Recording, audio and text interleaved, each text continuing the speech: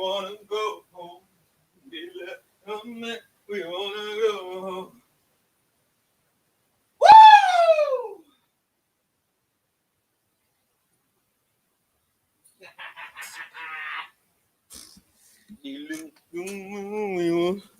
What's going on? What's going on? What's going on? Pistols in the house. We all good? Everybody hear me?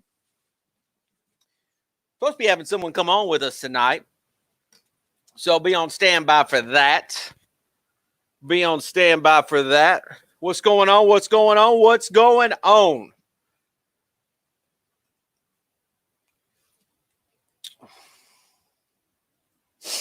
All right, so here's the deal. I'll get to it because I know people are going to ask me questions. Everybody's going to want to know. Well, sucky there. So,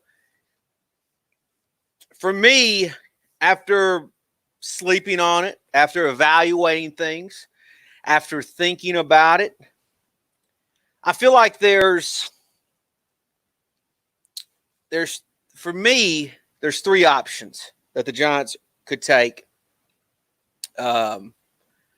with their second round pick. Okay. The three options for me would be Grant Pitt from LSU, safety from LSU. The other option would be McKinney from the safety from Alabama. And I think the third option would be the center from Temple, Hennessy.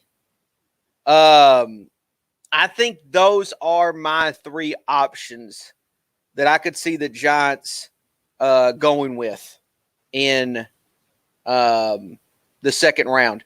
I do not believe, listen carefully here, I do not believe the Giants will pick at the 99th spot tonight.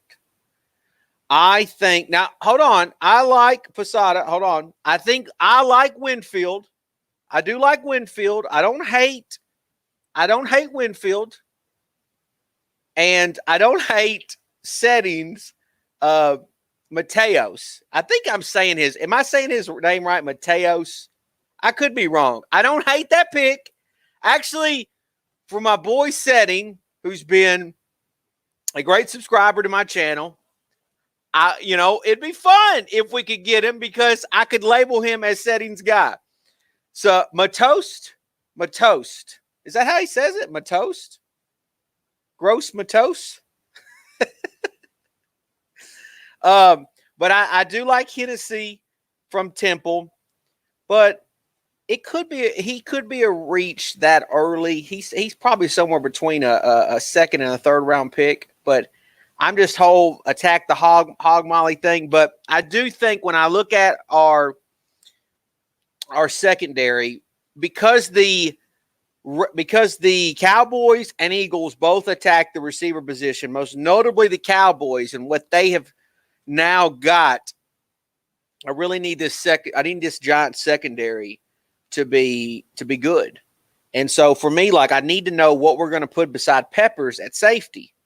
Like, right? I mean, we need to maintain a guy at safety with Peppers. And I know that we flirted with the idea of Julian Love last year at safety. I'm not so sure that he is the guy. So for me, I'm looking at McKinney. I'm looking at Del Pitt if he's there. Hey, in Winfield, I don't hate Winfield. Winfield is a little small, but he is fast, and he's got that. He's got that pedigree. He obviously has the pedigree, right? So I don't know. We'll see, man. I don't know how long I'm going to go tonight, but I should go on for a little while. We'll see. Like I said, I'm not expecting the Giants to stay at 99. I'd actually be shocked if the Giants stay at 99. I see them trying to take some of their back end picks and trying to use it as flexibility to move up. Now, that would probably mean that we would probably potentially, I guess, lose a fourth round pick, maybe. So it would definitely shake up tomorrow's deal, but we'll see.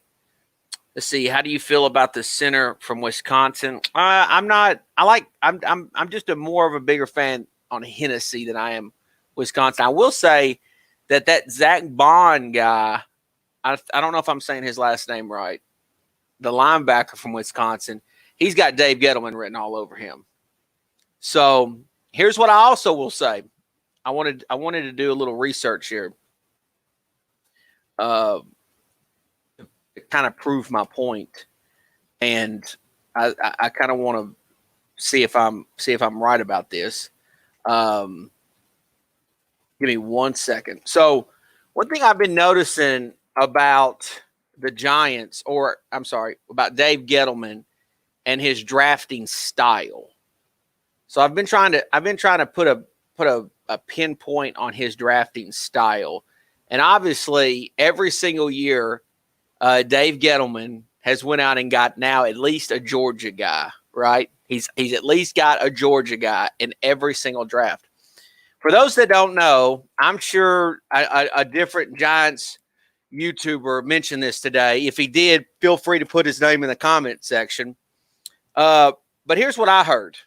Okay, from the research that I did, I heard that Joe Judge and staff are the ones who wanted Thomas, and that Dave Gettleman was more for the Iowa tackle.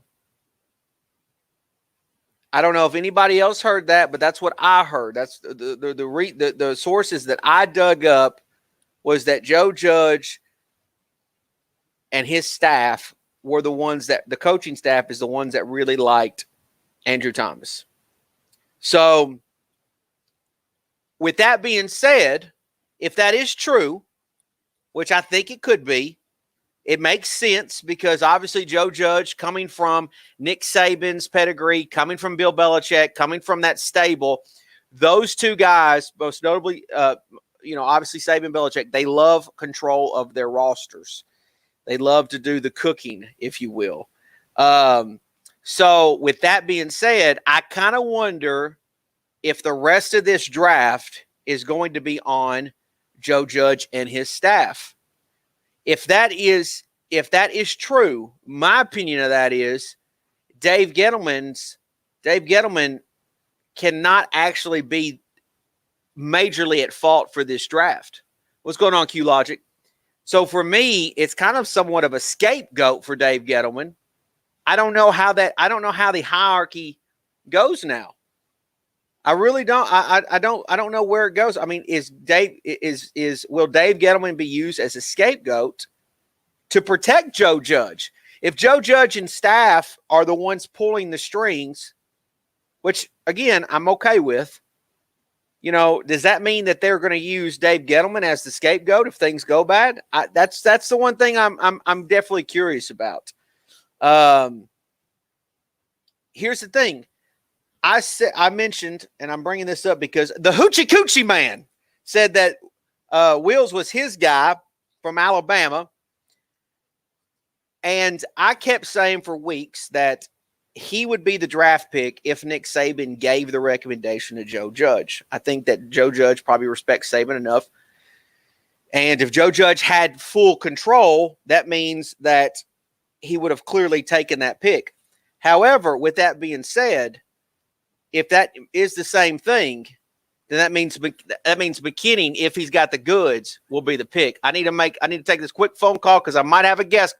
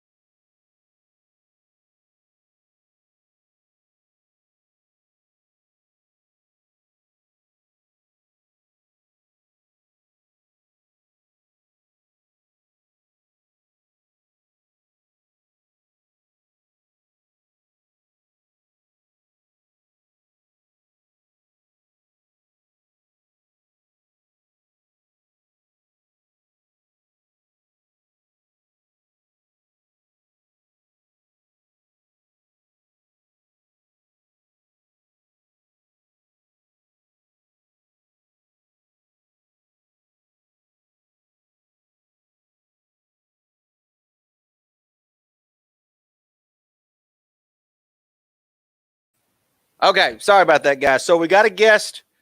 We have a guest coming on. Some of you will remember this person, and it's going to be a lot of fun. So let's see here. Okay. There we go. All right, so Bengals pick is in. So look, feel free to, in the comment section, feel free to sorry, Afghan. I had to mute myself.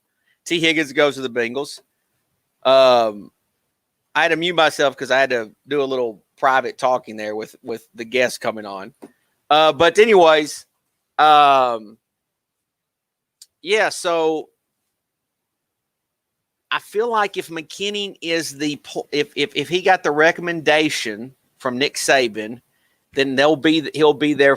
You know, the Giants will take him. If Joe Judge has full control, then that's what will happen.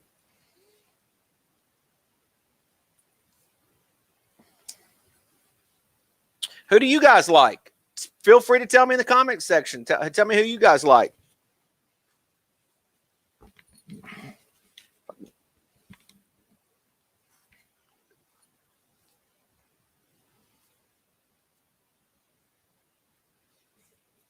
Let's see here. So this is actually this is my second time using this streaming software, and so I'm still trying to somewhat figure it out. But I heard that my toast guy is good. Yeah, you're all about him setting. LSU center. I want a center. Get another O lineman, baby. So you're saying that there's tell all sign if we get this kid from where? I don't know. Yeah, I think Q. I think that would be the case. That would be the case. That would, to me, I feel like I'm big on the fact that I think Joe Judge got recommendations from guys that he respects. And I feel like Nick Saban would be one of those guys. Here's another thing, too. I don't know how you guys feel, but I love getting SEC players. I really like the team being SEC dominant player-wise. I love me some SEC players.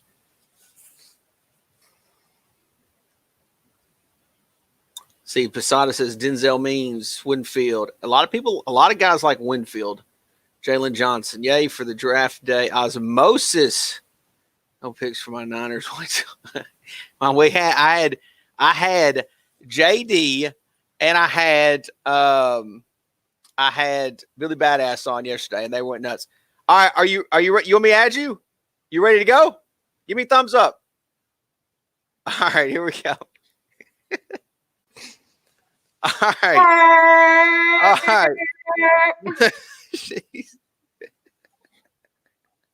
Live from New York. I like the mask. Yeah, man. I'm in the streets. Hold on. Let me show you my city. This is New York, bitch.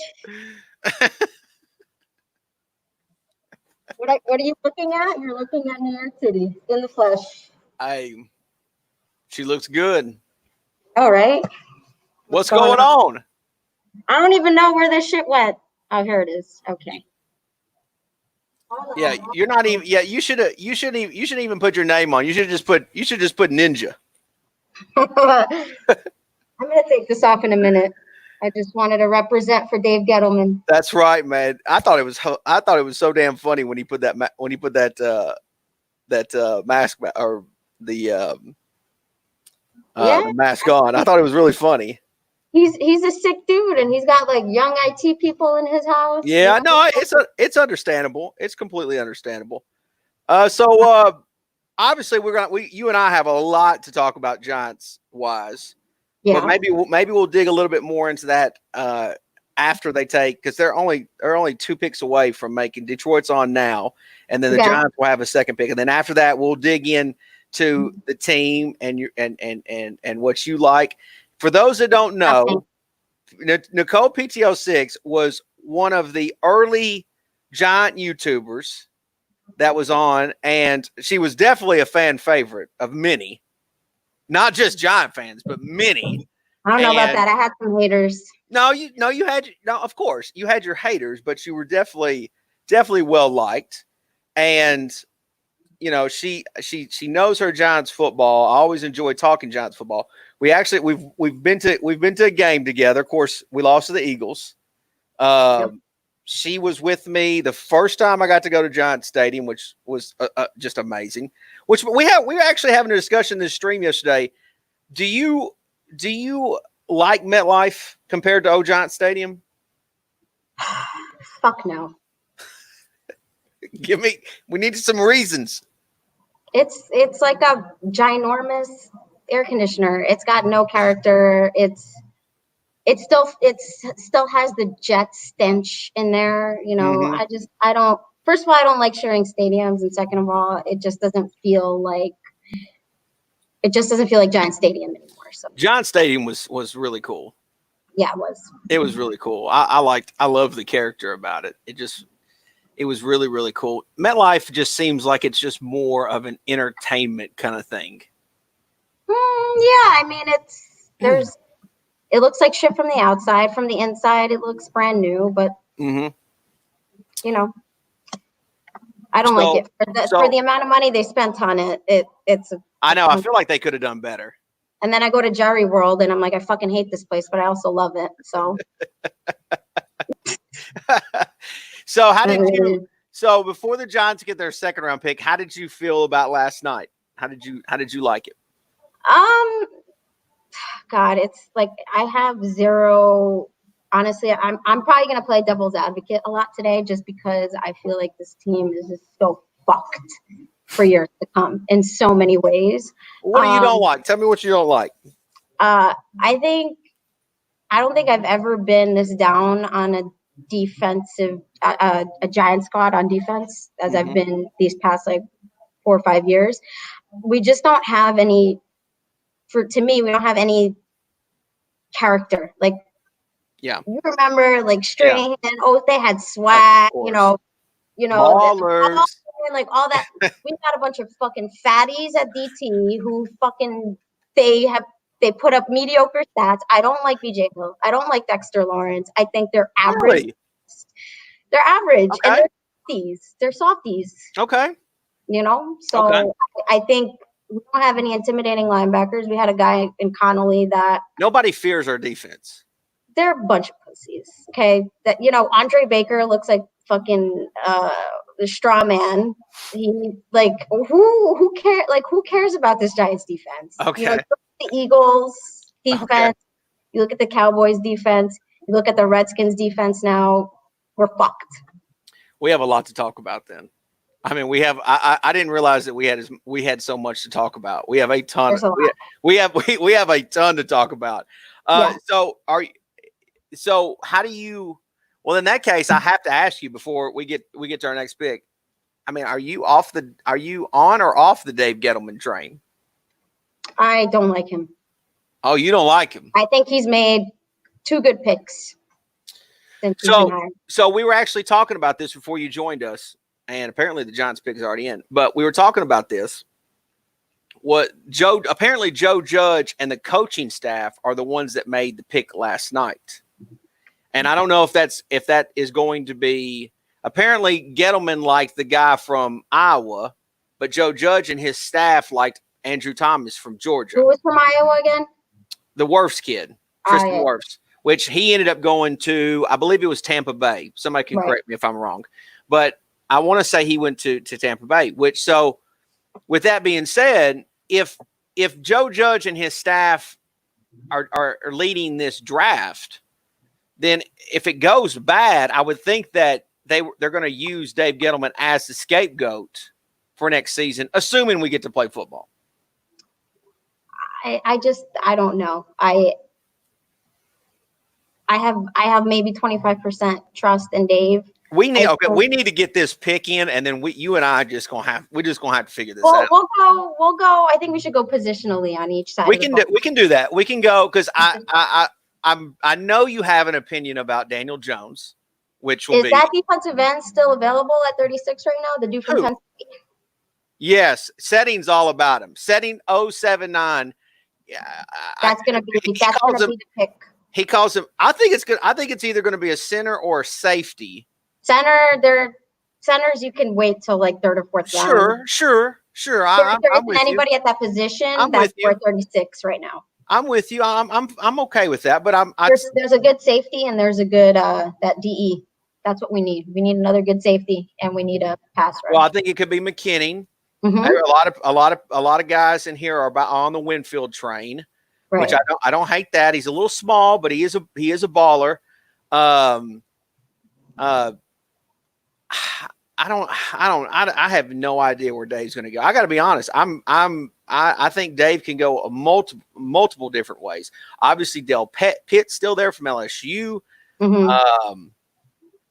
I don't know. Somebody was saying that they wanted to. Say again. Is Mims still available? He's still available. Mm. That was a guy that somebody mentioned in here. I have no idea where they're going to go here. And again, I really wish I knew if who has the final say. Does Dave Gettleman have the final say, or is it really Joe Judge's and his staff's decision from here on out? Or I mean, what role does he play? He types in the name. Is that all he's doing? Yeah. Is just typing in the name? Yeah. When I read that or when I heard that, I was like, man, like what is happening to our team here? But you also have to take the media with a grain of salt because absolutely. New York media especially, they will embellish the shit out of any report. And I think that some reporters just don't like Dave.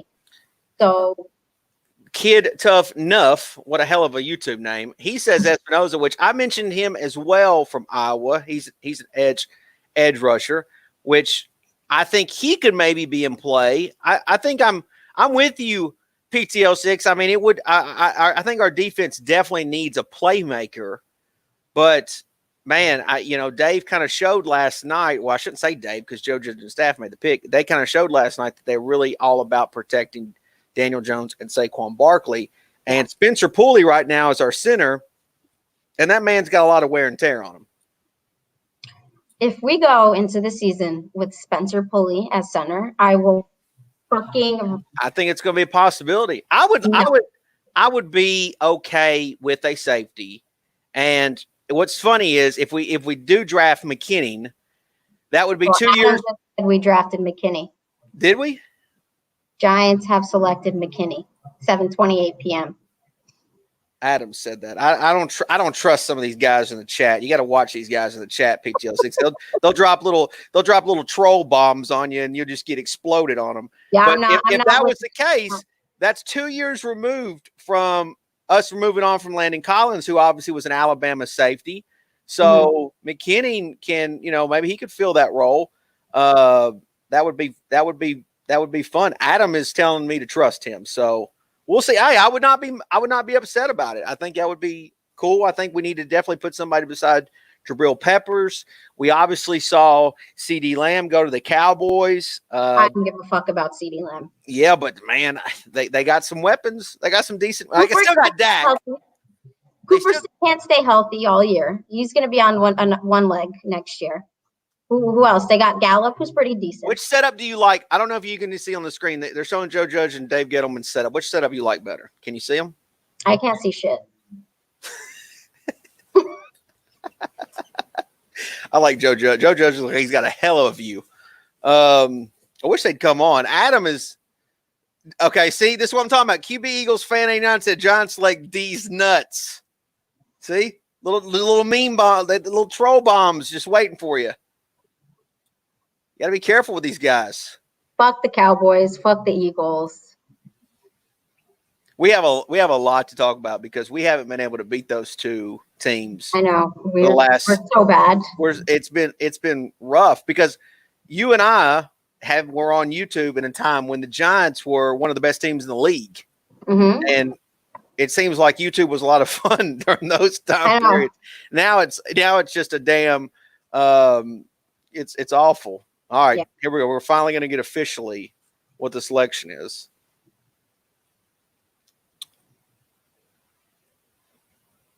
I need Roger to come on with it. I think it's going to be that DE from Penn State. I'm hoping. Setting would be fired up if that's the case. Well, Adam was correct. McKinney, safety from Alabama, which I'm going to guess Joe Judge has experience with Right. Nick Saban, so I'm going to guess that Nick Saban gave him a recommendation. What's going on, Chris? So, okay, PTO 6. I'm fine. What did I say? Meet your safety. Either one of those I'm good with. There's a guy on the defense to maybe help us out a little bit. Okay, so when's our next pick?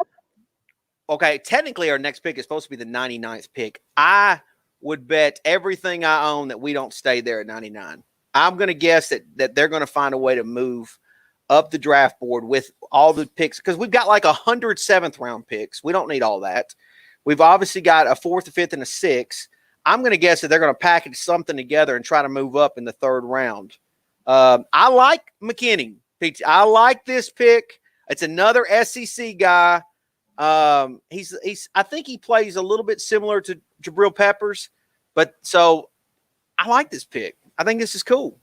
Is he? I don't follow college football much, but is he like a Deion Grant safety, more like a linebacker / safety? No, he's not. He's not really a linebacker guy. No, he is straight. He's clearly a secondary guy. He's not somebody you're going to really play in the box. Although he is versatile. He can rush off the edge. But he's not a huge big body guy. You know, I think it's a good pick. I like this pick. Meet the Mets just texted me and said best safety in the draft. Let's go. So he's fired up about it. So okay, so that's cool. I'm excited. I still would like to see maybe attack a center, maybe a linebacker before the night's over with for the Giants. So let's get into this. Let's go. Where do you want to start first? You know what? Let me grab an alcoholic beverage because get a good drink. Take your time. Chat. Tell me, what do you guys think? NYG31. I don't like this pick. Why don't you like it? I know Setting's probably a little disappointed. QB Eagles fan A9 says McKinney's soft. Well, he's an Eagles fan, so of course he's going to say that. Ramon, McKinney built by Bama. I get to say that again. That's cool, right? I get to have a little built by Bama again. That's going to be some good stuff. What's up, JD? Let's see. I don't hate it. I could deal. I don't know. Setting, you got to help me there. I messed up a little bit. See, don't you guys need a receiver? The boys 2138 says, I don't think we necessarily are in a great need of a receiver, although I think we will draft one. Sox Arizona, I like this pick. Filled a hole on offense last night and built into the defense. I'm with you, Sox Arizona. I like this pick. I'm cool with this. Yeah, I don't know. We'll have to ask her if she's a rum and coke lady. I could deal with this pick. Okay, I'm with you. We'll see where your boy goes, Setting. I'm sure he's going to be gone at some point.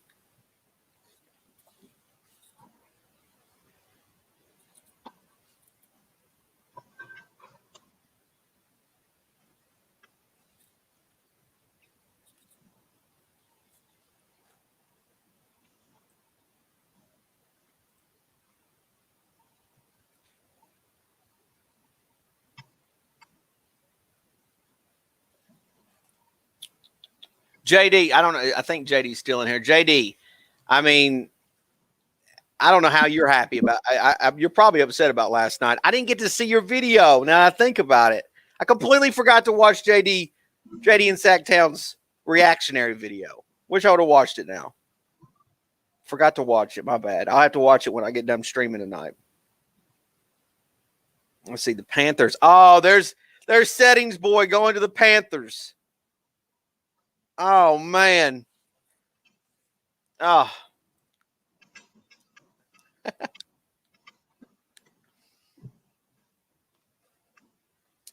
QB Eagles fan. I'll bend the knee. Yep. That was a lot of people liked when I did that. All right, PTL. You got your beverage? Got my fucking beverage. Somebody asked if you're a rum and coke lady.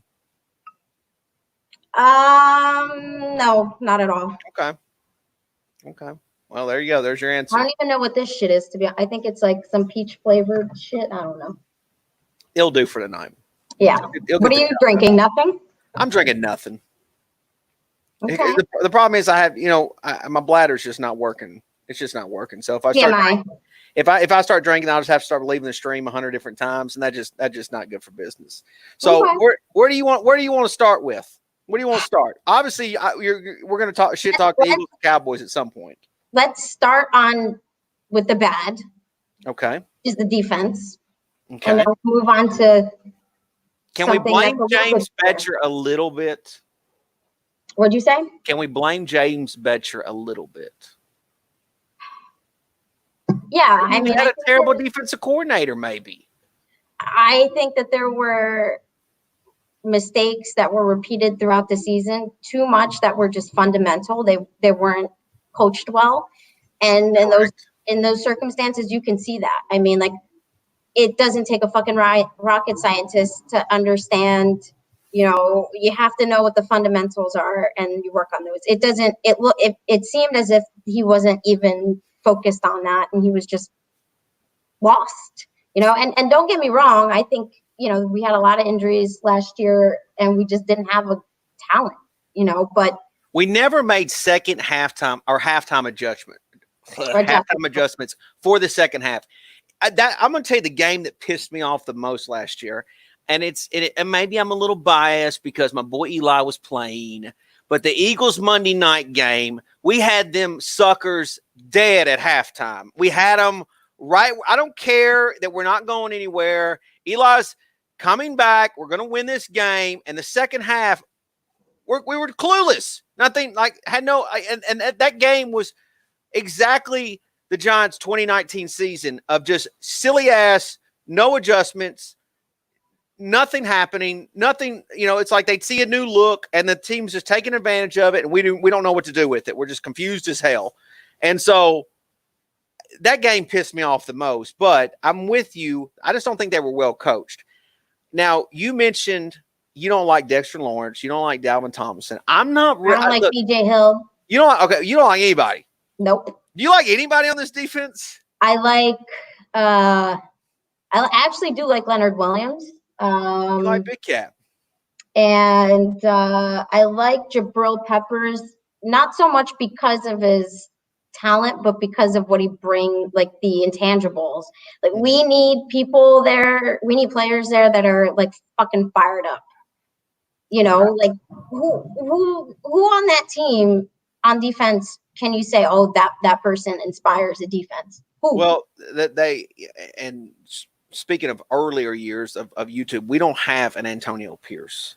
Right. We don't have a leader. We don't have a Jesse Armstead. We don't have a Michael Strahan.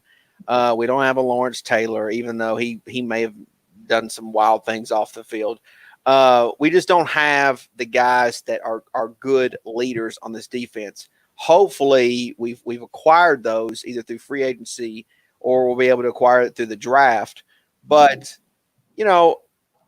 when you have a lot of change like this team has went through the last several years, I could definitely see where the message gets a little bit fuzzy. I think let me say this. There's a lot of people talking in the comment section. Nicole P-Tail6 knows her shit about Giants football. I'm telling you right now, I wouldn't have her on here if I knew she didn't know her Giants football. You guys don't. Let me tell you what. Just because she's a girl does not mean she doesn't know her stuff. I'm telling you, PTL6 knows her stuff when it comes to Giants football. Go ahead, PTL6. No, I was just going to say, I can't discount the fact that the coaching was horrendous. What about Ron Connolly? Someone just mentioned that. I know we need to see a lot of. He got injured, but who else plays linebacker? Like, name me one other person who plays linebacker on this team. Well, I look. Stop talking. Name me one. I was all about Lorenzo Carter going into last year, and he didn't. He was a ghost. Shut the fuck up. He was a ghost. Who is a pure linebacker other than Ryan Connolly? Nobody. We didn't have anybody. I mean, Alec Ogletree literally made my eyes bleed last season. I was watching old games and I'm like, give me a Michael Boley right now. Like, Oh yeah, anything. that guy was a freight train. God, Kavika Mitchell, Michael Boley, fucking. I take Reggie Torbort, and he was Reggie. I'm not even kidding. I was watching. Fox aired the Super Bowl, the 07-08 Super Bowl, and I saw Reggie Torbort played at Auburn University, and I was like, oh my God, I completely forgot about Reggie. And I was like, that dude was badass. I was on. Now, of course, I was also on. You beat me up about this. I was also on the Sonora Smalls train, but I love me some Reggie Torbort. I completely forgot about him. But you're right. We just don't have, like, first of all, we're playing in the wrong scheme. Like 3-4 is just not Giants football. Who the fuck came up with that idea? I don't know. I don't like 3-4 either. I'm not a big 3-4 guy. I'm not a huge 3-4 guy. So you don't you don't even like, you mentioned, you threw DeAndre Baker under the bus. I thought he played better at the end of last year. He's a rookie. Give him a chance. I just feel like he's slow, like up here. Well, he may be. I'm not gonna say that you're wrong on that. He very well could be, but I thought he played better as the year went on. I mean, he did mention at some point last year. I don't remember what week it was, but he said that he didn't understand this. He didn't understand the scheme. He didn't understand what they were trying to do as a defense. I don't know what his Wonderlic score was. Do you have the official number? I don't know. He probably I'm sure it was low. I don't know. I'm sure it was low. I remember. I do know what you're talking about because I remember listening, because a lot of these guys, when they get drafted, I go and immediately listen to an interview and I want to hear how they talk. And I remember hearing him talk and I was like, oh no, this may not be good. I do remember that and thinking, oh, I hope this isn't what I think it is. So I don't know. I mean, like I'm positionally. Let's just go positionally. Let's start at safety. Go ahead. Okay. Well, Jabril Peppers is in McKinney now. We drafted this dude. Jabril Peppers probably won't even start the season. Like, I would doubt that he starts the season. He's injured. Like, I think he's going to miss the first couple games. Maybe. But, we're saying Jabril Peppers, but is Jabril Peppers a good safety? That's the question, right? We have Jabril Peppers. Okay, but who is Jabril Peppers? Like, what can you realistically expect out of Jabril Peppers? I think he's definitely tough. He's tough against the run. Okay. Sorry, my Google Home's talking to me. So like if I had to grade him, I'd say he's a C, like B- C. That's my grade. I think he was against the run. He's a B. I would say in pass coverage, he's a B- C at best. Then you got this rookie who, again, people just automatically assume he's a high pick. He's going to start, but you can't just fucking plug and play these young players. We're not going to make the playoffs with this team for many reasons, and one of them is because, number one, we're depending on too many rookies and too many second-year players, and number two, fucking a new coach. It's like we're starting all over again on a yearly basis. Like, I want to rip my fucking hair out. So, I don't know why. Meet the Mets mentioned this. You're being tough on. I think you're being tough on Jabril. I think you beat him up. He's like, if I had to Madden rate him, he's like a 71. I'm not. He's a 71. We need to Madden rate all of these guys. We need to. Okay, so I don't know this Alabama cat. What's your take on Jabril?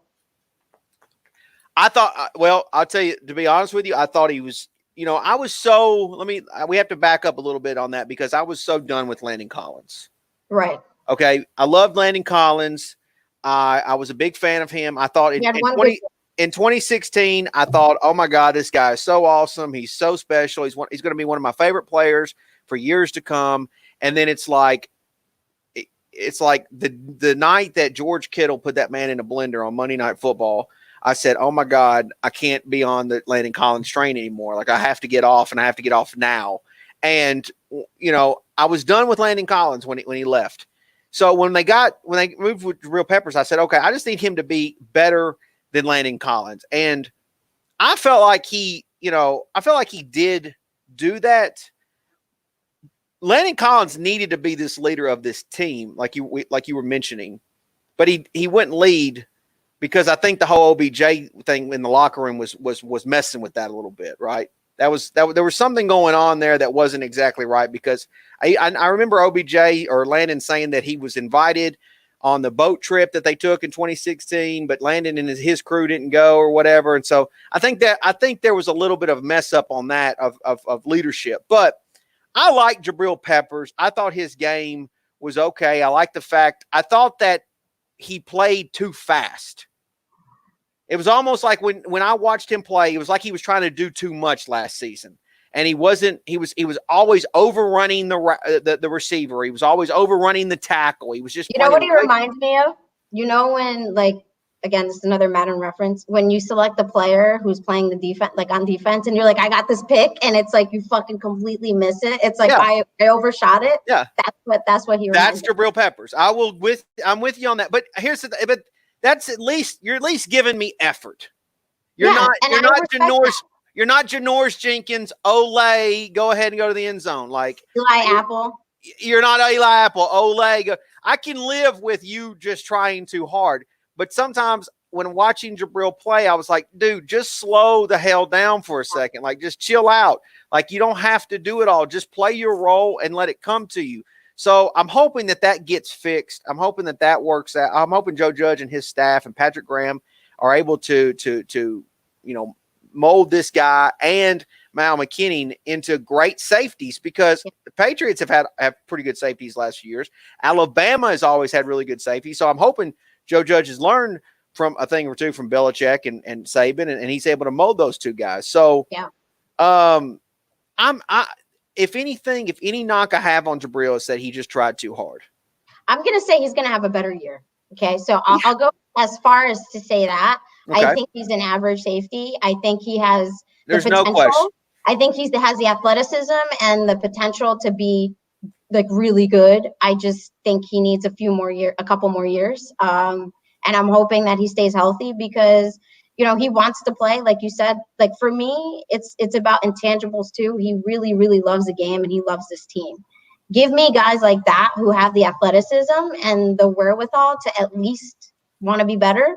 I'll take fucking 53 of those guys any day. So that's what I'm saying about Jabril. I'm just saying right now. If you want to rate him a 71, fine. But you know, I hope by the end of the season he's an 85. You know, I'm trying to think what his an attribute that he has that I can, like, maybe a try hard. I give him a little try hard star. Yeah. I don't know. Stick it right between his fucking eyes. Okay, who else you want to beat up? I don't want to beat anybody up. Go ahead. I'm just sick and tired of this defense being soft. Okay. And I think, you know, the safeties are a position that we're actually tough at. Like, I actually like Julian Love at safety. I hope they move him back to his original position. I don't like players playing out of their position. I think there are very few players that actually become a better player at a different position than what they're originally drafted at. So preference-wise, I think he did a good job filling in for whoever the fuck was there before him that got injured. Who was it? Antoine Bethea? Yeah. Who was a fucking train wreck. Okay, but I mean, I don't know why. I think the only reason Dave brought him in was to try to help mold. No, I think he did. He's a smart player. Like, Julian Love is super smart. But he had no business being on the field. Yeah, he did. I will disagree with that. I like Julian Love. No, I know. I'm talking about Bethea. No, like what? Yeah, but they needed to wear a jersey but be on the sidelines. He was like a cardboard cutout, literally. Yeah. No, I like Julian Love. I thought Julian Love. I like a lot of our young guys. Yeah. I cut them some slack because they are rookies. Like, I couldn't imagine being out there and being a rookie, and the game's a little bit sped up, you know, and they're being asked to do so much. Well, I'm higher on Julian Love than I am on DeAndre Baker as of last year's performance, and I'll tell you why. I saw Julian Love putting in the effort there were plays where I wanted to baby shake the shit out of DeAndre Baker because it's like, what do you do? Like, you're avoiding tackles. He was just being lazy, and you don't afford to do that in the NFL. Like, nor should if I'm playing with you on defense, why the hell am I going to want to be playing with you if you're not? That's going to be on tape the next day. Well, Baker for sure got burnt pretty rough early in the year, where he looked lost. He looked big time lost. I do remember that, but I felt like at the end of the year he was playing better with a little bit more confidence. I don't know if that was because our defensive line was able to add Leonard Williams and help him out a little bit so he didn't have to cover so much. But to me, I thought, okay, Baker, like, you're at least showing me something.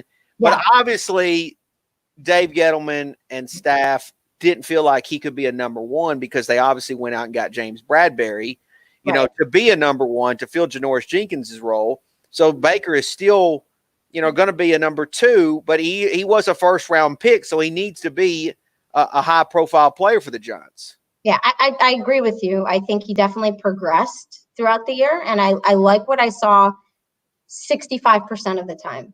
Okay. 35% of the time and for that 35%, I'd say half of that 35% was effort, which I was really just not satisfied with. And the other was coaching and just growing pains of being a first-year NFL player. So we're going to give him a Madden rating of 67. No, I'd give him a Madden rating of 70. Okay. For being his rookie year, I thought it could have been Eli Apple, which is even worse. So he did a lot better than Eli did his rookie year, and I think he'll get better. I just don't think he's that intelligent of a player, and I think you need to play to his strengths in order for him to succeed. So he's a player that you have to play situationally and fit within something instead of like trying to force him to do something that he's not. Who else do you want to beat up on? Man. So let me answer this real quick. Road Dogg asked, "Did I like the pick last night?" And I did. I liked the pick. I thought it was definitely a necessity. So what was you? Go ahead, PTL6. What'd you say? I don't know who our depth at safety is. Like we only got technically listed at safety on the Giants roster is Sean Chandler, which he has shown. He's decent. I like him. Decent. I think he's a good backup. I know he's done some things in preseason that looks pretty good, but I don't know as far as. And again, we don't know for sure if they're really going to move, if they're going to keep, or they're going to use Julian Love as a safety. Yeah, because they flirted with that idea a few times, and we don't know for sure how this new coaching staff feels about the potential of that. Obviously, we have to wait and see, and because obviously there's no, mini camp stuff going on, there's no for sure answer about those things. But so I guess let's move on to linebacker. I really don't have much to say other than I really like. There's a lot of new. There's a lot of. I mean, Blake Martinez was just signed from the Packers. They obviously got the Frackle guy. Do you like? I don't see who's our cover linebacker. Well, who's going to prevent every single TE in the NFL that we play from? Well, let me ask you this: was you on the Simmons train last night? No. So you at all. You was on the tackle train. I was on an offensive lineman. Okay. So yes, the tackle. I just wanted to make sure I was clear that up. I don't know. I mean, I have heard people say that Blake Martinez who we just got from the Packers, is just a little bit better than Ogletree in pass cover or in pass coverage. Ogletree was atrocious. It was terrible. I don't know.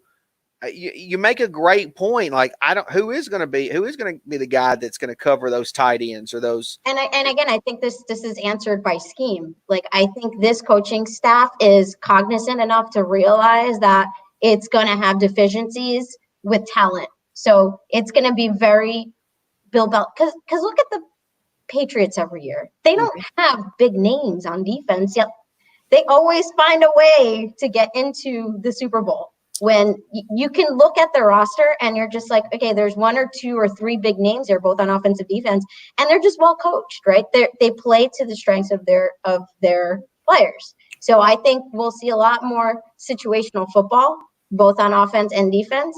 A lot more. I think it's going to be a lot more focused on what does this player do well, where can we put them to have them succeed, rather than just forcing players into schemes. So yeah, that's it's funny you say that, because I do feel like the Giants, at least with the hiring of Joe Judge, are attempting to create a Patriots thing. Because they just churn out really good, well-coached teams, and they don't have flashy names. Tell me what draft you've come out of ever where you're just like, damn, the Patriots got a really fucking good player. The only guy that I know of for sure that they've had on their team that played linebacker was Hightower from Alabama. That was one of the more, right. He was one of the more high profile kind of guys. But you're right. They usually have a really good secondary. Their secondary is always really good. That includes their offensive line. Their offensive line is always really good. Brady always has like 20 seconds to throw, or he had, of course now he's in Tampa, but he always had 20 seconds to throw. He had so much time. And they brought guys off the street. Okay. Their offensive line was decimated last year. They brought in an ex-Giant who was like probably working at Lowe's. You think in the garden department. I wonder how hard they laughed when they saw the contract when we gave Solder. Bill Belichick was probably just like, I don't think it was the right move. That was a really good contract. You just gave it that dummy. Yeah. And this is why they suck. Yeah, that's it. This is why the Giants suck, and this is why they always suck until I get back over there. Exactly. I mean, I have to think that the Giants are at least attempting, Mara's attempting to recreate what the Patriots have. And if they do that, then obviously that would be great. So do you want to keep going on the defense, or do you want to move on the offense? I actually want to talk about. I do want to keep on the defense, because what's wrong with Dexter Lawrence? He's just a rookie last season. Why are you beating on him? I feel like the Giants defense is like the movie The Little Giants. Have you watched that? Like, of course, they just. That's how I feel about our defense. Okay, well, here's the thing. Swag. There's no swagger. I need swagger. Here's what's tough. I'm with you on the swagger. The 3-4 defense technically doesn't work. I know this is going to sound Captain Obvious pizzle here, but it doesn't work the same way as the 4-3. As the 4-3 is more so. The D line is supposed to get after the quarterback and can rush the quarterback because you're bringing 4. Whereas 3-4, it's not so much about your linemen getting sacks as the 4-3 was for us. So it's just a completely new, different scheme. So I think Giant fans have this mindset, and I do too, of having those awesome D lines of Justin Tuck, Osi Umenyiora, Michael Strahan, having these awesome Fred Robbins, having these awesome guys. And I don't think our defense is supposed to work like that anymore. So Dexter Lawrence, technically, the size of that man, he's not really supposed to create sacks. He's supposed to create sacks, but he's more so about just filling up space. No, and I totally get what like nose tackles and defensive tackles are supposed to do. Yeah. I get A gaps, I get the B gaps. I understand all that shit. All I'm saying is you don't like the way the man's played, though.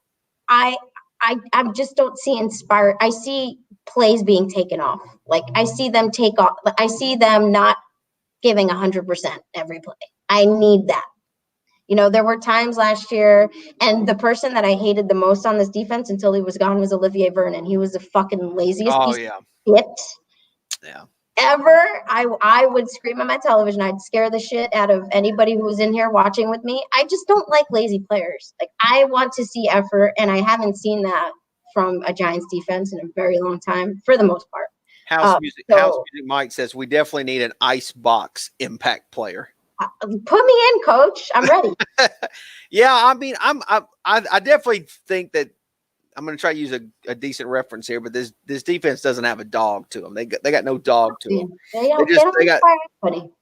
They have nothing about them that scares opposing teams. I'm hoping that's what's going to be created, because it was a time that, when you watch, it's crazy because I watched that old Super Bowl, the 07-08, and you could tell in the third quarter Brady was looking back on that game. I didn't realize it when I watched it live, but that dude was gassed.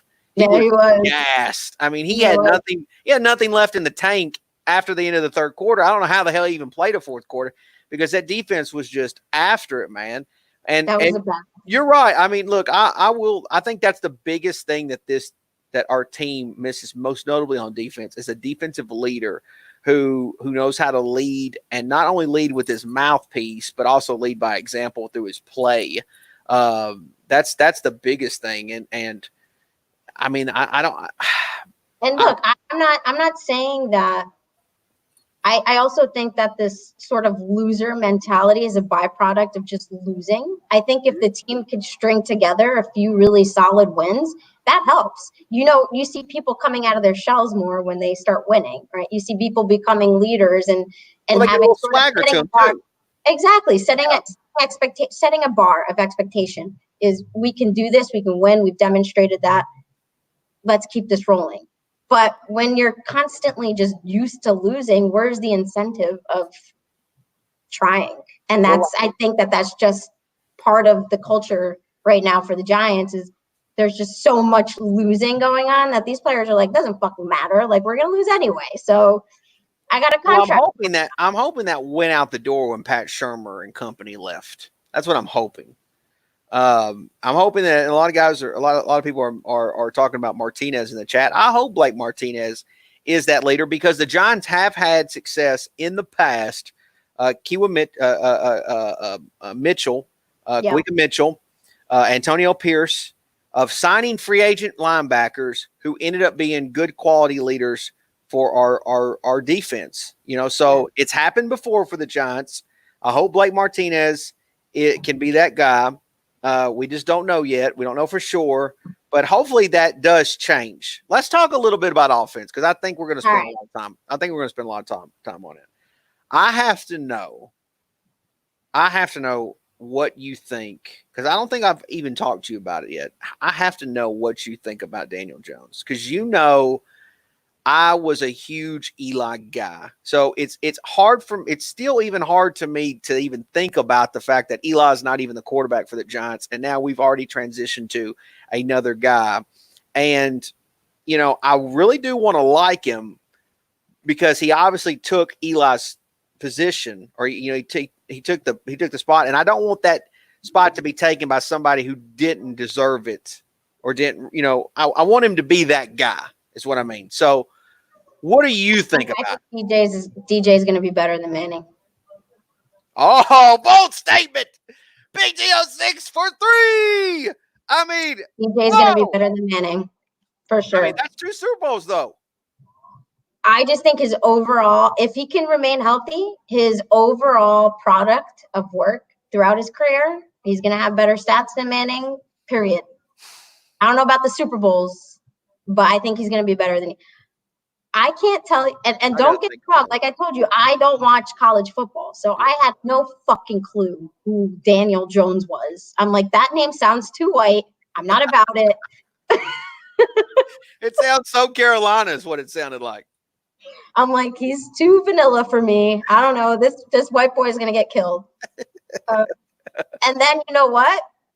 I went to every single home preseason game, and I'll tell you, there's one thing watching on TV. It's another thing watching this kid play. And I can say kid because I'm nearly 40, so fuck all of you. This guy is just like, he just has the poise. He has all of the, like, again, intangibles of being a great football player. And Tampa Bay, that game. It was special. And I feel like, how many plays did this guy extend for us where we just be like, Manning spiking it to the ground or just like tripping over himself and like falling to the floor. He took hits like a champ. He threw amazing. And again, he's got to protect the football. He's got to be a little bit smarter with where he goes with it. But given what he had around him, including what he's supposed to really rely upon, which is his coaching, he had a year that is just tremendous. So if that's his first year with better coaching and with better players around him and an offensive line that could actually block for him. Which I'm going to have to get your opinion on Jason Garrett too. We're going to have to talk about Jason Garrett, but because that's going to go in with Daniel Jones. That's definitely going to be a part of it. So I can somewhat get on board with you on the fact that Daniel Jones could be better than Eli. I could get on.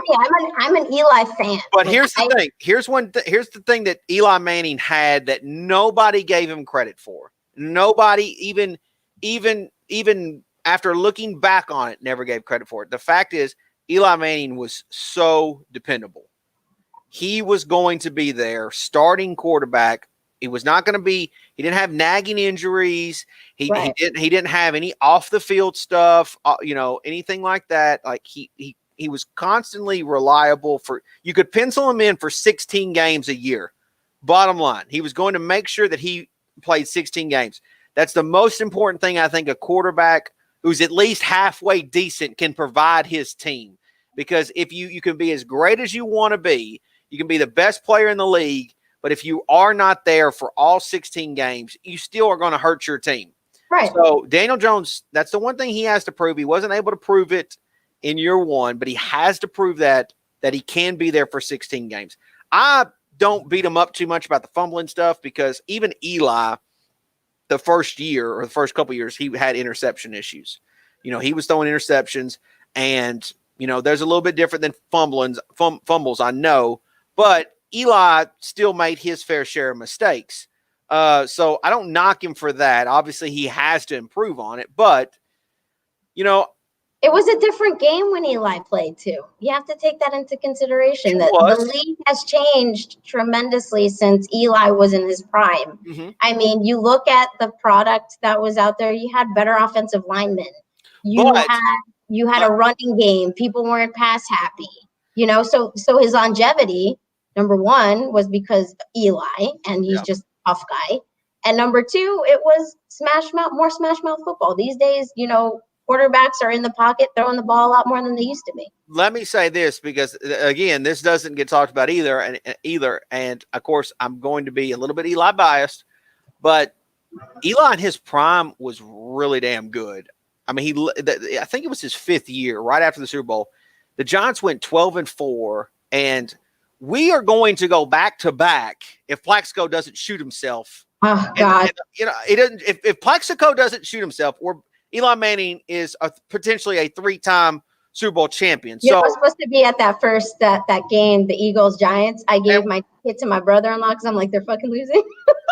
And it's probably a good thing because literally Eli was really good in his prime, was very, very good. And of course, all that gets talked about is the back end of his career.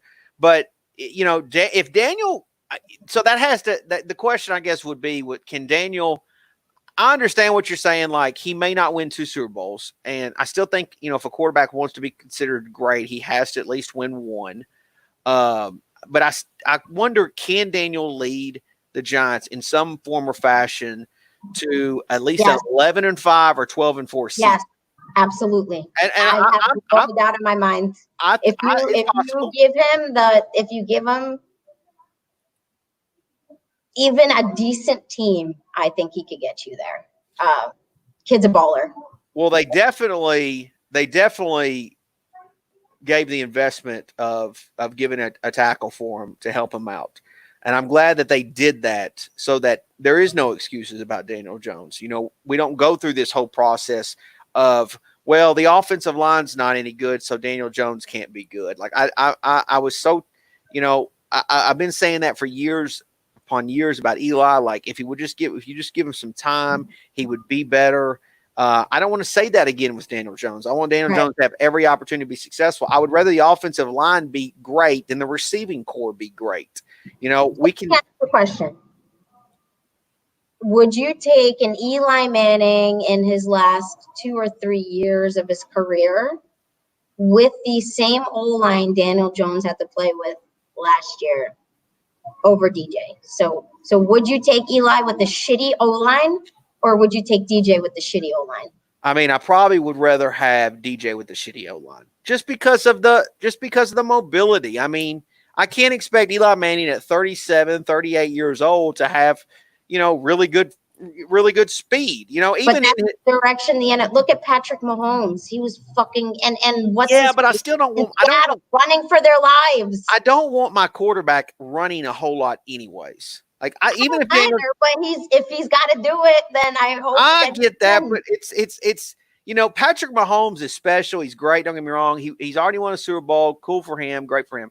But Patrick Mahomes is not going to have, and maybe I'll eat my words later. He's not going to have a 15, 16-year career like Eli had. He's just not. If he continues to play the way he plays, but if he gets you 3 Super Bowls, who the fuck cares? You're right. If he gets the 3, you're right. If he gets 3, then obviously it doesn't matter if he only plays 10 years. You're right. I mean, I get that, but he's still got to get the 3. For me, I want my franchise quarterback. I don't mind if my franchise quarterback runs a couple times a game. It's just I don't want him to take shots. Daniel Jones took shots last year in the pocket and out of the pocket, and the ones out of the pocket were so unnecessary half the time. But I know he had to prove himself as well. So I'm gonna miss Eli just fumbling by himself when he's running. And don't get me wrong, Dude, I own like every single type of Eli jersey. I fought for the guy till the end. Yeah, the very end. Until they literally dragged him off the field last year when they ruined his game streak to put in that fucking scrub. Yeah, I know. It's terrible. And I was ready for a change after I don't remember what game it was, but I remember I guess I was a couple drinks in and I got emotional and I was like, a change. Well, I actually the funny thing is the day before they put Daniel Jones in, I actually made a video saying that they should put him in. But the only reason I actually said it was because I was so sick and tired of the Eli Manning blame game. Like I was just done with it, and I was like, you know what? Let's see what this guy does. I'm tired of it. I'm just over people blaming Eli because I didn't feel like the first 2 losses of last year were on Eli. I don't even think that. I thought he did fine in those games, and ultimately, obviously, we didn't win, and that's what it's all about. But when Daniel Jones came in. You mean like the Dallas game when Pat Shurmur basically just game planned for the first drive and then that was it. You're right. Well, matter of fact, the first drive, I think you were even at the game. I was there. The first drive was beautiful. They scored a touchdown. It was beautiful. Everybody was calling Eli Manning a geriatric, and then when he scored the touchdown, I got cocky, as Shango said in that Seattle video, where he's like, "We got cocky." Well, so at the end of it, I was just like, you know what, now I was so happy. I was happy that Eli got to play again later in the year. But again, Daniel, so you're all about the Daniel train. I'm all aboard it too. I hope I don't like his fumbling. I don't like his butterfingers. Mm-hmm. But the one thing that Eli will always have above any other quarterback, I don't give a fuck who it is, and this is what I didn't notice as much during his later years. And I think as he had more and more kids, he just gave less and less fucks because he's like, look at the O-line they're giving me. Yeah. I'm already a 2-time Super Bowl MVP. Like, I'm just going to go out there and do what they tell me. Eli, throughout probably up until like 3 or 4 years ago, he'd step up to the line. He'd make adjustments. Yeah. You'd see him pointing, linebacker out. You'd see him audibling out. The past 3 years, he's just like, that's it. Like, he didn't give a fuck. So do you, I'm a believer that Eli is the greatest Giants quarterback ever. Amen. 100%. Okay. What does Daniel Jones have to do to surpass that? I know it's a really tough question, but what does he have to do to surpass being? Is it going to require 2 Super Bowls? Is it going to require what's it going to take for him to be I think you made a really good point. I think he's got to be an Iron Man first and foremost. He needs to be dependable. Got to be dependable. I can't tell you how good of a feeling it was going into every season knowing that I didn't have to worry about my quarterback. Yeah. Right. Whereas you look across the NFL and within the conference, it was like, okay, Michael Vick, and then Vick ankle sprain, Dallas, same thing. Tony Romo gets injured in the preseason, out for the year. So I think longevity and just being an Iron Man, it's number one on my list. I want somebody who I can depend on and not have to say my fucking season's over after week 3 or in the preseason. So that's what Eli gave us. He gave us a chance every year because he was just there. So that's number one. Number 2 is I think just pocket presence and awareness, because again, these athletes are getting crazier and crazier every year. Defensive ends and just defensive players in general are just becoming better and better athletes. So being able to understand when to get rid of the ball and to throw the ball away, just that type of awareness. And obviously stats come along with it, but that's another thing. Eli, which people don't give him too much credit for, because again, he wasn't known for his athleticism, but you look at a young Eli and his pocket presence and the way that he stepped in and out of the pocket, and he had that agility of moving to the right or to the left. There were some throws where I'm just like, damn, Eli, shit. And he still had flashes. He's not running. He's in the pocket. He's not running. So they're not really paying attention to that because it's just so second nature to him. When he was a younger player, obviously he became less mobile as his career progressed. But I think people don't give Eli the credit for being that good in the pocket as he was. Yeah, he showed some flashes of it at the end of his career. Obviously, it wasn't all there, but yeah, I know exactly what he was great in the pocket. Feet. He knew exactly when to step to the left, to the right, up. He knew where that pressure was coming from, and he had that agility to do it. And obviously, that just age. I think he just completely lost confidence in his offensive line when he lost a lot of the good guys. I think that and that's understandable. I think he just lost confidence. And when you have fucking Eric Flowers starting for you at fucking left tackle, I would just not even show up. I'd be like, no, it would be I don't know.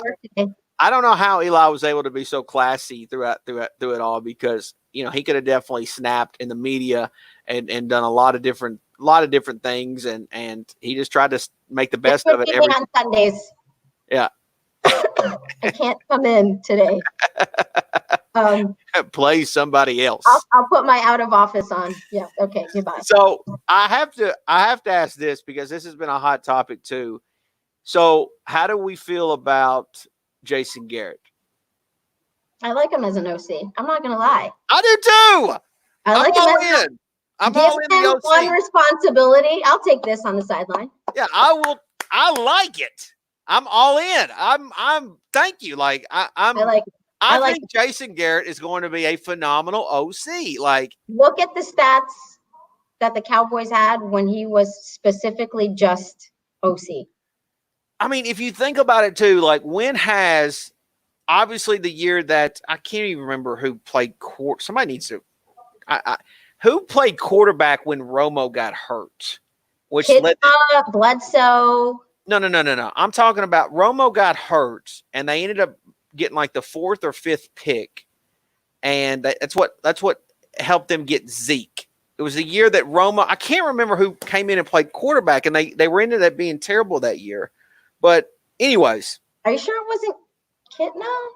It could have been Kitna. You might be right. I think it was. It might be John Kitna. Somebody. It might have been actually multiple guys. I can't remember. I don't know why I'm brain fart on that. But anyways, Cassell. I think it was. Yeah. Was he? Yeah. So, Matt Cassell was. I think Kitna also played. You might be right. Played. Yeah, I remember we lost to fucking Kitna at fucking MetLife. I was there. So follow me on this. He's actually done. I think Romo was good. I always made fun of Romo, but I actually think he was an okay quarterback. Romo. I thought he was a good quarterback, and I thought that Jason Garrett did pretty good with Dak Prescott. I I actually like Prescott more than I do Carson Wentz, but Prescott's a big motherfucker. he is Wentz is too. Wentz is pretty big. Yeah, but Prescott's a tank. But I thought he did good with those two guys. And I actually believe Daniel Jones has got more potential than both of those guys. So if that's the case, I don't see how Jason Witten doesn't love having Daniel Jones as his quarterback to call plays for. You give DJ the offensive line that fucking Prescott had in that prime, like Tyron Smith, Yes. Martin. We talked about this last night. Yes. You give him that and a Saquon Barkley. And you give Barkley. Yes. Forget it. Yes. I'm not discounting Dak. I think he's a good quarterback. I'm in agreement with you. I would take him over Wentz again because of his reliability. How many games has Dak Prescott been out? I can't tell you. I can't tell you the last game he's been out for. I think he's like a very strong quarterback. That's the one thing Cowboy fans don't even realize. That's the one thing that they have over Eagle fans and Wentz is that Dak is actually reliable. Like he's tough as hell. And, they've got him they got him on the cheap where they drafted him. They didn't have to go all in like Eagles did with Wentz. I prefer Dak's game too, just over Wentz. Wentz can't even play a full season. I've been saying too that Wentz obviously wears another man's ring. But he's a man of God. Yeah, I mean he's a man of God, but he wears another man's ring. Nick Foles won him a ring. He wears another man's ring. It's true. He wears another man's ring. How can he look himself in the mirror and look at that Super Bowl ring and say that's his? He can't. Nick Foles and Philly Special won that ring. That's fucked up. He did technically wear that ring, but Wentz got them to where they needed to be. Bullshit. I don't care if he played all 16 games for the playoffs. The playoffs is where you make your money. And Nick Foles is the one that came in there. Look, we always talked about Eli versus playoff Eli. Playoff Eli always came to play, just like he did in 2016, and the receivers decided to have a boat trip and didn't want to catch anything that game. So playoff Eli is what was always special. That was always great. So there is a playoff quarterback and then guys who are just really good in the regular season. There's always – Peyton Manning was like that for years of, he did great things in the regular season, but he couldn't do anything in the playoffs. And then he obviously, things started happening. So for me, like Wentz hasn't done anything in the playoffs. Nothing. I mean, he's done literally nothing. So I don't know why anybody can't understand that the man wears another man's ring, and they just need to accept that. Until he wins his own, he wears another man's ring. I'm going to answer a chat question. Yeah, go ahead. I honestly, I just realized this tab was even available. I was on private chat the whole time, so I wasn't even looking at the comments. Sorry, guys. I'm fucking old. I'm rusty at this shit. I'm going to try to go back and read everybody's comment, but I just saw Clint Richardson asked, who should we draft next? I just want best player available. How about a position? Give him a position. Positional. You got a lot of fans in here at PTL6. I'll be honest with you. Oh, thank you, guys. I appreciate it. They're not even. They don't even care about me anymore. I mean, I just don't think there's going to be value. When do we draft again? Technically the 99th, but I'm still. That's third round. Is that third round? Yes. Fuck, we do so bad with third round draft picks. Let me think. Shit. I would like to add another piece on defense. Okay. What about give me the position?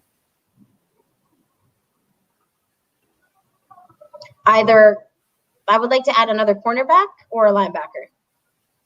If the value's there. Okay. If not, then I'll go offensive line. So cornerback, linebacker, if the value's there, then offensive line. I really don't give a fuck where on that offensive line because, again, like we have right now a pretty solid offensive line as it stands, but what are you laughing at? Meet the Met said, Cop, you're about as tall as Nikki, and that's not even fucking true. That's not even remotely true. And I'm not even picking on Nicole. I'm not. Listen, Nicole. I really don't care.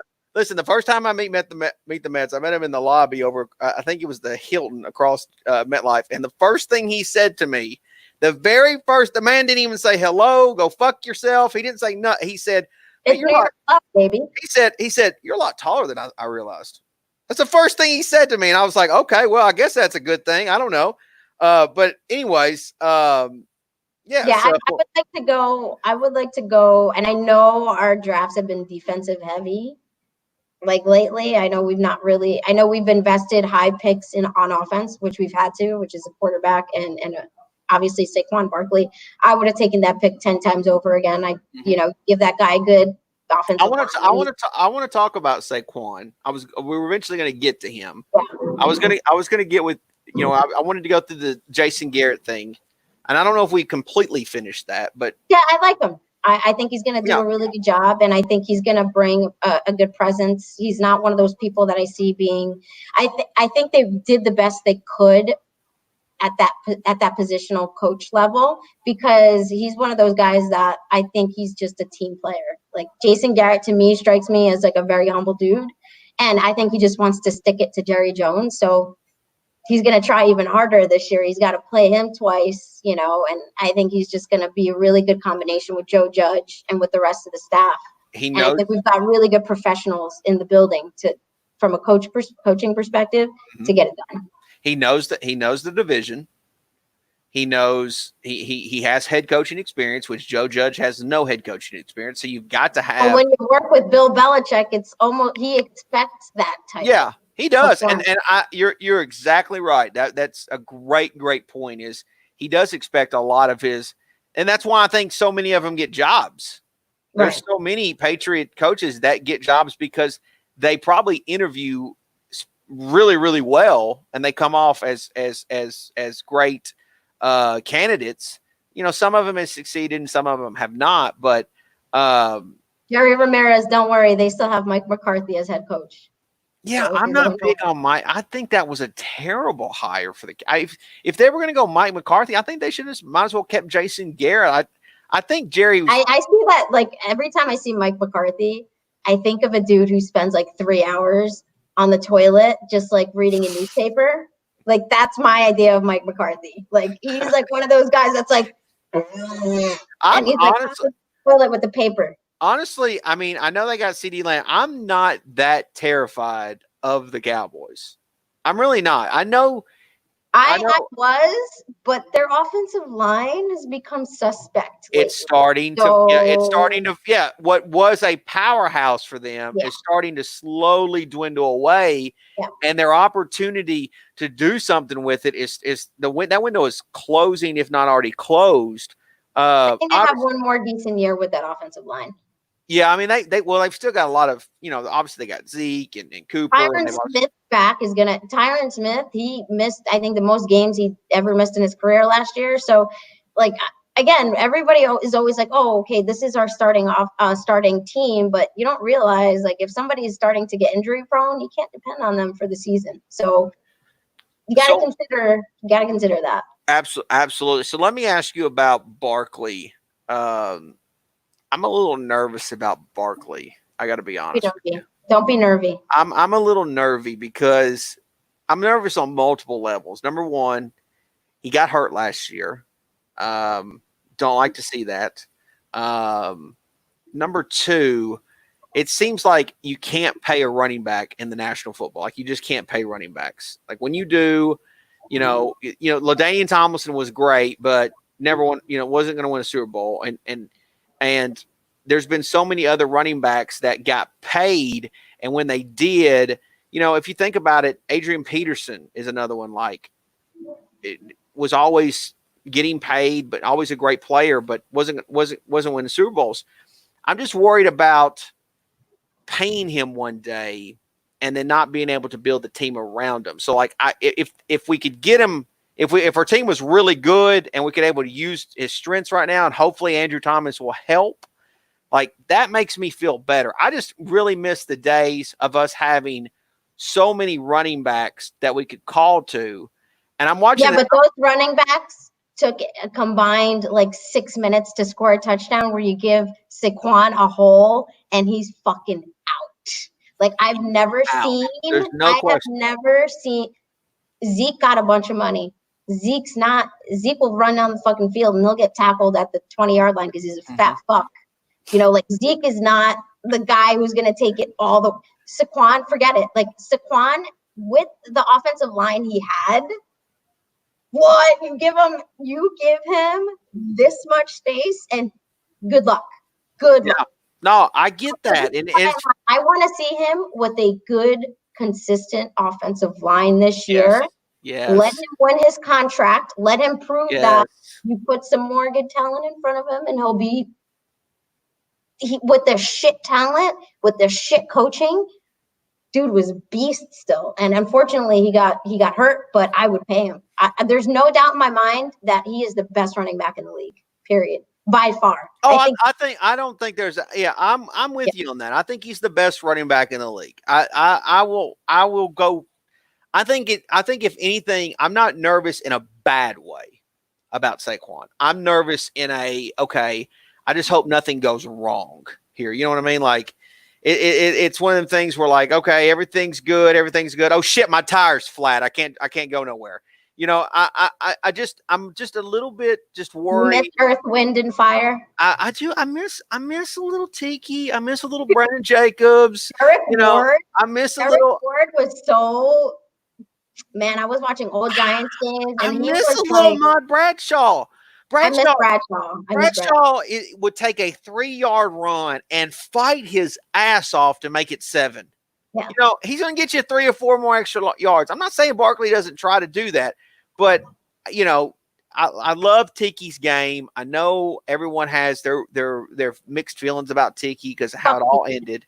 I know you're on the fuck Tiki train, but I can't help it. I like me some Tiki.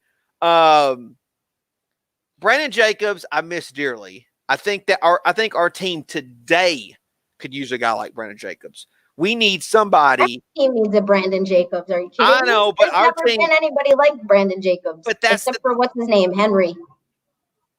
I just need somebody. I need us to have a running back that will punch somebody in the mouth, and then Barkley is gone. Like, you know, while you're recovering from that knockout punch. Nah, give me Barkley every. No, down. We can't. I don't see. I'm not on that. I can't have Barkley every down. I need him to last a full 16 game schedule.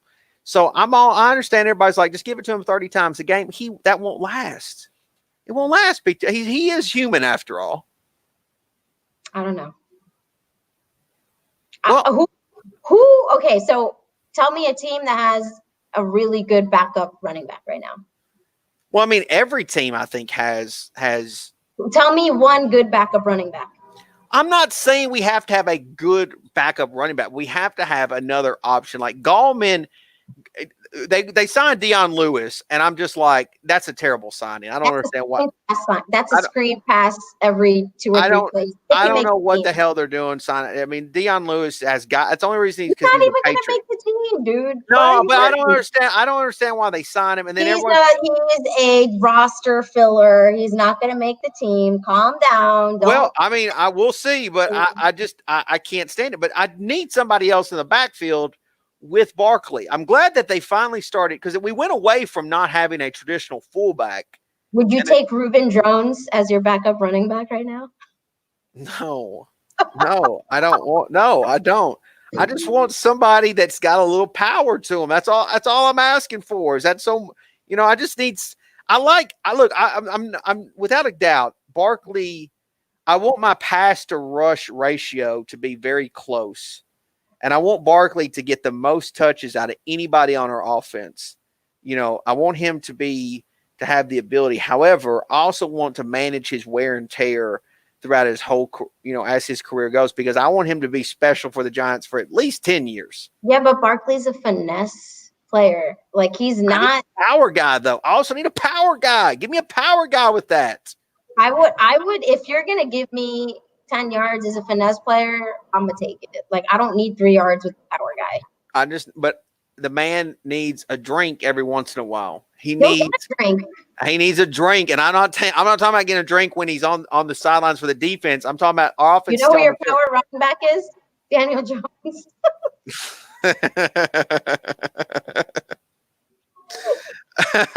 All right. So, what do you think about?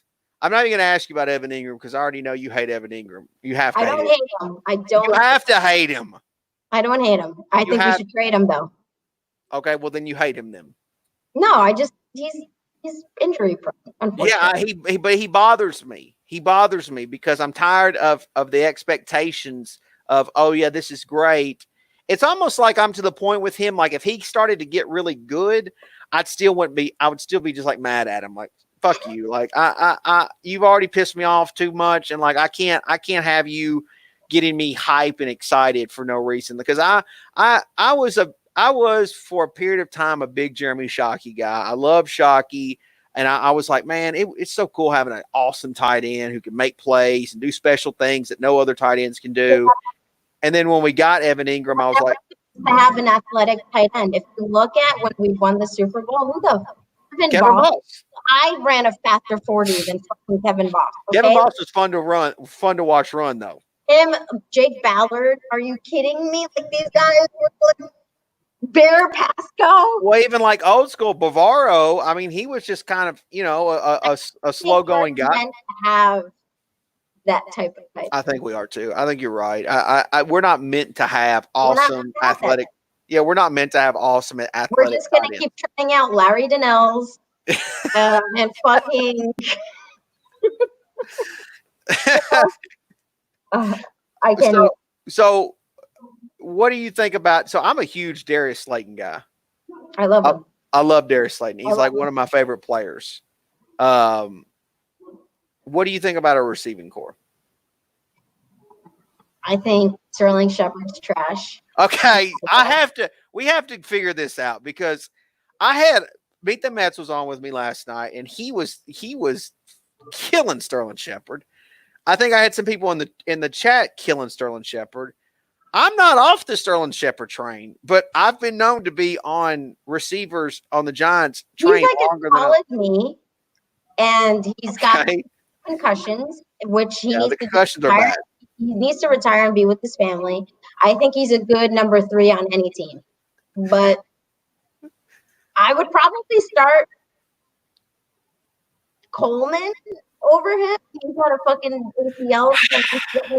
I don't know. I think Sterling Shepard is a very tough guy. I think blocking wise, he's a better blocker than a receiver. He's not an outside guy, and they try to make him an outside guy. And he's not a top guy either. He doesn't have the speed for it. He makes that for it because he's going against like Queen or cornerback. But you need speed when you're a shot guy. He's one of those players that just doesn't fit. It's like a. So you're saying I can't like Sterling Shepard anymore. You can like Sterling Shepard. I need to stop liking his Instagram photos. Is that what you're saying? Like I need to stop that. I just go ahead. Shepard is a humble, like he's got personality wise. He's got that dog in him. He does. He tries hard. I give him that. Maybe that's why he gets concussed half the damn time, because he tries too hard. He's always throwing his head in places that he shouldn't be throwing it. You know, when you're really young and like you have that one person that you really like that you dated, maybe this didn't happen to you, and you just compare them to that person all the time. Sterling Shepard, I compare it to Steve Smith all the time. Like, because Steve Smith was just about the same height, just about the same build. Mm-hmm. And Steve Smith was the fucking man. And then you look at Sterling Shepard, and it's like, you're like the guy that I settled for that. Listen, the guy you could have been with versus the guy you settled. Yeah. That's pretty much it. Okay, so I'm watching the old Super Bowl, and Steve Smith, Giants version Steve Smith, not Carolina's, or the Philly version. He was so money on third down. Money. Oh. And third down is the biggest fucking money. I mean, you could count on him and Eli finding a way to hook up. Like, it was just, yeah, you're right. So it's like I think we got too caught up into and especially our fan base. Our fan base got a little soft for a minute. and they still might be a little soft because they got too much like the OBJ. OBJ really kind of messed us up. Right. I think that a lot of fans are over that shit. Like, but honestly, what I'm living in saying New York, is we went through some abuse. I guess you could call that. It was some abuse. I mean, we dealt with the nonsense because of how awesome he was as a player, how great, how he would make great plays. And we kept assuming that we had one of the best receivers in the league. And then, but the truth about it is, PTL6, it's like you said with our tight end, like we weren't meant to have these awesome athletic. The truth is the Giants are always better when they have a guy like just Amani Toomer. When they have a guy that will just do his job and not make a bunch of noise. Just well dressed, make some plays, first down this, first down that, but just don't say, just keep your mouth. You know what I'm saying? Just be quiet. Yeah. And that's what the Giants think. Oh, wow. So the Eagles just got Jalen Hurts, which I think that's really, really interesting. That's hilarious. He's technically quarterback, but I thought he could maybe be something like Taysom Hill is in for the Saints. He's gonna be I know this guy. This is really interesting. I was so interested to see where he went. Of course, he goes to the damn Birds. So don't worry about it. Oh, I mean, I'm not. Don't worry about it. I'm not worried. I mean, what else could happen? We haven't beat them in 3 damn years. So I mean, what else can I worry about? But I think Howie Roseman is way like, I don't know. I'm glad that he took ecstasy before the draft, but I'm all for it. Like, keep popping them. I did not like this receiver pick. I'll tell you that. I was not a big fan of that. But this is interesting. So they clearly don't like Wentz, though. No, I'm telling you, like Wentz is not as Wentz is like he can't stay healthy. That team, I'd be like, he wears another man's ring. That's his literally that's it. I mean, like bottom line. But so going back to the Giants, there's like we're not meant to have flashy receivers. We're just not meant to have it. PTL6, like it's just not meant to be. We need guys who just simply do their job and don't make a lot of fuss, don't make a lot of noise, don't make a lot. Like we actually need our defense to be the ones that make the noise. That's what I was just gonna say. I don't want anybody on offense being a diva. Give me that swagger. This is why I like PTL6 because when I talk Giants football with certain people, some people just simply get it. And PTL6 does. She simply understands what Giants football is really all about. Yeah. And for me, like that's what I'm saying. That's why I bring up OBJ. And you're right. We are past that. They are. But we got lost a little bit. We got a little bit like, this is cool having like a great receiver. This is awesome. Like this is it was fun. It was like a little WWE-ish. Yeah. And it became like a weird fucking creepy story, and then it just became too much because when the last thing you want to hear is people complain when you're in New York. Okay. Mm-hmm. So when the good times are good, everybody's happy, but when the bad times are bad and you start complaining and you start throwing people under the bus in this city, you become a pussy like this. Okay. So that's what OBJ became in New York is, who is this little bitch complaining about, like, he's throwing Eli under the bus? Who the fuck are you? You just got here like 4 years ago. Eli Manning is a fucking staple of this franchise. You do an interview with Lil Wayne. What is this? And that rat, Josie Anderson. I know. That's what I'm saying. This is why I say to you that we couldn't have a leader on this team because we had this thing in the corner that wasn't embarrassing. It was.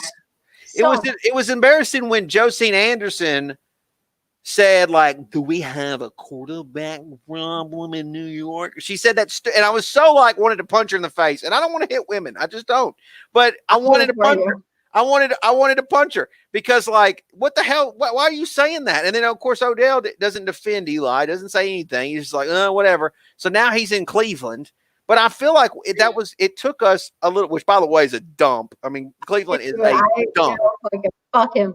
But we had it's like we've had to get this stain out for a little while, and it's taken, I think, a couple years to finally get it off. But I love Darius Slayton. I love his game. I don't know how I feel about Slayton. I love Slayton. I think Slayton is, and I've actually said before that he actually kind of reminds me of Amani Toomer, in that just his body type. And of course, Amani's a little bit bigger, a little bit more filled out, but he reminds me of that, where he just does really good things. He doesn't do anything stupid. Yep. And I like his game. I'm not really on the Golden Tate. I just like, whatever. Like, yeah, it's cool. I think this year is going to be a good year for him. I think. Yeah, I mean, last year he obviously had the 4-game thing that right. messed him up, and I think he got hurt at some point last year too. But, and Sterling Shepard, who I want to like, but everybody, including you now, are just telling me like, I need to let this guy go. And I don't know how. I don't know. It's solid. I think he could be a solid situational player. Like, I just don't see him as a 1 or a 2, to be honest with you. He's not. No, I agree with that. He's not a 1 or a 2. He's probably more so a 3. But it's like you said, like, he's not really a slot guy either. So he's a tough guy to sort of work into your. Honestly, like, I just don't think. It's hard for me to say this because I was so big. There were some guys I was really big into going next season, and one of them was Lorenzo Carter on the defense. But I was also thinking Corey Coleman because of what I was seeing in the preseason. Like, I was like, man, this guy's about to have a big year. And he did really good returning the football. But like, I don't know if he was going to have a big year because I was so wrong about other guys. So I'm with you on the Corey Coleman train. He obviously was a high draft pick at one point, I believe, for the Browns. I like his size. I love his size. I think he could be a good outside threat. Still think he's inconsistent at times. I don't know if he can fix that. And I think he's going to lose a step as a result of this injury, because what athlete doesn't when they have that type of injury? He's still young, though. I don't think we can rely upon him. I think he's good depth. I think if they could get him back to the return game, I think that's where he's best suited. I like Darius Slayton. I like Evan Ingram if he could stay healthy. I like Saquon Barkley. I'm done with Evan Ingram. I'm done with him. By the way, did you? I really like Caden Smith at the end of the year. That he was playing tight end. Tight end, yeah. Yeah, I was really about me some Caden Smith. And I don't know if that was just because I was like, screw Evan Ingram. Like, I'm ready to date someone else for a little while. So maybe it was just like that early kind of thing, like, this is cute, but maybe it really wasn't, you know what I mean? So I don't know how I really feel about Caden Smith, but I know that I feel like I'm done with Evan Ingram. I just want a good pass and run blocking tight end. I miss the days when fucking tight ends and running backs used to chip defensive ends. Like, what? I have not seen that. Like, I've not seen that. I've not seen. Well, we tried to have Red Ellison, and that was just a train wreck. Yeah, he retired. He gave up. Yeah, I mean, he had to retire. He shouldn't have been on the field. I mean, yeah, he had to. I mean, it was a Pat Shurmur guy who just wasn't any good anymore. Here's what I expect, though. I think Judge is going to utilize the I formation a lot more and bring in the fullback on many running plays. Which that. That's just something that Belichick loves. Like, who is there? Burkhead? Burkhead, is that the Patriots? Rex, is he a fullback? I don't or is he a running back? No, I think they use him. I don't know. I think they use him more for a running back. I miss I formations. I miss Madison Hedgecock. I miss that shit with them. I love slow grinded. I miss Greg Camella. I'm with you. I like it. Apparently, yeah, and everybody keeps saying that I keep agreeing with you too much in the chat. Like, they're saying, but I don't. I'm with what the hell you're saying. Like, I'm on the I formation. Like, let's pound the pigskin. I'm cool with that. When Eli Manning was great, same way I think Daniel Jones would be great is when he was able to utilize play action. We got too much. Henry Ionoski, the Rhino. So we got too much into this shotgun formation for years when McAdoo showed up. And, now I feel like we do kind of need to go back to a little bit of I formation and doing things like that. Yes, Blue Bomber, Charles Way. I love Charles Way. Yep. I think he's still with the organization in some capacity. I always see him like on the sideline. The issue with doing anything with the running game with Saquon, here's all right. So here's the part where I can sort of agree with you. I don't agree with you with the smash mouth running back. I missed Brendan Jacobs. I missed Bradshaw. We have to have a power back.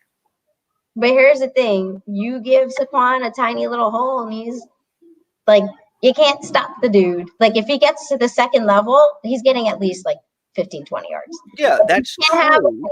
You can't have like a 10-minute drive with Saquon Barkley. I'm sorry. You just can't do that. Like, if he gets a hole, he's out. Like, any fucking semblance of a hole. Yeah, but how long is that going to last? If he doesn't get touched, many years. How many years is that going to last? That's what I want to know. I mean, in year 10, is he still doing that? I don't know. I need to have somebody take a little bit of load off of him. I don't know. Running backs are just, they've always been a dime a dozen. But do you want to shit talk some of these teams? Do you want to do that? Sure.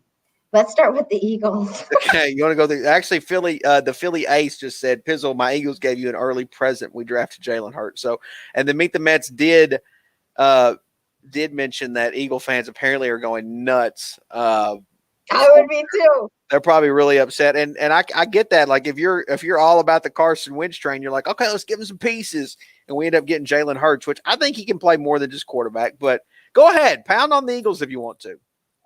Well, obviously they own us. So number one, yeah, unfortunately, I'm totally relenting to the fact that the Giants are the fucking shit matched with the Washington Redskins of that division. Fucking Washington. Dallas has owned us. We're not Washington Badgers yet. Last year we were. Okay, I understand that, but not fully yet. So before anybody starts fucking running their mouth about, we own you. Like, fucking, I know. I understand that. So shut the fuck up. But here's the thing. I've watched and been able to be a part of winning Super Bowl teams that I've actually been like lucid. I'm not like in my mother's belly or 2 years old, like unbeknownst to me, the Giants won a Super Bowl. Like, I've been able to watch really good Giants teams win Super Bowls. So I know I'm not supposed to go back in the archives and talk about the past, but fuck you. I am going to do that. So fuck the Eagles. I think this year is going to be a down year for them. I really respect their defense. I think they have a good defensive front. I think their lines are probably the best lines in the division. I think next year, however, their defense is going to regress. I think they have some aging players. Fletcher Cox isn't who he used to be. Brandon Graham is still a beast, but I don't think he's going to be as effective. They have Derek Barnett up there who's going to be, the successor. I just think, they don't have who the fuck is their linebacker? Like, they're in the same boat as the Giants are with linebackers. Their defensive line is getting old. They don't have a secondary. So I think their defense, in terms of linebacker and secondary, is just as suspect, if not the most suspect squad. So if they can't get pressure on the quarterback, they're probably going to be one of the worst defenses in the league next year. Offensively, I think, again, the golden years for the Eagles, this might be their last year before they're going to suck for the next. It's like they got old really quick. They did. And you know what? I ain't fucking mad about it. So I think this is, if anything, this is their last year to have like a really good playoff run, especially with the draft they're having. Fucking Jalen Hurts. What the fuck is that? I will say this. I got a little nervous. Corona because somebody needs to go fucking check. I got a little nervous about the Eagles because when they won one, I said, "Oh no, please don't let them get any more anytime soon." Like I got no, they could have with that defense and with the defensive line that they had and the offensive line that they had, they could have made some bank. They had the best offensive line I thought last year in the conference. And they had the best defensive line in the East, period. Like, their defense gets at you. And their offense blocks for you. Period. And they had one team that they were owning, which was the Giants. We openly admit that. They also had the Redskins in their division. So all they had to worry about was really the Cowboys. So they pretty much already had a gimme to the playoffs the last couple of years. And I think they're on the decline. I do too. I agree with that. I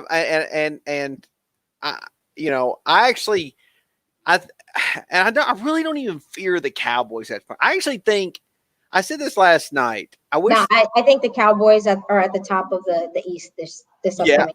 At the moment. But if the Redskins now with the defense and Ron Rivera, if they actually had a quarterback that I thought was actually who's their quarterback?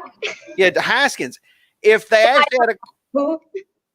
actually had a quarterback, I would be like, damn, man, I need to be scared about this Redskins team because they got some decent little receivers that nobody really knows about. They got a really strong defense, even though their offensive line is trash, though. Their offensive line is trash. That's what I'm saying. Like they don't have. They're missing the two biggest things that that you really have to have, and they kind of actually remind me of a little bit of our 2016 or not 2016 team, but maybe our 20. I don't know. Remember we went through a phase where we had a really good defense, but our offensive line stunk, which made Eli stink, and so they kind of have that going for them. I think now because I think their defense will be pretty good, but. Yeah, their defense is going to be their line's going to be sick. They don't have a secondary and they don't have linebackers. I'm not afraid of the Cowboys, even though that the Cowboys are at the top. I'm with you. Like I think the Cowboys are right now the leaders in the clubhouse or the front runners. Let me ask you this: just if let's just assume that we do get to play in 2020. Do you think that the whole virus thing and not being able to meet the Eagles are the only team that's not changing their head coach. Doesn't that somewhat give them an advantage in that the team should kind of know what the hell's going on rather than the other three teams having to learn? No, look at Doug Peterson. How many years was he into the Eagles and they won a Super Bowl? Like it's really just about having the right. So you think they just got hot? I mean, I know there's no question. You look back at their Super Bowl, it was almost like every damn star aligned perfectly. And that happens. That kind of happens. Happened to us. People always say that we got lucky to win our two. We didn't get lucky. Actually, we got unlucky a lot. Like we had to beat the refs. Yeah, we had to beat the 18-0 greatest team ever. The undefeated Patriots. But I think, like, who the fuck expected the Giants to win those Super Bowls? That's what I'm saying. Like, who expected the Eagles to win the Super Bowls with Nick Foles as quarterback? Like, he literally had to lob it into every receiver's hand, exactly at the right point. He won the Super Bowl. That's why Wentz, who might be getting replaced by Jalen Hurts, wears another man's ring, and the organization realizes this. I mean, so I'm kind of with you. I'm with you on that. I do think that I just kind of wonder if the Eagles will get a little advantage because of the whole virus thing, but I still think I still think the Cowboys are the team to beat in the NFC East. Yeah, I don't think it's changed since last year. I think it's still Cowboys, Eagles, Giants. And you love Jerry Jones, don't you? Fucking love him to death. I love me some glory hole.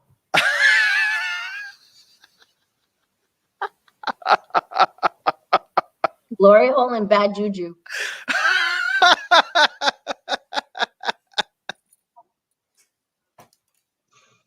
Fucking Jerry Jones and War Daddy, bro.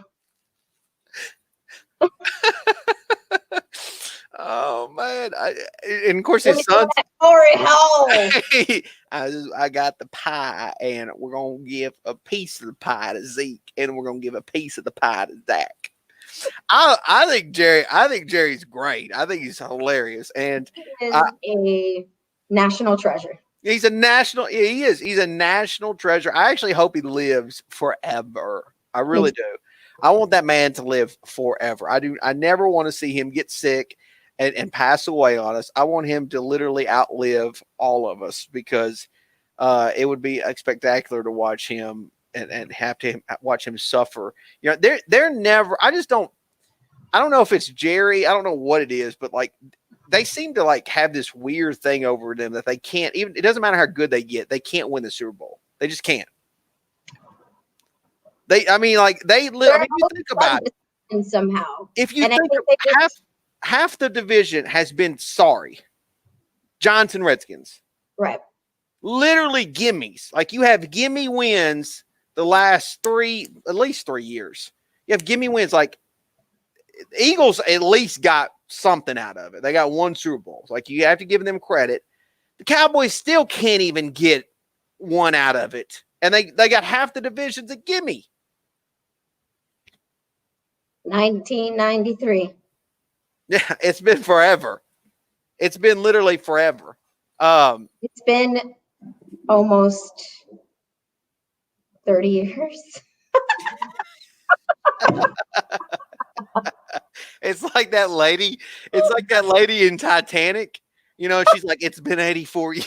It's like zoom out of her like old eyes. Yeah. Cowboy fans are like sitting in the bathroom somewhere, looking in the mirror, saying, "It's been 30 years." Like, 3 years. We have to talk about the Cowboys. Like that's just mic drop. Right there. I mean, like that, and it doesn't really matter. Of course, we've had to fight with Cowboy fans for years here on YouTube. It's like, yeah, winning the NFC East is cool and all. Yeah, you know, doing this and that, but like they don't even make it to the Super Bowl.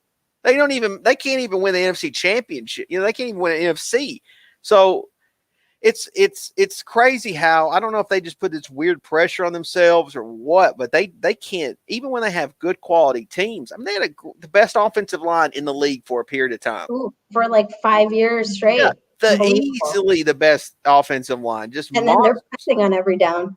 Jason Garrett better not fucking do that shit. And that's where I'm a little bit concerned about Jason, because you got to play you need to play to your strengths. And I think I think he will have better weapons, believe it or not, with the Giants over time than he ever had with he was the coach and the offensive coordinator when he was with the Cowboys, right? I think maybe like very early. They brought in Kellen Moore. I will say, as for a player, like I like that he has some time with the Giants. You know, I believe he actually was backing up Kerry Collins. Yeah. During those years, I remember seeing his ginger ass in a fucking Giants team. Yeah, he wore number 17, and let's see. JD asked Pizzle, how good will games be next year if we get a solid center? Giants game. Oh, I can't read. Yeah, I mean, I feel like in this draft we definitely need a center at some point. Nicole already mentioned, you know, it would be tough to go into the season with Spencer Pulley, but that's what the deal is right now. You guys in the chat can you guys can ask us questions and we'll try to answer it the best we can. We've touched on a lot already tonight. It's actually been really fun. What do you think the record will be next year for the Giants? Yeah. It's really tough. It's really, really tough because we're going through so much change. I'm actually more optimistic. Like I feel like we can. I feel like we can get to that 8-8 threshold. I really do. I need to look again at our opponents. Obviously, we don't have a schedule, but we can at least look at the opponent. So we're obviously going to play. So actually, and also for the draft purposes, they're at the 57th pick, and we are supposed to pick at 99. I still think we're going to move up at some point. But our home games are against the Cardinals, the Bucks, the Niners, the Cowboys, Eagles, Redskins, Browns, and Steelers. So just from our home games, I don't know what to make of the Bucks, but I guess they're going to be. That's a win. Fuck Tom Brady and Rob Gronkowski. I'm not really on the whole like Bucks train. They suck. That's a win. And I think also we're going to beat the Cardinals. I think we can beat the Cardinals. Well, they don't have an offensive line, and they have one player on defense, which is the person they just drafted, who they're going to if there's one game we cannot lose next year, it's the Cleveland Brown game. Is that at home? That's at home, That's right? at home. We can't. OBJ coming back to MetLife against the Giants. There's no way in the world that we can lose that game. It can't happen. It literally cannot happen. Can't happen. I bet he's out that game. It probably would be. So I think we can win that game. It would just be nice if we could split, at least win the home games against the Cowboys and Eagles. I really do believe we can beat the Eagles next season because we had them on the ropes this past season and we were terrible. I really think that we can beat the Eagles. I know. I know. I think Joe Judge is an upgrade over tremendous. I think our coaching staff is so much better than. I want to ask you about Joe Judge. We'll talk about it in a minute because that even came with some controversy. But yeah, I'm with you on that. I think I really feel like we can win that game. So obviously, I think we'll beat the Redskins at least once next year, and we have the Steelers at home as well. I think we can win that. Who's their quarterback? Roethlisberger? Well, Roethlisberger's still going to be the quarterback. I think they have a chance to be somewhat good. I think we can win. Who are their wide receivers? Fortnite dude? Juju. Is he the Fortnite guy? Juju? I don't know. He plays I think Eli Rogers. I think that's a win. I think we can at least win 4, maybe 5 games at home. I'll give us at least 4 wins, okay? On the road, we've got Baltimore, Chicago, Bengals, Rams, Seahawks, Redskins, Eagles, Cowboys. So I think the Ravens game will be tough. Loss. It depends on when we get to play these games because obviously, I hope that when we play our Thursday night game, we don't have to go on the road. It's always an advantage to be the home team on a Thursday night. The Bengals, I think we can beat. We were not worse than the Bengals last year, and I think we'll be better than the Bengals even in 2020. So I think we can win that game. I think we can beat the Bears. I think we can beat them.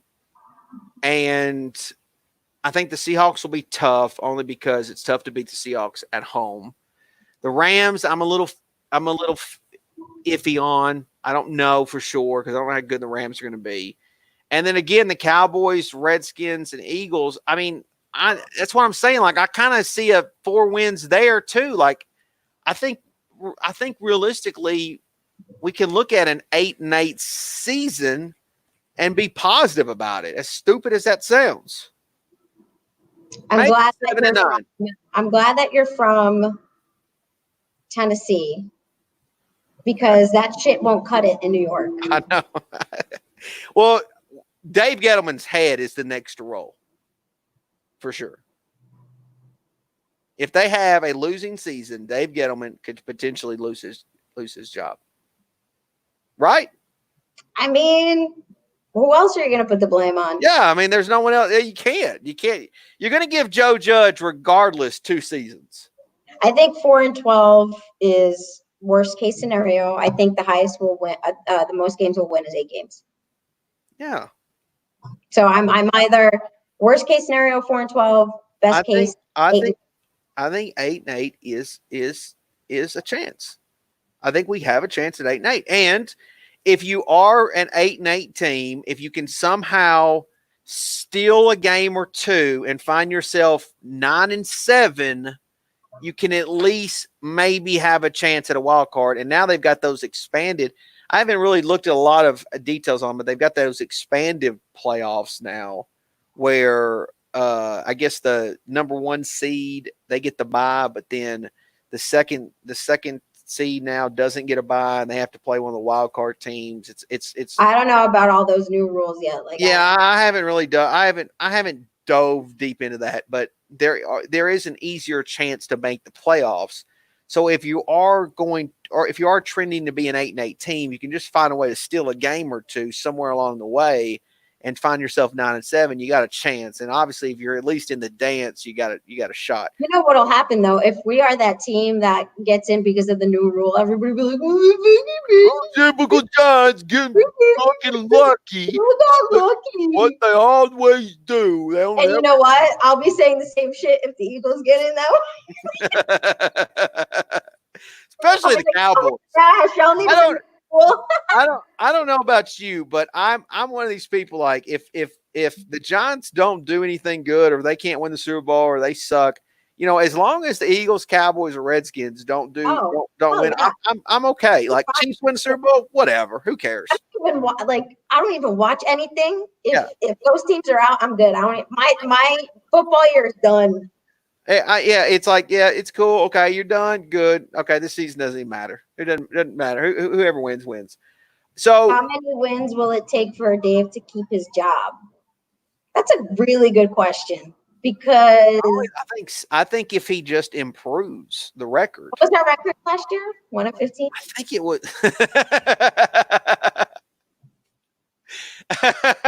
Yeah, we were the.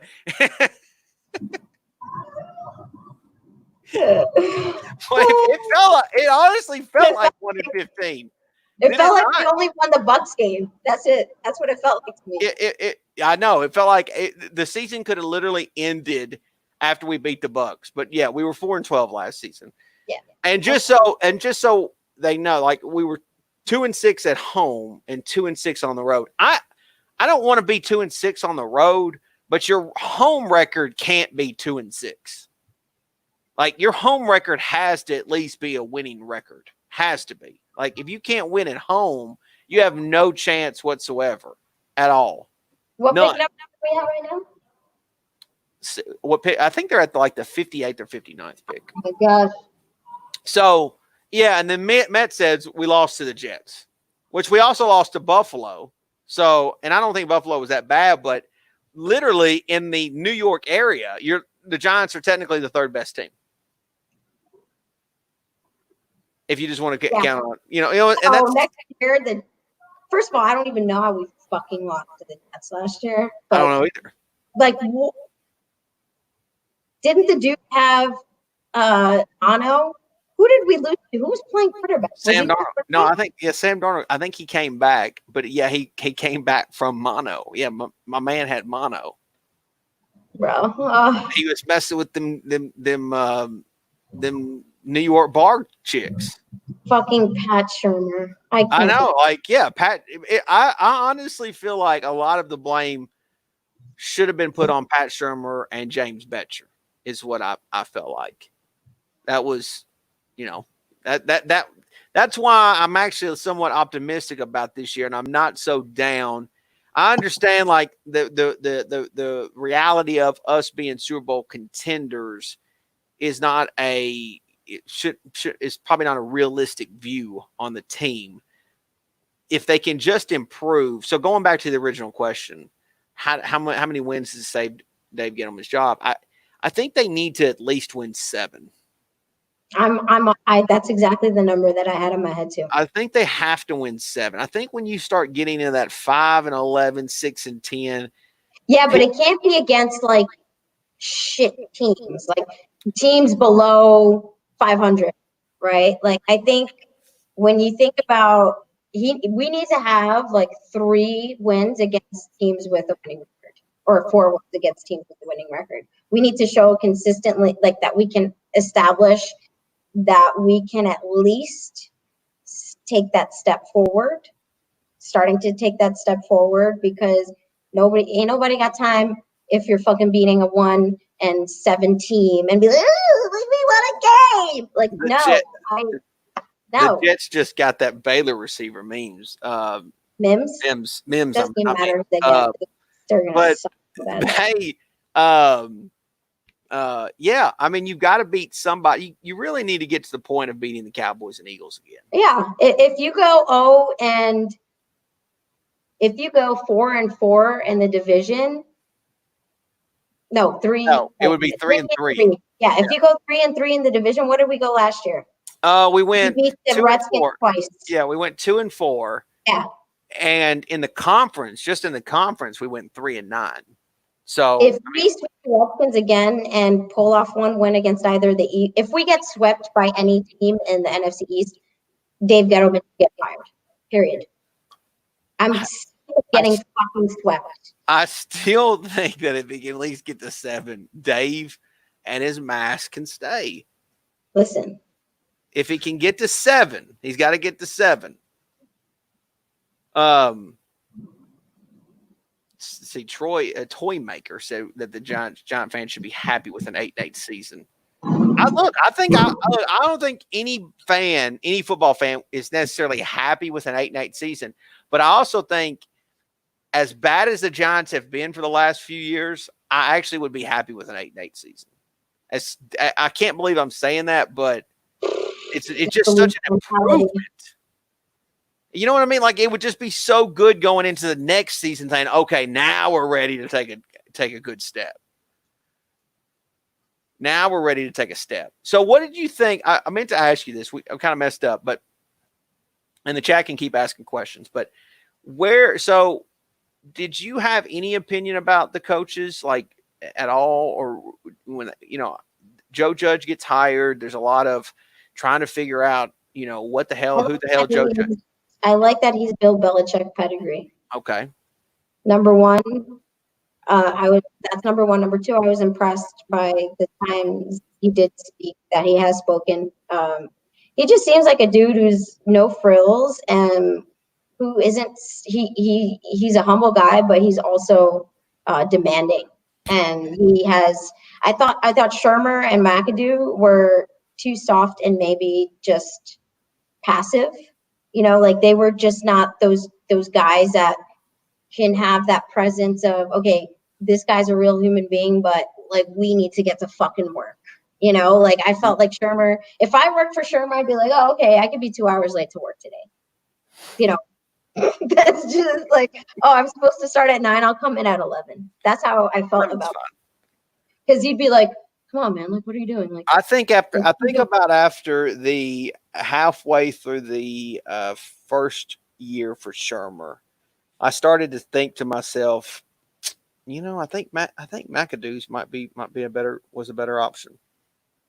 And that's when I started to think, like, this is not going in well for Shermer because, it just didn't seem like things were. He was just not ready for New York. Period. Yeah, I don't think he was ready for New York, and I don't think he was really ready to be a head coach. I think he could potentially be the same thing Jason Garrett is, and Jason Garrett might not ever be a great head coach, but he might be a great offensive coordinator. Right. Like Jason, I would have loved if Jason Garrett stayed on as the Cowboys head coach and just gone out and found another offensive coordinator. I don't think Jason Garrett. I think Jason Garrett is, and he'll have to prove us right or wrong, but I think he's going to be a really good offensive coordinator. But as a head coach, like maybe he just lacks a little bit. I don't know what makes a great head coach and what makes a bad head coach in the National Football, because there's some guys that I get, like, obviously you get a guy like Mike Tomlin for the Steelers who's been there forever, and he's able to get more out of his players.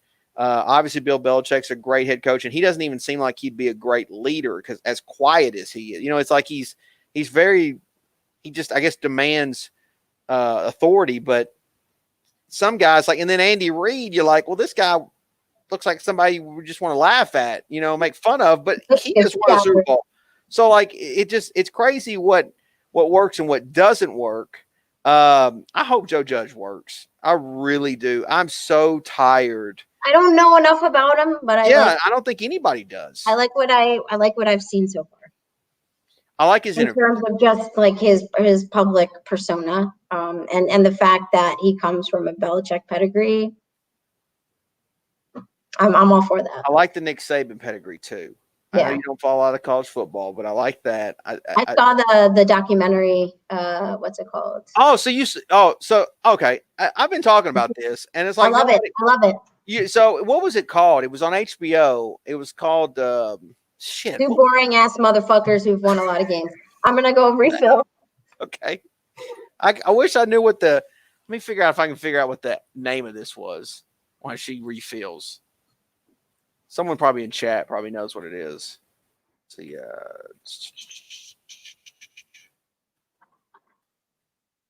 check. Oh yeah, it's called The Art of Coaching is what it was called. The Art of Coaching. It's on It was an HBO special. Belichick and Saban, The Art of Coaching, and it was like a 1-episode special, and it was narrated by the same guy who narrates the Hard Knocks, and it was actually really good. It was actually really, really good.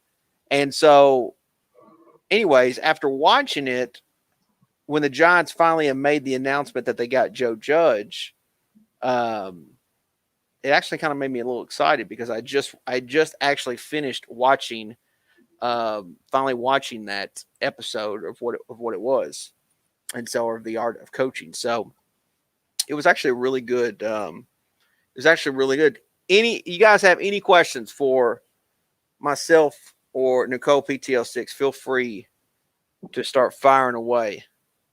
We'll start answering some stuff.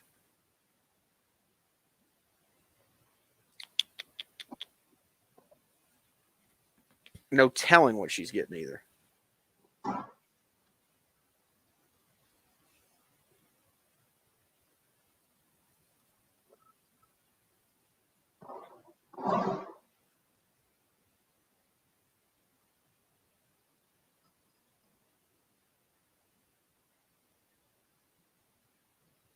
See, Manchester United center 3rd round. I think it's a possibility. I've been chatting so much with I don't think Hennessy has been taken off the board yet, has he? I think Hennessy's still there. Because of what defense will we run? Having like a offensive line and wide receiver heavy draft. That's what I heard. So I'm hoping for some really good values still in the later rounds for the Giants because we need fucking offensive line help. Yeah. I would like to see us. I would definitely like to see us get a center. So let me ask you this. I think it's a curiosity. Who is like your favorite Giant player? On the current roster? Current or even old school? I think Eli is definitely number 1 for me. Of the games that are most memorable to me during the times that I'm like able to comprehend football better. But I would have to say Jesse Armstead is up there for me. I have an old school Jesse Armstead jersey. I know Meet the Mets is a big Jesse Armstead guy. And Bradshaw, big Ahmad Bradshaw fan. Let me think. Rodney Hampton. I'm a big Rodney Hampton. Yep. I think he was the first jersey I ever owned. Giants. Yeah. Yeah. I was a huge Strahan fan too. Strahan. So I'm more like, honestly, for me, it's more about defense than offense. Like Eli's my number 1 just because he's the homie. But if I had to pick between offense and defense, I would pick defense every day. Like stack me up with guys that are just going to demolish and completely take the air out of the offense. And then we get a decent offense, and all they have to do is score a couple touchdowns and we win the game. That's it. I was talking to this last night. Rolling in score 17 points. Does it ever get you like fired up to see like? And I don't know if you watch any of those morning shows or what. I don't get. I don't have cable. Well, I don't get to watch them, but you probably know that Strahan has had a pretty good career outside of football. I mean, he's been doing a lot of. He benefited so much from playing, and Victor Cruz is starting to make his way up the ranks. But isn't that like all? Doesn't it like just get you like? For some reason, it gets me fired up every time I see. Because we have like players that know how to speak proper English and that know how to fucking formulate sentences. Like that's the one thing that I've always been super proud about this franchise is like we do draft some dumbasses, but like the face of our franchises during certain periods, like those are people that are just like made for the city. Eli, I'm sure Eli can have a lot more presence in the media. He's just not that type of dude. He's just not the type to like take a contract with CBS or NFL Network. He just wants to live in peace and quiet right now. But like you look at Chris Canty, he's OCU Manure is working for NFL Europe. He's in the UK. You know, a lot of our old players have some sort of presence in the media right now. That's just because they're well spoken and smart. Q Logic said Jason Sehorn, and I was a big Jason Sehorn guy. Who was your favorite player during each of the you can't say Eli. So in 2011. Yeah. Who was your favorite Giant?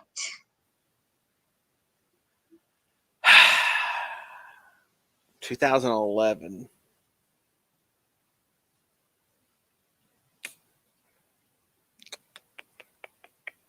I don't know. This is actually really tough for me because I am so biased towards Eli. I think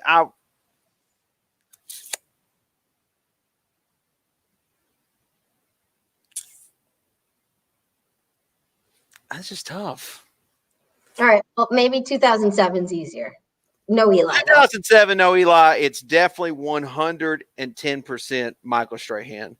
Okay. Because I don't know why I got like weird emotional. I don't know why I got like a little girly. No offense. No offense. Girl, wait.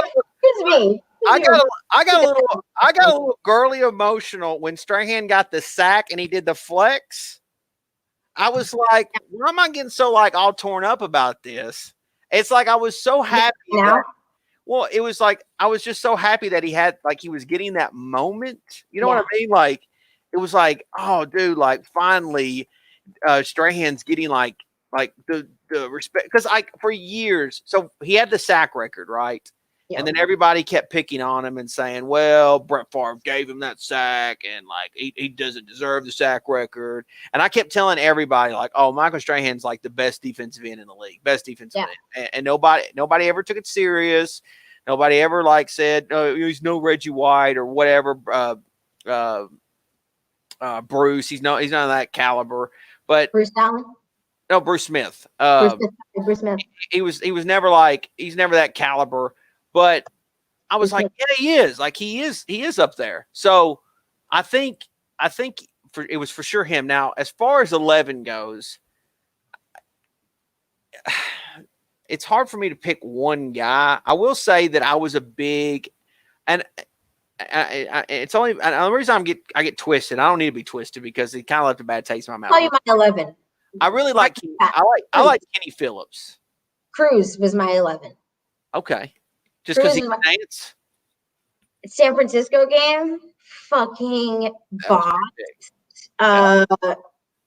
Super Bowl boss. Like, and he came out of nowhere. We beat the Eagles, and it's like, Namdi Asamoah and Victor. Do you remember that one video of that kid that like never made another video again? And like Giant Pride made that video of him like throwing his keyboard, and he's like, Namdi Asamoah. Victor Cruz. I'm like, bro, this guy. He made it. Like Victor just Victor made it. He got us into the playoffs single-handedly. He fucking. I have to say a Redskins game. Forget the about Jets game was the 99-yarder. Yep. Yeah, that was big. Yeah, he was really interesting. Well, because he was undrafted, so like he was such a steal for us. Yeah. We don't have those. He was a hometown product, Patterson, New Jersey. Yeah, he was badass, man. I mean, he was. And of course, Mario Manningham was really good too. Oh, Manning to Manningham. And Hakeem Nicks was good. Ooh, and of course, we also had a nice offensive line that year too. Yeah, Kareem McKenzie is such a fucking sleeper. Like free agent pickup. Oh my god, what would I give for Kareem McKenzie, Rich Seibert, Sean O'Hara, David Deal, and who was the last fucking guy? Wait, say it again. I can. So we had Kareem, who's right tackle. Yeah. Then I think next it was Snee at right. Snee. Oh, that's what I was missing. Snee. Yeah. Because I know Seibert. Yeah. Snee he was married to Coughlin's daughter. I know every game it's like. And Chris Nee, who's married to Tom Coughlin's daughter. Yeah, our son-in-law. He's out there. And like Tom Coughlin's like red face. Yeah, I just say Kenny Phillips because I don't have it's weird because I've never been a jersey guy. Like I don't buy a lot of Giant jerseys. I don't think it's weird if people do, if like they can get Giant jerseys. It's just I've never been a jersey guy. So it's really hard for guys or players to make me get a jersey. So Eli, obviously, I got an Eli jersey, but Kenny Phillips was one of the few guys I got a Giants jersey of. He was like one of my favorite players.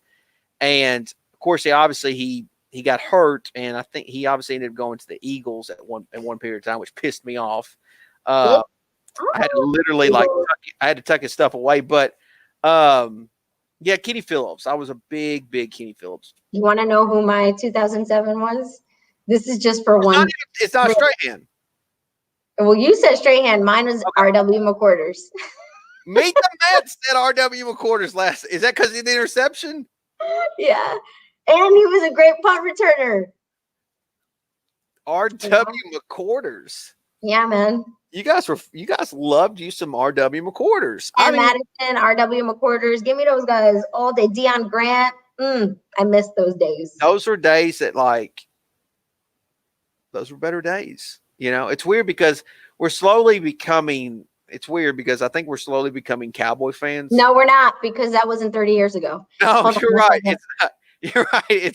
It's not 30. It's not 30 years ago. If we're still talking about this in 10 years, then we got issues. We got issues. Well, hopefully in 10 years, the Giants have at least made it back to the Super Bowl in some form or capacity. Like, I mean, I don't know about you. I mean, I obviously want the Giants to win the Super Bowl every year. That'd be great. But for me, like, they don't even really have to win. Like, my life, like, as a Giants fan, like, I'm satisfied with the Super Bowls that we're never going to get a better Super Bowl than beating an 18-0 team. Like, it's almost kind of like, how do you top that? How do you, the only way you top it is like your team goes undefeated and goes 19-0 itself. Like, you know, like, how do you top that? You can't.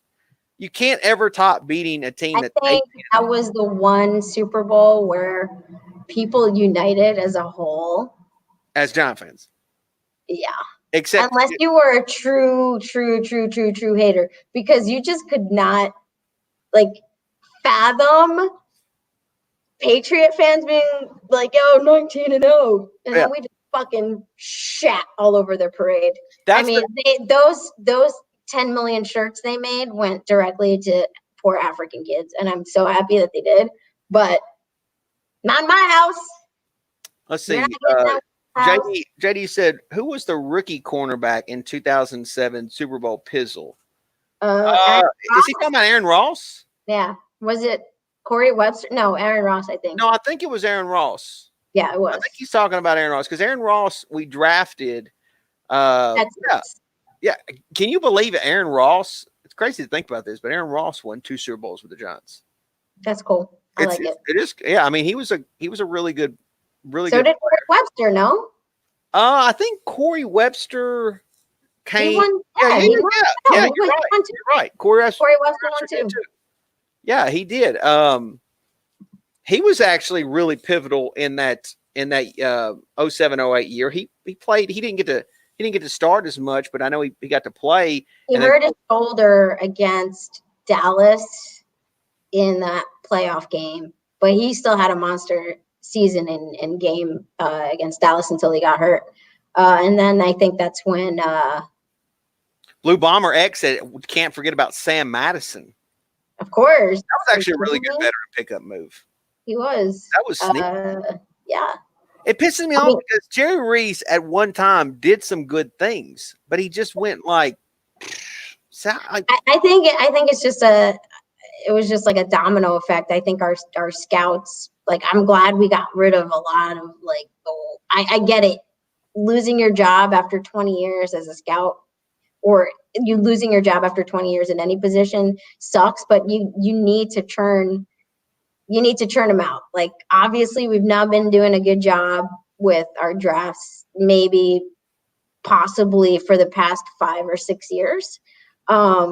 So we need to sort of have turnover with the people that we're relying upon, giving us the information that we need to make those solid picks. So I'm glad that Mara more so than Tish. Tish is more of like a background owner, but I think Mara is one of those people, and I give credit to him for this, where loyalty and being with the team for many years is something that they value highly. Like, he's a family guy. So if you've been with the Giants family for a while, it's going to be hard for him to dismiss you.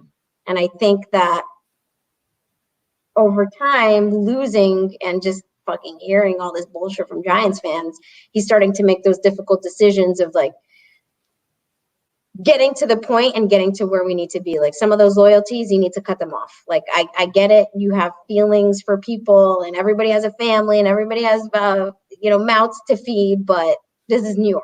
It's like Mara is swimming in waters too deep for him as an owner. Yeah, and I feel, because he's a meek guy, I'm not saying that Jerry Jones isn't like gonna keel over tomorrow, but like, Mara's just one of those dudes that's like,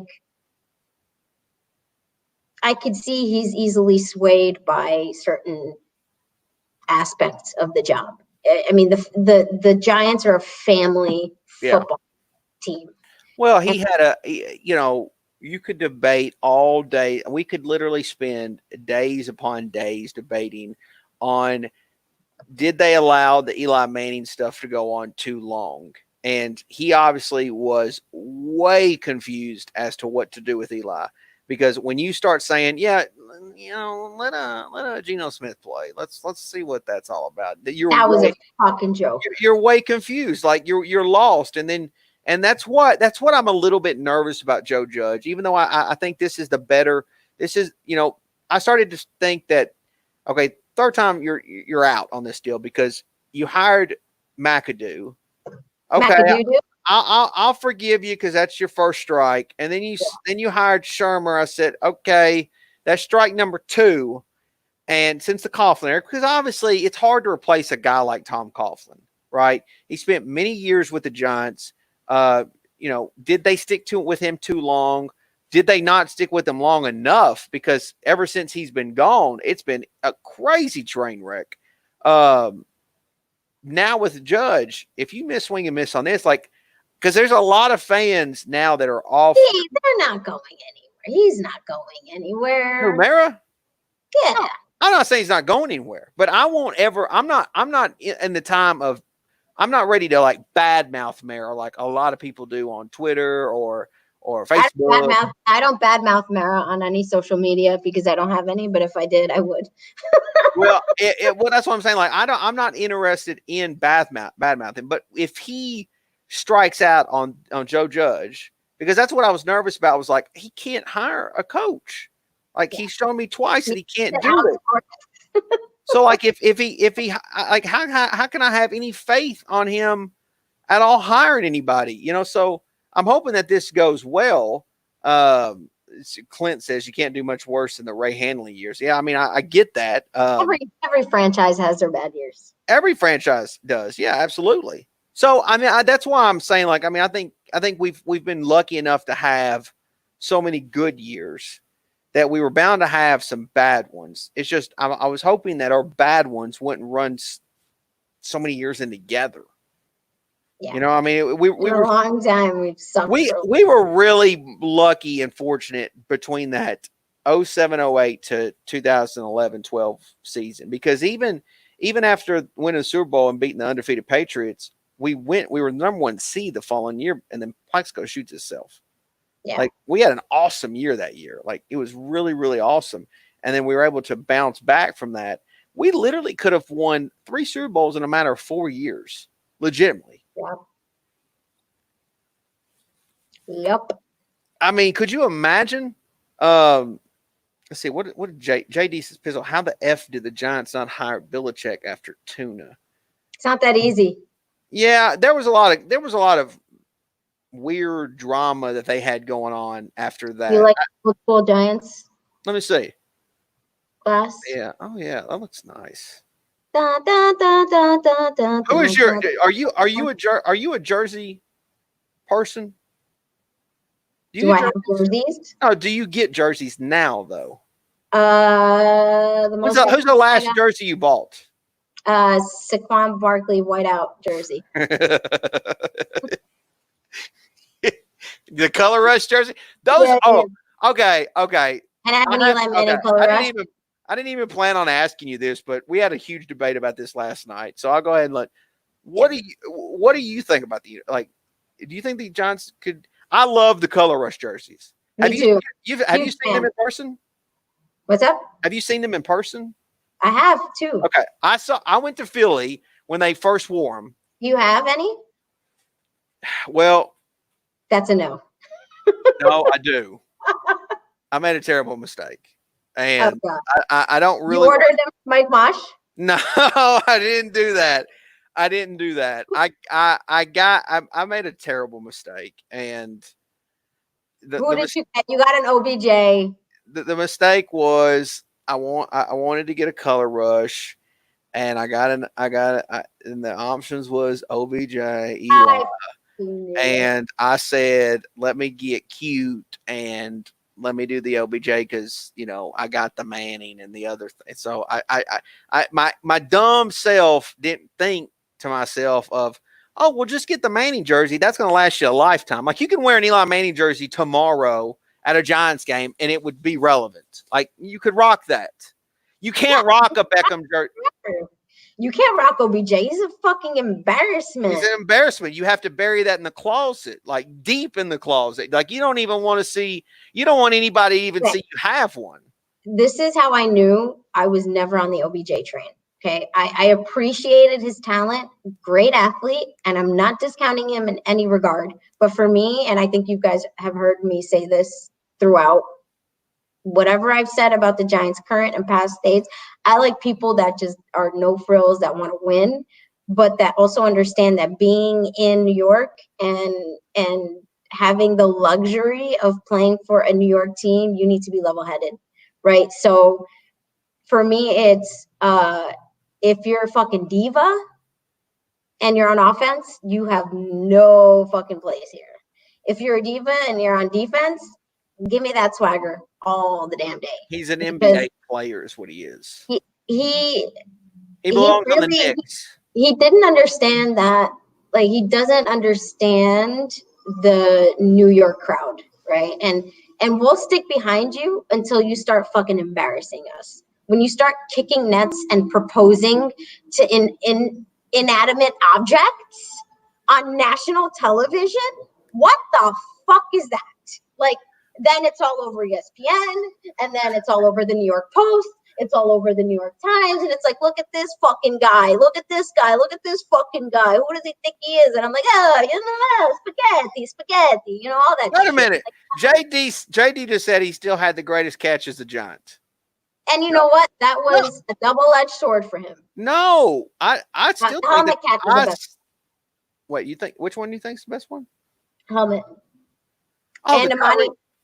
Okay, I got two 1A, 1B, and 1C. I think the Odell catch is good, but I think it's a little overrated. So I don't give a fuck. It's overrated. It's an overrated catch.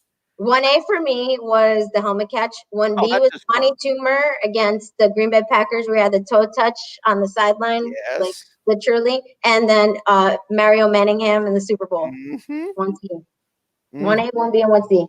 Yeah, yep. I like that one. I like that one. I don't know why, but I kept thinking in my back of my head, Ike Hilliard made some badass catches for the Giants. I can't remember which one was Ike Hilliard is another like super solid wide receiver. Solid, no bullshit. And Amani Toomer, that catch against the Dallas Cowboys where he basically like evaded, and he was like running like 6 miles an hour. Like, yeah, it's very, very slow. Yes. And he like did the loop. Like, yeah, he like looped, and then he got to the sideline, and he was like gone. Yeah, it was like amazing. It was like, oh my God, there he goes, and he's gone. Like I was like, how did he score? But he scored. Yeah, I mean it's crazy. I wanted to be an OBJ guy so bad. I wanted to be all in on the OBJ, and he screwed us, every Giant fan out there. He just screwed them. And when he turned his back on Eli is when I said, you motherfucker. Not only that, but like you go on TV with a dude who's like clearly on fucking hallucinogens. Who is what credentials as any type of football analyst does Lil Wayne have? Like fuck Lil Wayne. Who the fuck? Get the fuck off my TV. What? Like, I'm sorry.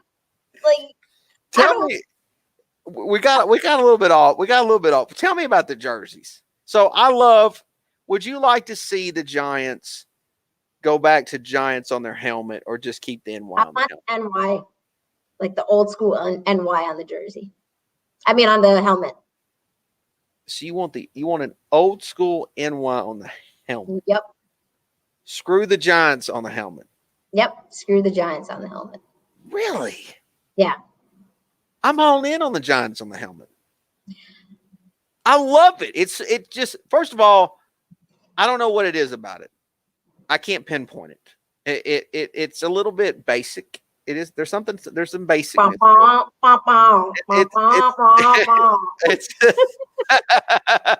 a little basic, but it's like for me. I don't know what it is. Like I don't get me wrong. I don't hate the NY. What old school NY are you talking? Are you talking about one of the older logos? Or are you talking about like this logo? I don't know if you guys can see. Wait a minute. Let me see. That's like come on. Let's see. Let me come a little closer. My light is too bright here. Here we go. This is like a 1980s glass. Looks like I see. Okay. Well, okay. Yeah. I mean, it kind of still looks like the current one. Yeah, I know what you're saying. But I was wondering if you were talking about like the 70s. There was a 70s one where they had like an NY that was like. Yes. It's like very simple. Well, it's funny because somebody said last night in the chat that they need somebody wants them to bring back white tops with blue pants. No. That was 70s. That's too much. Did you hate the red jerseys? I didn't. I was not a fan of the red jerseys. Yeah, I was a little iffy on the red jerseys. We always lost, and we're like red jerseys, Cowboys game, and I'm like, we're fucking losing. We're out for blood. Jeremy Shockey gonna fucking score 10 touchdowns. Lost 38-10. So I really want to see them do like a color rush jersey, except do it in blue.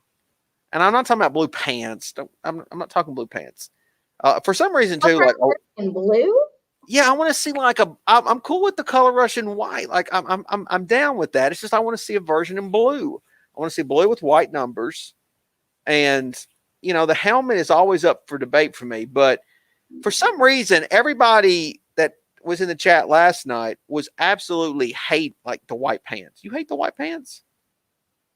I mean, look, it don't matter. It don't matter. Look, you're gonna look. The camera looks good either. I know. I'm trying to get like the right because I do see like you can't even see this eye. I'm just gonna do this. It's like you're a pirate.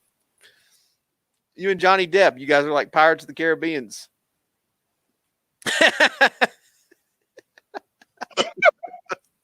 I don't know. Anyways, everybody hates the white pants. You hate the white pants? I can't breathe.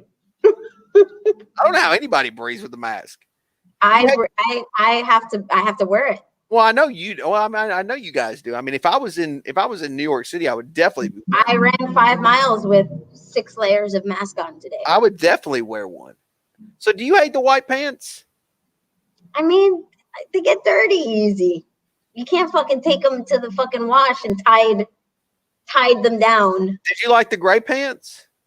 I think gray pants are old school. I love the gray with the blue and red stripes. Hell yeah. Yeah. I think they look good too. I just wish the Giants. Hold on a second. I got a question for the people in the chat. Who do you think, which team do you think, not Giants related, which team do you think has had the best draft? Can't pick the Giants, and the worst draft so far.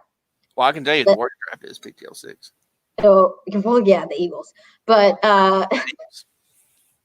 who do you guys think has had the best draft? And who do you guys think has had the worst draft so far? I don't want the Giants to go crazy on. I'm not dying for new uniforms. Don't get me wrong. I just would every now and then I would like to see a little bit of a variety. I think they need a little bit more variety, a little bit more. I think they need an see update. more of the color rush. I would love more of the color rush. Yes, the color rush thing is so amazing. So I got to see them. I got to see them for the first time in Philly when they first brought them out. And do you like going to Philly? You've been to Philly. I've been the last game I went to Philly was when we won the Super Bowl in 2007. It was the last game. Jeff Eagles missed a 63-yard field goal, and we went to the playoffs. I was basically I got fucking called every name in the book. I got a hot dog thrown at me by a guy who was about 600 pounds and took about 3 seats in the stands. And I was like, "Do you need me to call EMS for you?" But you call me a whore. So you can handle that though. Oh, I came out of that stadium and I was like, like I was all over the place. And my brother-in-law is an Eagles fan. I'm like, listen, let them try whatever because I need a lawsuit. I'm not trying to go to work for the next 6 months. I need to catch a case. I'm gonna catch a case right now. I'm doing that. Like, let somebody assault me. We're going to court. So far, it looks like, let's see, JD says that Q Logic and JD thinks the Dolphins have had a good draft. Okay.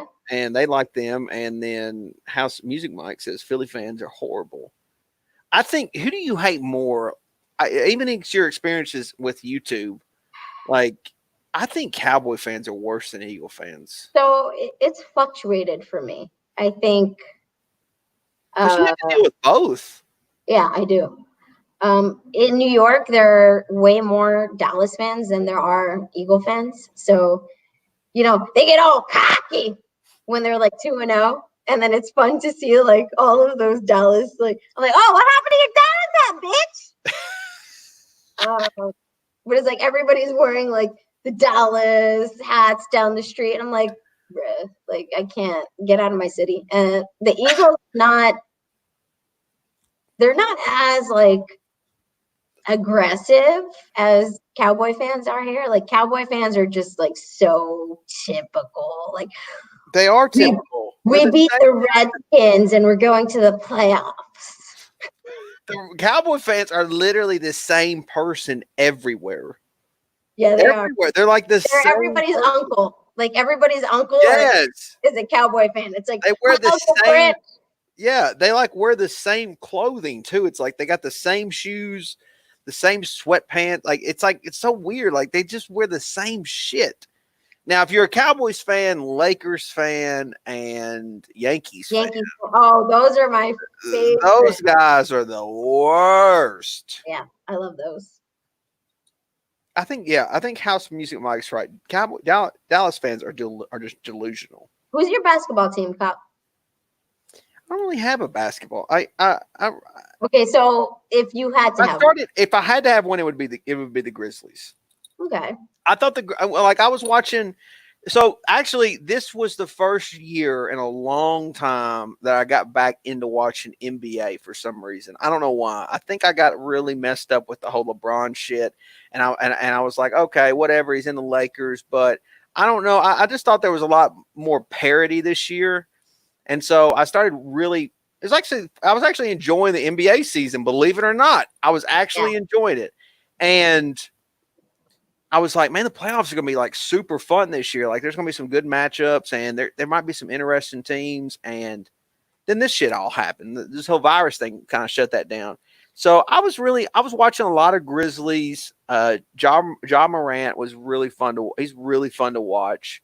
I think he's really good. And of course, Lakers are on TV, was on TV every damn night with LeBron. I'm a Jordan guy though. Jordan's the GOAT. Jordan is the somebody GOAT. Tries to tell me that LeBron is better than Jordan. We can't even have a conversation. Yeah, we can't have a conversation. Not talk about anything. Like, nah. There's just no. And don't get me wrong. Like LeBron James is a fucking great player. I'm not discounting his. I think it goes MJ, Kobe, LeBron. Those are my top 3. MJ, Kobe, LeBron. Yep. Yeah, I could go. I guess I could go with that. LeBron It's in like point guard territory. Ariel says LeBron is better. I don't know who he can't be talking about. Everybody has their own opinion. I respect it. Can't be talking about against MJ though.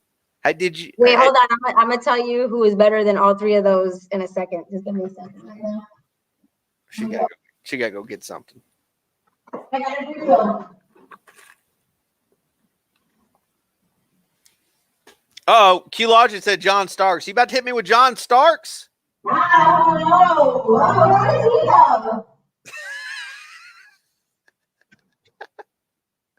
House Music Mike said LeBron plays in the no defense era. Yeah, you're right. Jordan played in some. Now I will say this: Jordan did have Scotty. Had Scotty. So I mean, he had help, but he never had as much help as LeBron had. You want to talk about old school jerseys? There we go. See, I would think that you would be okay. I get the Starks, but I would think that you would be a Patrick Ewing girl. You haven't seen all of my jerseys yet. Okay, so this is the most recent pickup. You know who this number is? Yeah. But don't get it wrong. Don't get it twisted. Because Nicole also has appreciation for the US of A. Grant Hill? Hell yeah. Yeah, Grant Hill was good. Another dude, just basic dude that's going to get the job done. That's it. I like me some Grant Hill. Wait till you see the next one. So let me guess. You had to have hate Reggie Miller. Oh, I hated him. I still do. Yeah, but Reggie Miller was like one of the most clutch shooters of all time. I think it's funny, like I'm trying to talk to her while she's walking in her bedroom in her closet right now. I'm just like in her living room right here, just trying to like scream in there, like, "Hey, Reggie's really good." Yeah, JD wants to know where her Anthony Mason jersey is. Where's your Anthony Mason jersey at? PTO 6? Where's it at?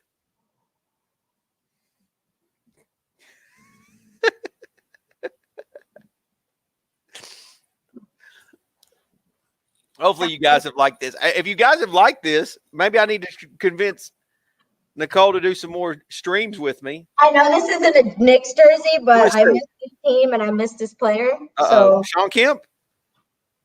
Yep, I knew it. I saw that. I saw that Sonics green. I said, she's Sean Kemp.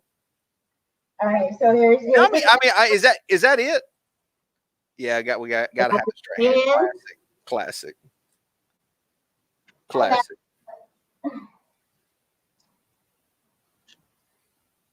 Let's see here. Jesse? That's right. Starter. Oh, and look, that's a legit, got the starter. You want to talk about, that's not just some random throw. That's the real deal right there. Back in the day. Tommy Gunn says this is probably one of my best live streams, PTO 6. He said that Nicole is a breath of fresh air. Appreciate it. What the hell does that mean all I give out is toxic air? We literally have like this, I think I have that Rodney Hampton jersey. I'm not even kidding. Hey, color rush, bitch. Yeah, bitch, it looks good, don't it? What else I got? Oh, Eli. Yeah, Eli classic. Can't beat the Eli. You know what I thought about doing? I'm actually going to probably, I think I'm going to, I know this makes me a basic bitch, but I think I'm going to frame my Eli Manning jersey and hang it on the wall. That does not make you a basic bitch. I think we got that. Yeah, that's what I was about to say. You got that. Patrick Ewing. Obviously I'm not a Knicks guy, but they do have, those are some classic jerseys. The Knicks are. All right, and this is my alma mater. And you guys have heard this guy before, but 23. If anybody could tell me who 23 was, he played for the Cincinnati Bengals. He was a running back. If you get this, I will. Damn, I thought you were going to hit us with the Ray Rice. Nah, I mean, he's a wife beater. Can't do that. His name rhymes with Ratrick Renward. Come on. Damn, I don't even think I know this. He was a Bengal? Yep. Is it Leonard? Yep. Brian Leonard. Brian Leonard. That's right. Damn. Q Logic was on that first. Got to give him props. Wow. There you go. Man, show and tell. I didn't see that coming. How bad do you want more jerseys? I have a lot. How bad do you want the Knicks to be good again? Oh my God. I just need. Do you like going to Knicks games? No, because John Dolan's a fucking wreck. So you hate him? I mean, obviously. I stand him. I'm a Mets fan, guys. I'm sorry to give you like a blue ball, not blue balls, but limp dick. Sorry, I'm a Mets fan. It's like okay. If there's any solace to this is in New York, it's usually Mets and Jets. She's the woman of my dreams, and she's just a Yankees fan. Make her a Yankees fan. Oh, she's a Mets, blue balls. Fuck. Yeah, no, limp dick, not blue balls, limp both at the same time. Listen, I know that I'm not even kidding because I'm a big baseball guy, and I know that they go hand in hand together with the Giants, but I think Yankee fans might be some of the worst. They are. I think it's like a bandwagon team for a lot, but you can't overgeneralize. Why the hell are they throwing plastic cups at other people? Why are you doing that? Like, I don't understand. Like, what makes that so funny? Why are you? You know what I'm talking about? J-Lo is buying the Mets. She is. J-Lo is. She is. That chick who performed at halftime is buying the Mets. You have to be. You're a J-Lo. You're a J-Lo girl, right?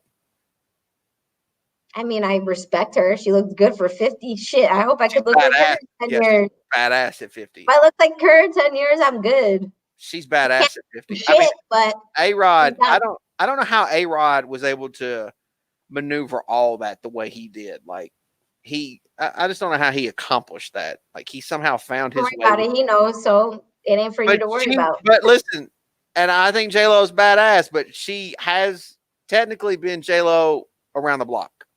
I was just gonna say, hot dog down a hallway.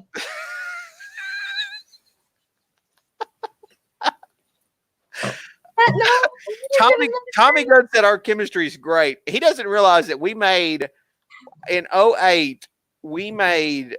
And that's I think it's the same.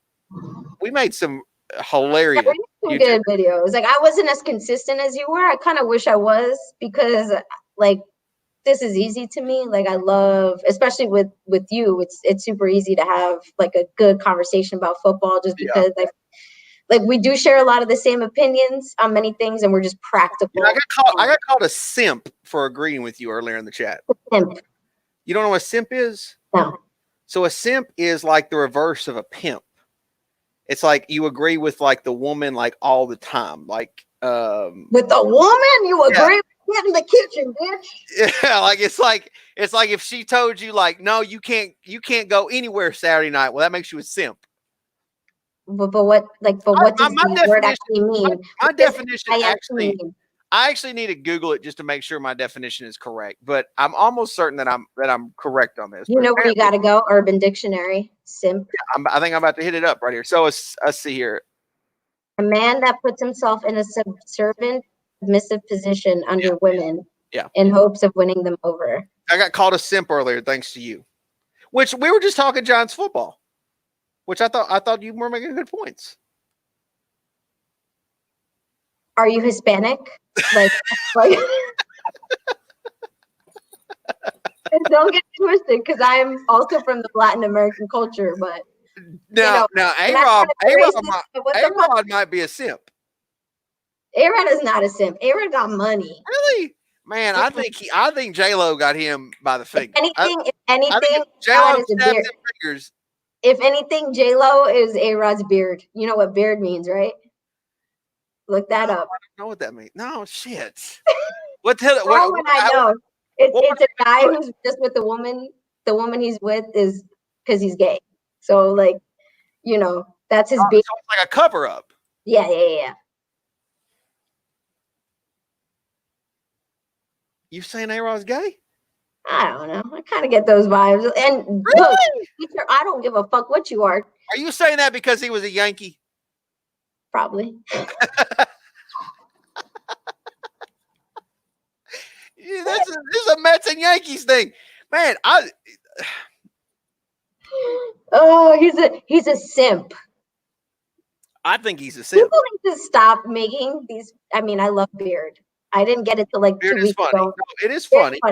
But I'm sorry if somebody can't agree with me because I'm a woman and like I have actually like good thoughts about football and obviously Brandon is like super in tune with football. Like we're just two smart football people.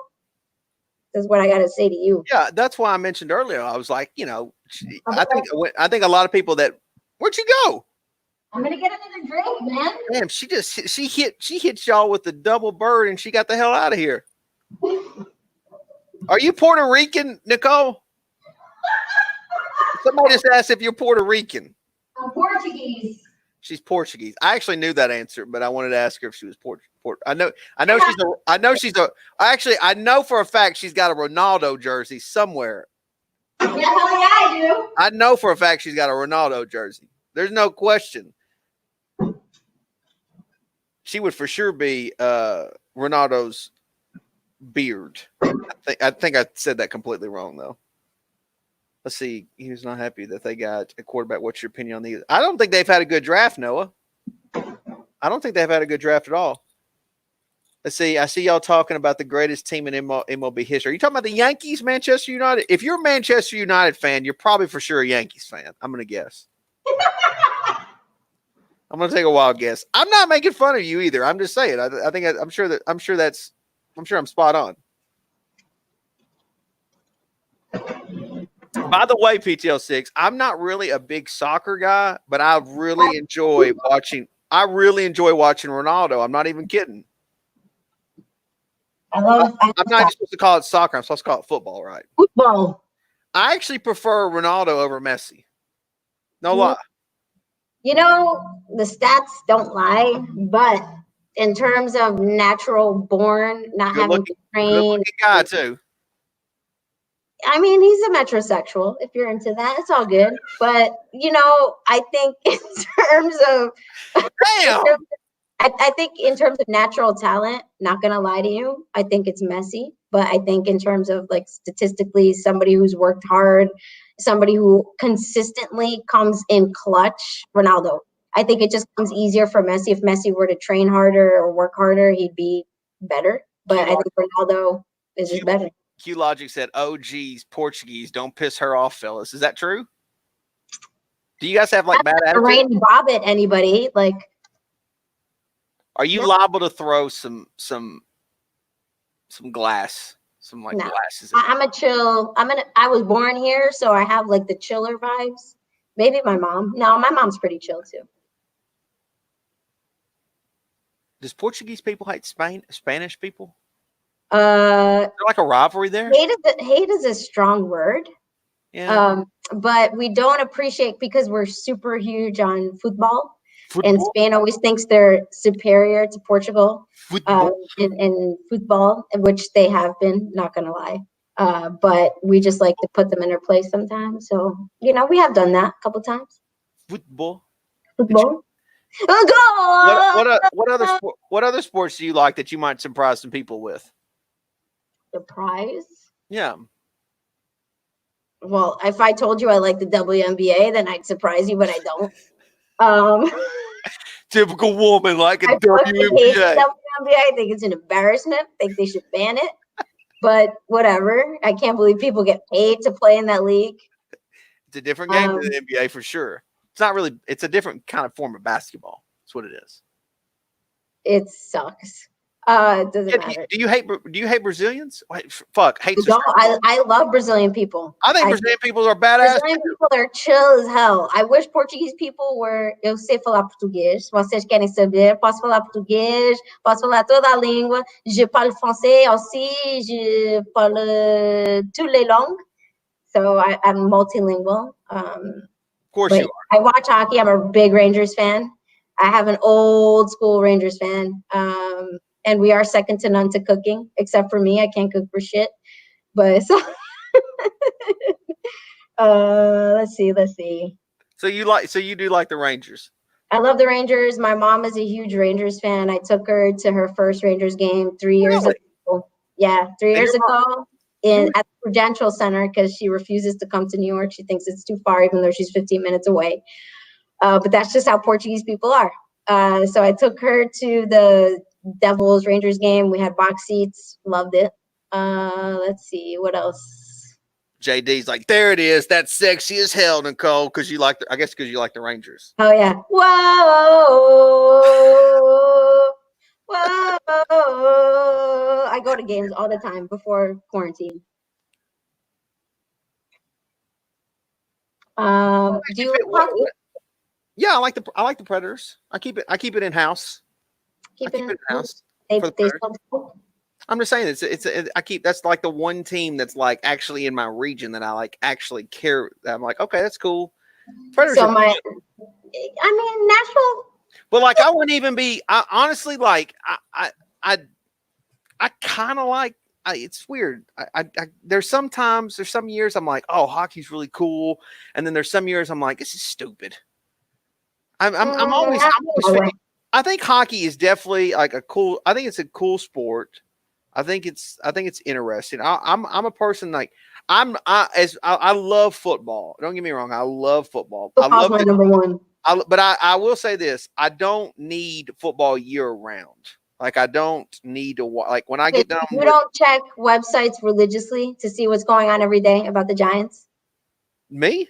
Mm-hmm. Oh, I always stay in tune with the Giants, but that's because I love the Giants, not just because I want to see football. Like I don't want to go watch the XFL, for example. You know what I'm saying? Like I don't want to watch AFL, whatever the hell that other league was called. Like I don't. XFL has gone into bankruptcy, so what I'm saying is like you could give me all the leagues you want to. I just want to watch the Giants, and I want to watch. I mean, I love football, but it's more so like I'm into the Giants. So yeah, I keep up with the Giants, but hell, that's just me trying to keep up with the news. Roger Goodell, for some reason, now he's sitting in a chair giving out picks now. So I guess he's tired of standing. Yeah. Anyways, osteoporosis. But going on here? Yeah, I like. I mean, when you start watching Giants games, you know what? You guys want to hear a funny story? It's not really funny. It actually kind of irks me in a way, but I'm glad I'm a Giants fan. So all of my sports teams I inherited from my dad. So the Mets, the Giants, the Knicks, and the Rangers. But growing up, I was a huge, unbeknownst to me at the time, and you guys will understand why, I was a huge Bills fan, okay? And y'all know why, because their colors were the same. So every time they played the Cowboys in the fucking Super Bowl, because they were in the Super Bowl a lot. Bruce Smith was one of my favorite players ever. I have a Bruce Smith jersey in my closet. I don't know where it is. It's buried somewhere because that's like memories I don't want to remember, but I do. So I think inadvertently I became a Giants fan just because I was like, oh, they're saying red, white, and blue. But my dad is a Giants fan as well. So I think I grew up a Bills fan, unbeknownst to me, because I don't even know why I had no aversion towards the Cowboys, but the Bills and the Cowboys always played in the Super Bowl together. And I was just like, who's this fucking cocky ass Jerry Jones fucking motherfucker on TV all the time? I don't like these people. They speak weird. Like I've never heard a person speaking, no offense to you, Cop, or anybody else who's from the South. I was like, bang, bang, bang, bang, bang, bang. Like, what is that? Slow talkers. We're slow talkers. I don't know. Like, what is that? I don't like you. I want New York. Give me New York. So Bruce Smith was definitely one of my favorite players of all time. I got his jersey. I was supposed to be a Bills fan. But, same colors. You can actually mix those teams up by accident. Yeah. And honestly, they lost every time against the Cowboys. I'm like, fuck it. Maybe we were all Bills fans. We were all Bills fans during those times. Yeah. So that's the story of the day. I would never run for president. Nicole for president 2020. I would run for president just to say, don't fucking inject Lysol into your bloodstream, okay? And then I'd quit the next day. And then I'd be like, My job is done here.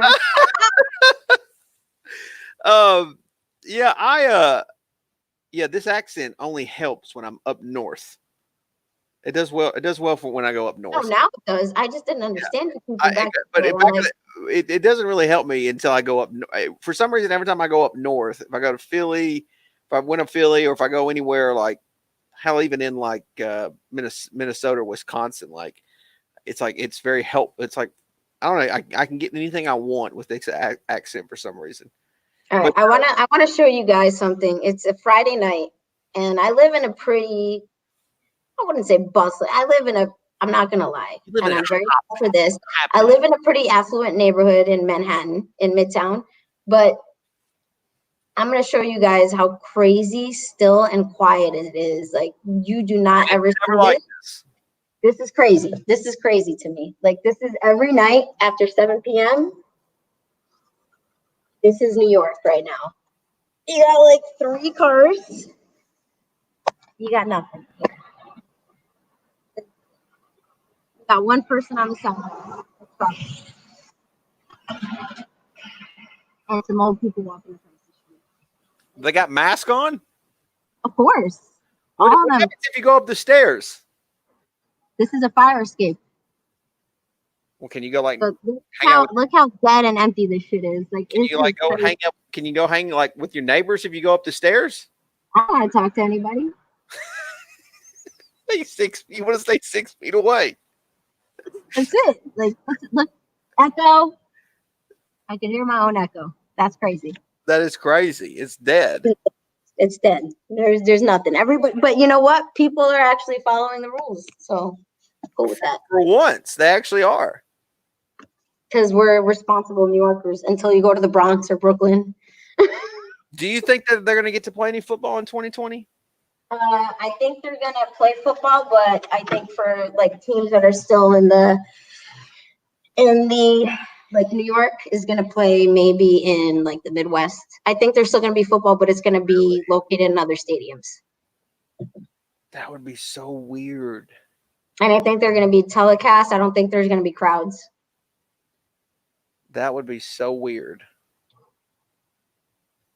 See, they talked about like the NBA potentially like going to, I think it was like Las Vegas to kind of do like some kind of tournament thing or some, I don't really know how, I didn't get really deep into it, but they talked about something like that, one isolated location where they kind of keep everybody together. But, you know, once it's going to be played in front of crowds. I mean, unless you go to, but unless you play in Las Vegas where that fucking crazy governor is just like, everybody's got to get it. Well, she's just trying to keep the casino owners happy. I want to be the Petri dish.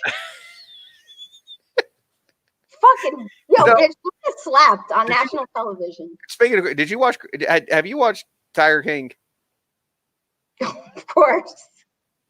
What haven't I watched? I watched like shit on Netflix that's not even in English. Like, I'm like towards the German movies right now. I'm like, oh god, like I'm through everything. Well, so subtitles, that's fine. That Tiger King, for example, is the crazy part of. I'll donate to his GoFundMe. Carol Baskin's killed her husband though. That bitch, Carol Baskin. The Giants had a 4-12 season. That bitch, Carol Baskins. Yeah, why did the Giants finish 4-12? Because that bitch, Carol Baskins. She totally fed her husband to the fucking tigers. Though. I think she fed him to alligators. You know what? Like, you could just. She would have had to put him in a meat grinder. All right, hold on. Let's poll the guests here. How many people have watched Tiger King? And if you've watched it, how many people think that crazy bitch Carol Baskin killed her husband? She 100% killed her husband. She did. There's no question about it. I mean, and the stupid thing is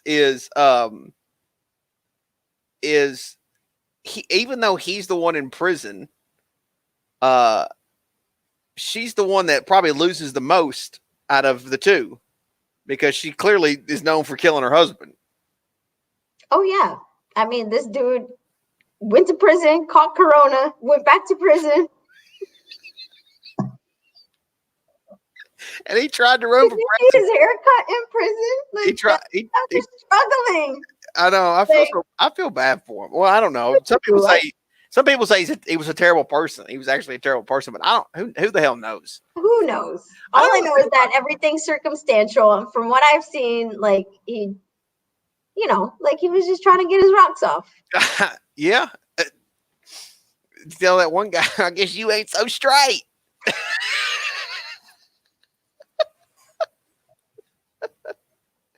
Friend texted me the other day, and this is when I really doubted being her friend, but she's like, that guy with some teeth looks pretty good. I'm like, no, without the teeth. Like, your quarantine mode right now is too much for me because.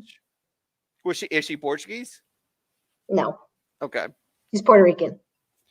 Oh, somebody made a mention about Puerto Rican. I wonder, do you think that was a good mention or a bad mention? I don't care.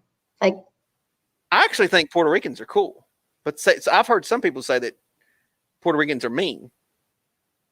I mean, the Puerto Rican women, for the most part, I've heard, and Puerto Ricans are really mean. I mean, just watch Scarface. That's all you gotta know.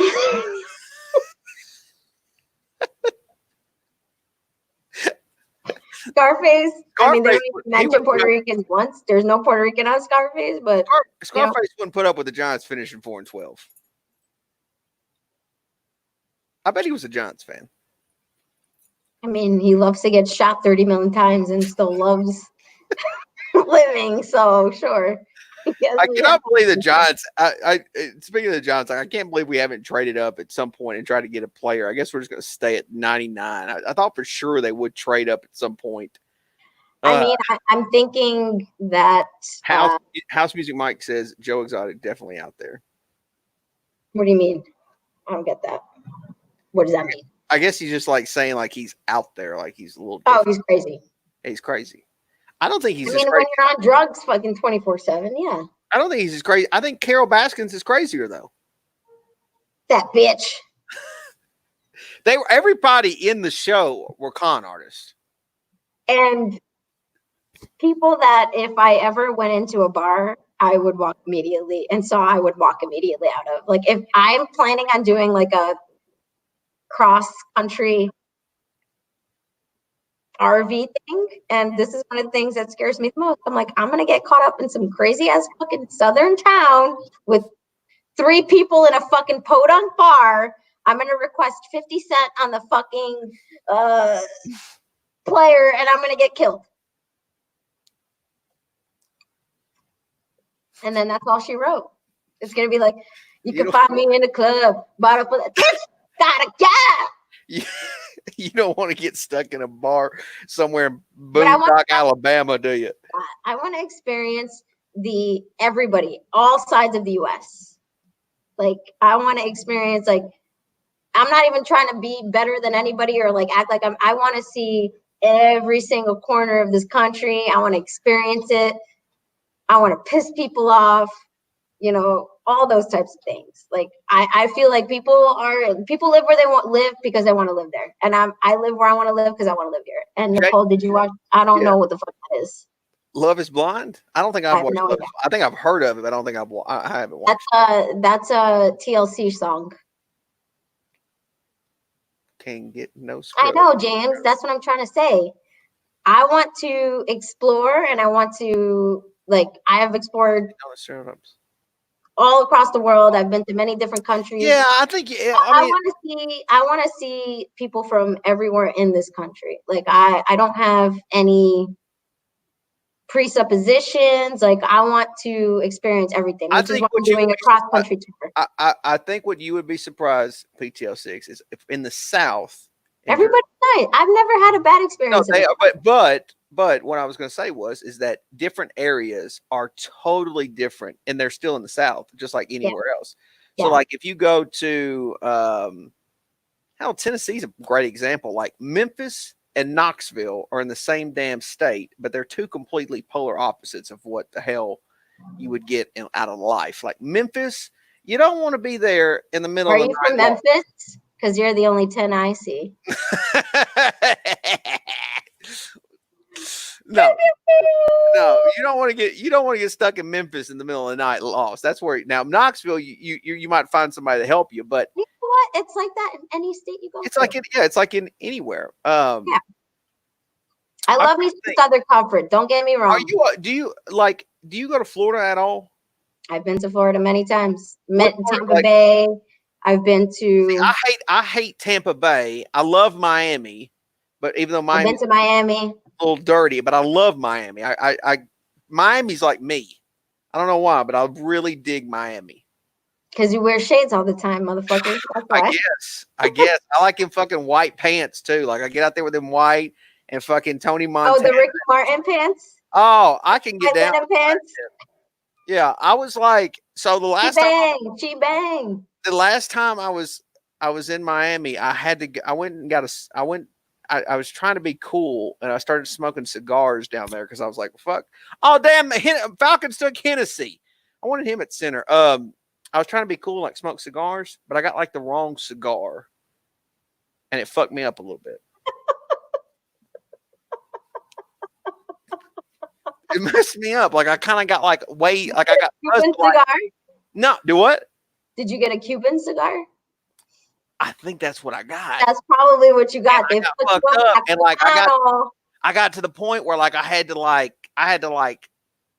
couldn't stand anymore. Like I had to get on my knees and start crawling, and I was looking like a little bitch. Like I was a simp at that point. Like I was a little bitch, and I was like just crawling around like, fuck me, like I need help. Like I'm gonna fucking die. This thing was laced with some bullshit. Like I was all fucked up, and so. Who gave me this cigar? Tony Montana? Who was this fucking little Puerto Rican who gave me this damn cigar? Said it was really good. Who rolled this damn cigar? Who rolled this bitch? This fucking leaf is dark as hell, and I'm all fucked up. You know you're not supposed to inhale, though, right? See, that's where I fucked up. I wasn't supposed to, but that's the thing. Like I was in Miami and I was doing things I wasn't supposed to be doing anyways. And so I fucked up and I inhaled, and next thing you know, I'm crawling, begging for mercy. So now the one thing, like, and I don't smoke them a lot, but so I finally found a cigar. Next time we hang out, I'm gonna get you a good cigar. I'm not gonna let you inhale. No, check this out. So this is actually the bitch in me is that I found a cigar that I really like, but it's no offense, PTO, it's tiny. It's a small. No. I get the fat one, but they're called acid blondies. Why would I take offense to that?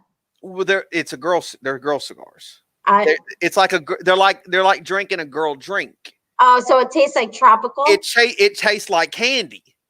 So my big ass is sucking on that thing like I'm sucking on a Starburst. And you know, you think you look cool because you're like, well, I'm smoking a cigar around all these people, but the truth is, if they tasted it, they'd say, well, shit, he's sucking on some girls. You know what I'm saying? Like they would say, well, this is just a phony little cigar. But the last time I actually smoked a legit one, it turned me inside out. It turned me. You know what I'm saying? Like it turned me. It's like you find out how vulnerable you are as a human when you get a little fucked up. You've seen me. You've seen me. Like if you smoke that whole cigar with breathing in that fucking cigar smoke, yeah, I credit you for just being alive right now, dude. Like, I was a little. I actually thought I was gonna die, but I survived it. I was like, man, I got to get back to. I got to survive so I can make it to my next Giants game because we suck right now. And I need us to be good again before I die. For us to go 2-14. Yeah, I got to survive so I can watch us go 3-13. So I've had last time I was in Miami, I tried to be really cool. And I don't know when's the last time you've been to Miami? 2 years ago. You can't go like if you're driving in the city or whatever, like the light could just turn green for like 0.2 seconds and you're already getting honked at. That probably happens in New York. That's too long to wait. Like people, the light's still red here and they're honking right now. Yeah, I don't get that. Like, what is the deal with that? Why are they honking when it's still red? Because there's like I had from New York and they moved to Florida. I literally Like when it was happening to me, For like New York people. I started throwing my hands up. Like, do you not fucking see the red? Like, what the fuck, bro? Like, why are you honking at me? I can't go nowhere. You're a simp. Yeah, I was like, what am I? Like, why the fuck are you honking at me, dude? Like, it's red. And so it's like people like push you to go to the edge, and either you get the ticket or you don't get the ticket. But either way, don't be a bitch and wait for green. So, story 2 weeks ago, I got hit by a car riding my bike. You literally got hit with a I got hit by a car riding my bike. Or did you have like one of those, like, was it like a mountain bike or was it like an actual like I had an e-bike. It has like a battery where I could like go up to 20 miles per hour. It's not even a real bike. No, because I didn't have I didn't have like assist on. I was just pedaling normal. Like, so is this like one of the ones like you rent? No, I own it. Oh, so okay. So go ahead. So it's one of those where like you could either do manual, which is what I was doing because I have nowhere to go. I have no schedules to keep. Or you could turn on the electric part of it, and it goes up to like 20 to 30 miles per hour. I've actually ridden one, and they're very, very cool. So I'm okay. Thank you, James. I appreciate the she's clearly sitting in front of us. So are you walking with a limp? I wasn't even gonna call anybody. I wasn't gonna call the cops. I was just like, this mother. He hit me and then sped off. So he did not stop to see if I was okay. He left. The 7-Eleven dude. Was you on the ground? Yeah. So you're down on the ground. Yeah. I mean the whole kit and caboodle, but I was fine. You're like, what the fuck just hit me? Yeah, and this is what I've been asking for forever. Why is my camera off? Okay. There you go. I'm like, I just want to catch a case, and then when I catch the case, I'm like, just go, it's fine. So I talk a lot of shit, but I can't back it up. So like, I want to catch a case, motherfucker, hit me. I'm like, no, hit me. So the detectives called me on Monday, and my phone was charging, and it was dead, and I still have to call them back. But apparently, I got the license plate number. I like memorized that shit. How'd you get it? Because I looked at the license plate and he was driving an SUV. So he tried to speed off, but it was like 20 minutes before he was down the block. So of course I saw and I memorized his license plate. And I didn't call the cops, but the 7-Eleven guy called the cops. He's like, "Are you okay? That motherfucker is a fucking bitch." That's what he said to me, straight up. He's like, "Are you okay? Or that motherfucker is a bitch? I'm calling the police right now." And I'm like, "Okay, dude, like, do whatever you want." He's like, "Can you walk?" I'm like, "I just crossed the street. I think I'm good. Appreciate you." So that's New York for you. Meanwhile, I have my whole mask on. He's like, "What? What? Are you okay? What?" I'm like, "I am fine. I'm fine." Through my mask. Like, this is just my layers on over my face. He's like, "Do you need chemical?" I'm like, "Are you Putin? Do you want Putin?" What I was going to say, was he Indian or now you're like, I don't know. It's a combination of things. So he was actually a mush posh. I think his name was Muhammad, but I'm pretending like he's Russian. So Muhammad called 911. Did he have a necklace on? Did he have like he had an ID and it said 7-Eleven, and his ID said Muhammad on it. He's like, it said Muhammad. Is that even possible? Oh, it's a great okay. guy. And then because of coronavirus, obviously, like, I got my mask on. He's like trying to hand me the phone. I'm like, no. I don't want to touch your shit. Yeah, like, you don't have gloves on. I don't have gloves on. I did have gloves on, and I had a mask on, but I still don't want to touch your shit. And he's like, "Just bring ambulance." So did it mess up your bike at all? No, it didn't actually, which is so here's what happened. So the guy he was making a left, but I still had the right of way. So I'm crossing northbound, and the guy is like trying to swerve into my lane. He almost hit a guy on a bike right before me, but he wasn't looking at his side view mirror. So I was literally right behind that guy, and he sped up as the guy's back tire, like as the guy's back tire cleared his front. So as he sped up, he hit me. So it wasn't like one of those, like he's coming 60 miles an hour and he hits me. It's like he stopped, he almost hit somebody, and then I'm crossing and he accelerates and hits me. So he almost hit somebody before me, and then he's like, okay, I'm clear to them. I hit this person. So I knew he wasn't going to stop. So I started to swerve my bike already by the time he hit me. But I had like 2 huge bruises on my leg where when I swerved my bike that quickly and his car hit into my bike, I had like baseball size, like bruises on my leg. So the cops come. The funny thing is EMS was across the street, literally. So they did one of these. It's like they're right there, and they're like, "Ew." And I'm like, just go away. I don't want, like, put your mask on. I don't want coronavirus.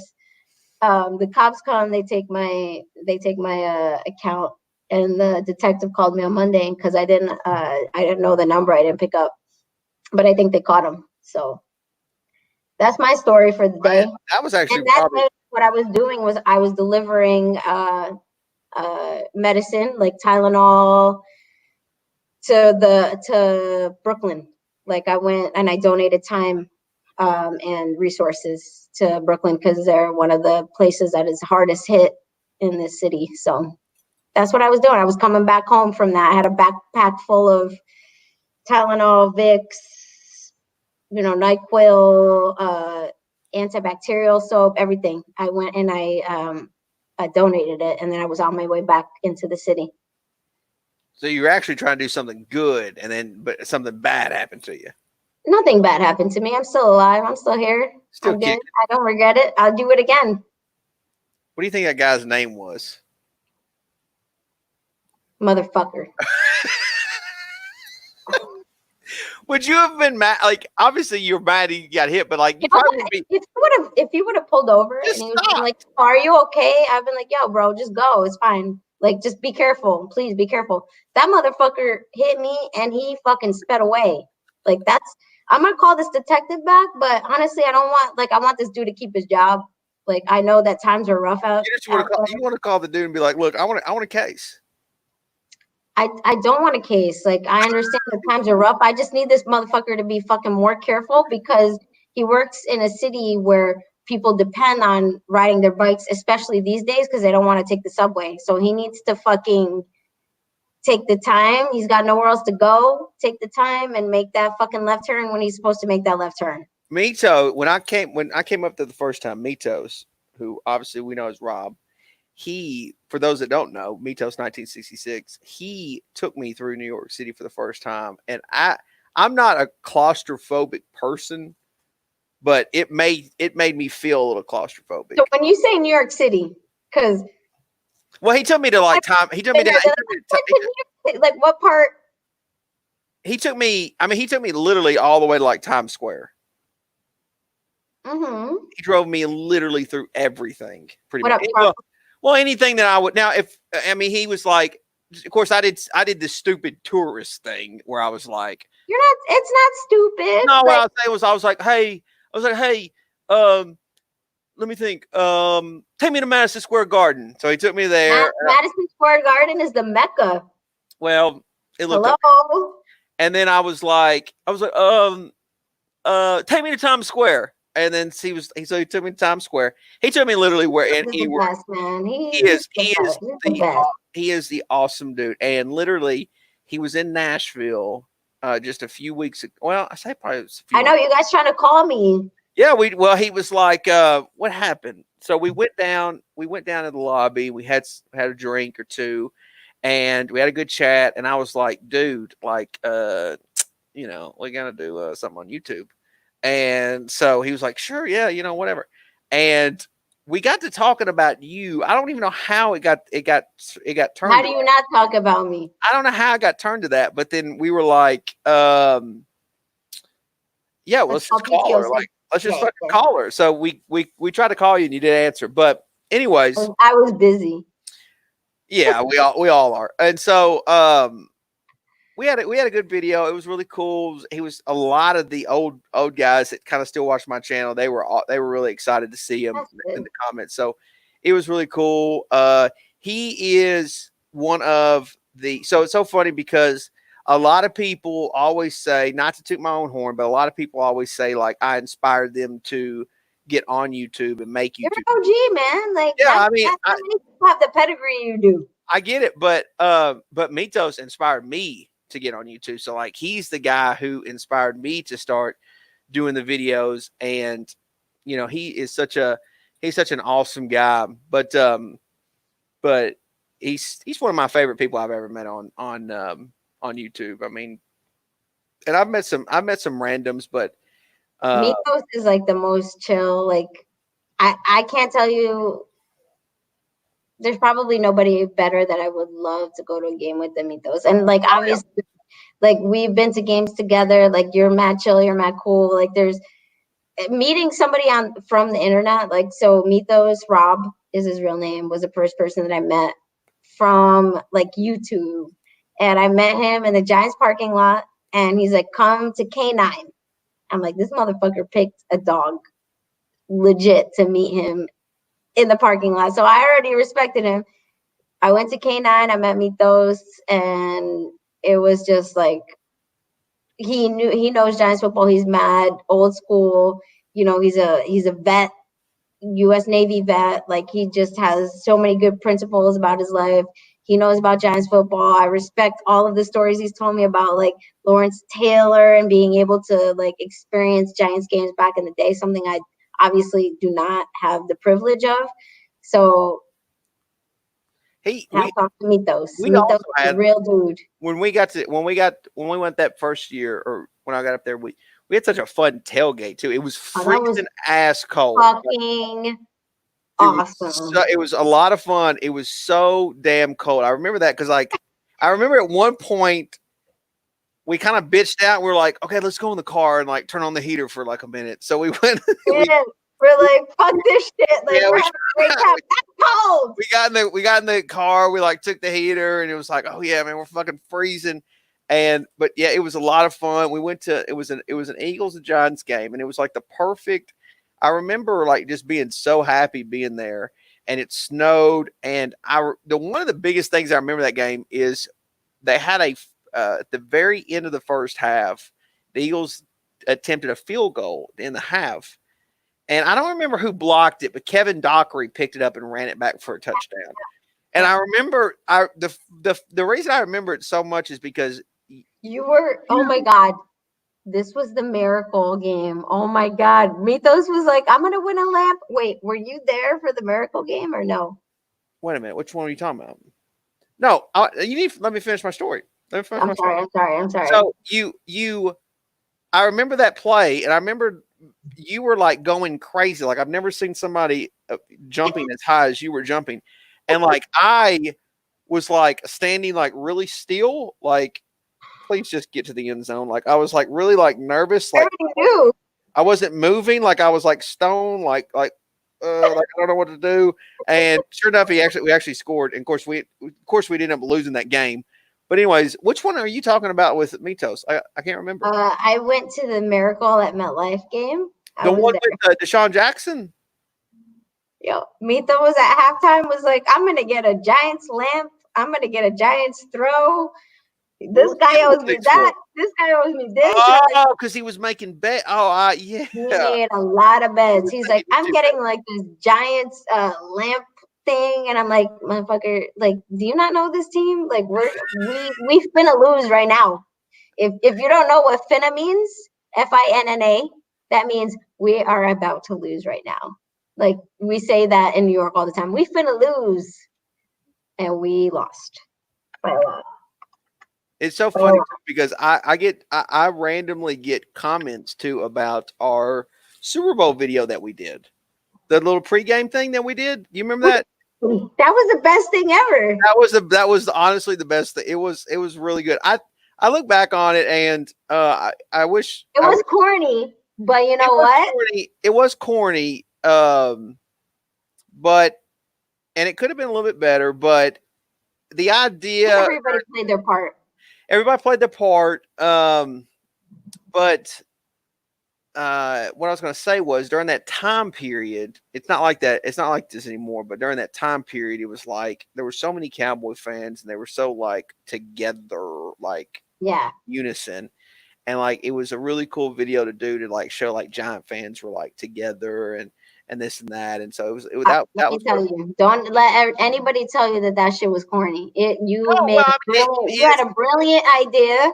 Yeah. I subscribe to it, and everybody else subscribed to it, and I don't fucking care what anybody says. I do that shit over again. You should reenact that. Like, it was probably the best. It's so crazy because reunion. I did so many reunion. I wish I'm not even joking. Like I did, that was actually probably the best idea, even how corny it was. Let's find it out right here. It was probably the best idea I had on YouTube. But you did. That was great. I loved it. It's also like I literally should have like just said, okay, I'm done with YouTube after like because I was like, that's it. End on that though. I could have just ended on that and been like, okay, we're good. Like, yeah. That was 2007. You had like 2011. Now it's like I got so what's the word I'm looking for? Like I kind of got spoiled with the Giants in 07 and then 11. And then now I'm like in this dark phase, and I'm in a dark phase too, homie. The funny thing is, so I was getting ready. You might find this interesting. So I was getting ready to like actually quit YouTube. Like I know I've done that like 100 times, but like I was getting ready to quit. I was dead serious this time because I just went to I'm trying to think if I did it. Yeah, I just went to Philly, and the Giants lost in the playoffs to the Packers, and I was like, okay, I can leave with a little bit of dignity. Like I can leave YouTube now. Yeah. I went to Philly. I showed that I wasn't no bitch, and I was like, the Giants went to the playoffs and lost. Like that was their best chance ever again with Eli. Like I can leave and just chill out. So anyways, like I got ready to buy this house that I'm in right now. And this room. Yo, I'm so jealous of your fucking man cave, man. So check this out. So this room right in here. So I had a friend of mine who was a real estate agent. He's like, you got to come check out this house. It's a good deal for where it's at. And so I was like, okay, I'll check it out. But come on, let me see it. So anyway, I come over here and this place fucking sucks. Like it was like awful. It was like a dungeon. It needed so much work done to it. But then I get to this room and it was like a studio. And so they used to make this room like used to be like it was an addition, but there used to be like a place where they play music in this room. Like it's actually wired. You don't see it in my video. Oh, so it's got like what's that like soundproof? It has soundproof in this. There's a closet room like I've got right in here. It's got soundproof in there. So like I actually kept the soundproof in there. Was that where Nickelback made their best hits? I don't know about that. But anyways, this room was like cream white. No, it's like cream walls, and the trim was painted purple. It was really fucking weird. So I was like, dude, like, Did you put those lights above, like in the ceiling? Yeah, they're can lights. Yeah, I put all. Hell yeah, girl! Hell yeah! Let me tell you what. I might be a dumb redneck, but I got. Listen to me. You got New York taste, bitch. I got good. You got New York taste. I got good interior. You got good taste, bro. You were meant to be a New York Giants fan, 100%. So anyway, so I checked out this room and I said, you know what? I can remodel this room and make it a good YouTube room. So then I was like, man cave room. Yeah. So then it was like I had to have a man cave room. So I was like, dude, like I got this nice Giants fat head I could throw on that wall, and house music, mic, chairs. Yeah. So like, what's funny is like the only thing original. Do you see like do you see the fucking what am I calling it? Like the closet, the fucking shelving, the white shelving. Yeah, I see that. So like they had that all in the room, and like I actually kept that, and it looks stupid, I know, but I was like, you know what? I'm gonna throw a bunch of Giant shit on it. I'm gonna throw my helmet. It looks stupid. Well, it just doesn't go with what it is now. So, but I was like, you know what? I'm gonna throw some Giant shit on it and make it look good. The Giants Pride flag, the little Giants Pride towel thing. That was from a game. That was from a game. It's from a I know. I remember that. I still have that. I got that. I was like, man, that fucking thing. I literally tried to grab about 5 of them, but I could only get 2. And I was like, that damn thing is for sure going in the man cave. But yeah, and then I got my Super Bowl hats hanging up on the wall now too. So yeah, it's cool, man. It's just a cool YouTube room and my little man cave. Lost your video. Hell, I might have lost you all. You might have just dropped. Anyway, she was putting them drinks back. See, she might have got too tipsy, and now she's gone. Anyways, hope you guys liking the stream. Hope you guys had fun. The Giants are inching closer and closer to their third round selection. I would have, like I said earlier, I would have bet anything that they were going to trade up, but they haven't traded up, and doesn't look like it's going to happen. Yeah, she just dropped. I'm sure she'll come back. But I hope you guys have enjoyed the stream. Hope you guys have liked having Nicole on. She is one of the best people I think I've met on YouTube. One of my favorites. She's cool, and she definitely knows her stuff. She's not, a lot of people always, she's cute. She's cute. She is, but I mean, she's also very knowledgeable about what she's talking about. So she's definitely one of the coolest people I've met on here. Who knows? She might have just jumped out the damn window. If you would like to see us do more streams together, feel free to comment as well. It always helps with encouragement. Thank you, House Music Mike. I appreciate it, man. There she goes. We got her back. I knew she'd come back. My bad. I was worried you jumped out the window. I would never. I'm on the fucking floor. Like, I wouldn't die. Why would I do that? I was like, BTL 6 done, but yeah, it's. I'll be right back though. I gotta pee. Get another drink. Well, hell, you drank too much. I was gonna tell you. I'll tell you when you get back. Go ahead and go. I have a steel bladder. Don't get me wrong.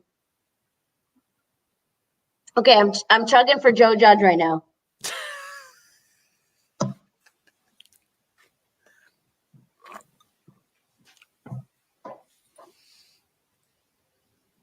Who's on the clock?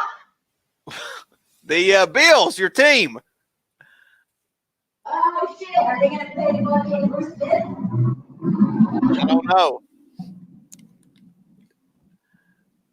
We got about 10 more picks till we got 10 more spots till our pick.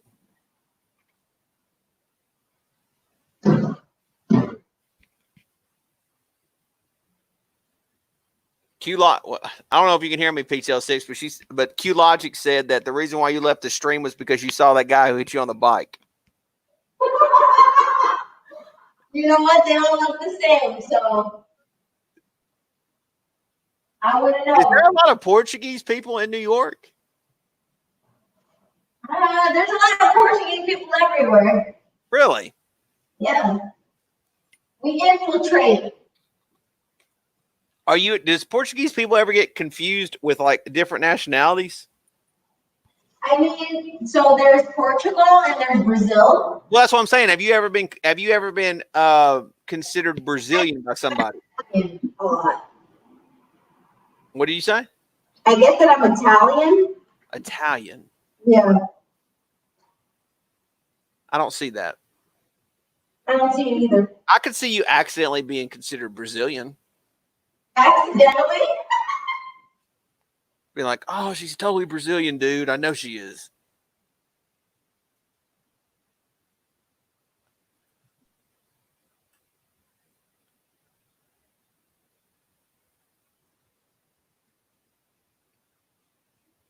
Doing good, James. Everything's good. Mike Music says, House Music Mike said, this is great and escape from all the craziness going on. So I thank you wholeheartedly, guys. Oh, yeah. Meeting PTL6, when we get together, it's always a good time. So we always have fun. I'm telling you, we made some funny videos. I had went up to New York or New Jersey, if you want to call it. And she got me a little too tipsy. And she started beating me up and saying that I was like a rookie at drinking. I was a rookie. So, and technically she was right, but she kept calling me. The funniest thing is she kept calling me the rookie of the year. I was the rookie of the year. And I think We just had too much to drink. It was the funniest thing ever.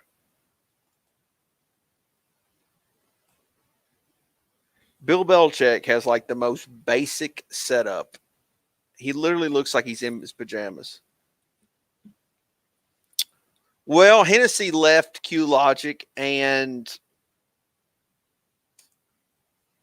I don't know. I need to start seeing who's still left, to be quite honest with you.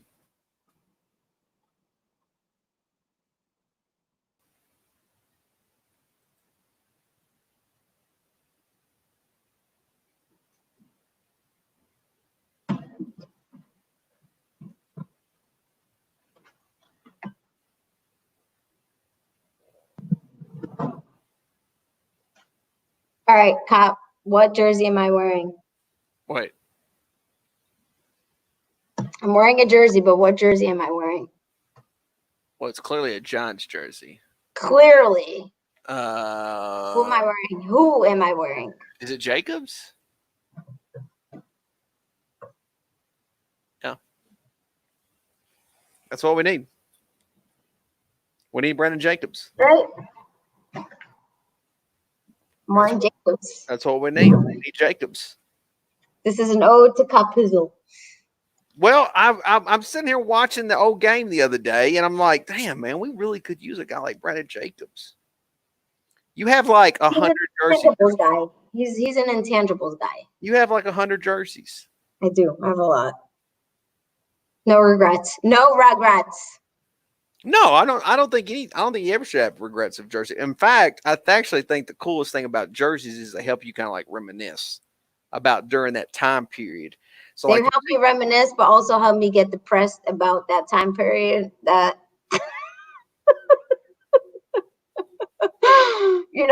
there. I feel like honestly, there's a distinguishable difference between like fans that are, for me anyway, like Giants fans keep it real. Like we know when we suck and we appreciate that. We understand it. We will admit it to you. I will say it on live stream. You could put me in front of the whole fucking world and say we fucking sucked for the past 9 years. Okay? There's nothing disputable about that. I feel like there's like Cowboys fans will always be delusional and they'll say, well, we won the NFC East. Like all this shit. Same thing for fucking Eagles fans. We drafted Dwayne Haskins for Redskins fans. Like Giants fans will keep it real. Like we love Eli Manning. He's a fucking GOAT. We have sucked. All of our coaches have sucked. We're keeping it real. Right. That's a good question for you right there, Nicole. What Q Logic just said. I know for a fact you've been a lot. I honestly. Well, you ought to change that question up and just say like, where's your favorite place to go other than maybe MetLife? And you're not gonna like the answer because I like the stadium itself and I'm jealous of it. AT&T. It's the same amount of money we spent. So like for me, like the fact that they built this shit in Texas for the same amount of money that we built this shit in fucking New Jersey in the fucking swamp pits of New Jersey. Would you like a dome? This is where they buried so many soprano fucking bodies. Like there's like forget the Indians. Like there's three layers. There's the fucking American Indians, R.I.P. Not trying to fucking say anything about them. There's like probably a lot of Cubanos, and then there's like Italian mafia guys. There's 3 layers of dead people above our stadium. So like that should give it some credibility, but it still sucks. Like it's in a swamp pit of death and it stinks and it sucks and it's bad. It's really bad. You're welcome. There's so many mafia guys buried in that area. Like R.I.P. American Indians. R.I.P. like Hispanic. When's the last time you think you saw a mob guy? down the block 2 days ago when I was running. Sure. They all wear the same thing. Like they wear like the Adidas track pants and You know the what's Adidas. funny? I'm not even kidding. Like I really like. This is gonna kind of sound weird, but I like wearing the tracksuits. Yeah, but I can tell you're not a fucking mob guy. Yeah, but I like wearing tracksuits. Like it's so weird. It's like I could see like I don't know why that's their thing. I know why, because it's comfortable. Yeah, it is fucking comfortable. I agree. Have you ever watched Sopranos? The whole season, like the whole. I haven't. No, I mean, I during. I think I can't remember what year. What was the time frame that was like really popular? All I know is the fucking GOAT show of the year, like of the century. I did watch some episodes. I would have, to be honest with you, if Sopranos was going on now, I would be into it. I'd be all in. I just think it was kind of in a weird time. Like I wasn't really into the whole mob thing at the time when it was. You don't have to. Like, there's no plot. Honestly, like the one. No, I think it's great. I think it's great. Where they filmed Sopranos, that pork store, Satriel's, was down the block from my mom's house. Really? So I grew up. I didn't have HBO. I didn't have all those extra channels. So I would just go out to lunch, and there'd be like all these fucking trucks outside with like lunch, and I would like grab a sandwich and just eat it on my way back to school. Like I had no idea. Like I would go to the Sopranos set, have no idea it was a set. I'm like, what are all these trucks? Oh my god, there's like a sandwich there. I'm gonna take that. Oh my god, Diet Coke. Oh my god, Diet Coke. Like I didn't know fucking anything. Like media didn't exist back in the day. Like nobody was texting each other. Like, oh my god, did you know Sopranos? Like, yeah. It was just completely different. Like those what's it called? Like those 16-wheelers. Yeah. All down the block, and then they would have the fucking tables for 3 blocks. And I would go out to lunch, and our high school was about a 2-minute walk from where they filmed at Satriel's, which no longer exists because they turned into a condominium building because the money was right. But anyway, long story short, I used to get my fucking my sandwiches for free with my Diet Cokes, and I'm like, oh my god, like this is so cool. The school's doing this for us. God, it was fucking Sopranos movie, and I ran into James Gandolfini like 20 times. Not even gonna lie, like that was.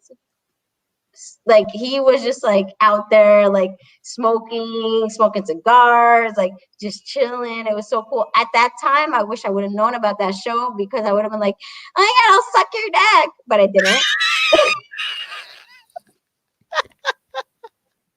I was like, who are you? Like, why are you in my town, bro? Like, why are you giving me free sandwiches? What is this? This is crazy. I just thought it was like free food. If I would have known.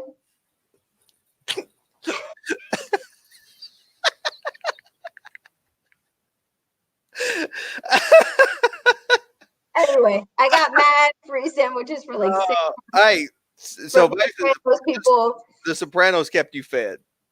They did. I'm like, I didn't even have to go to the subway. Now they got bodies buried over at MetLife. They do. It stinks.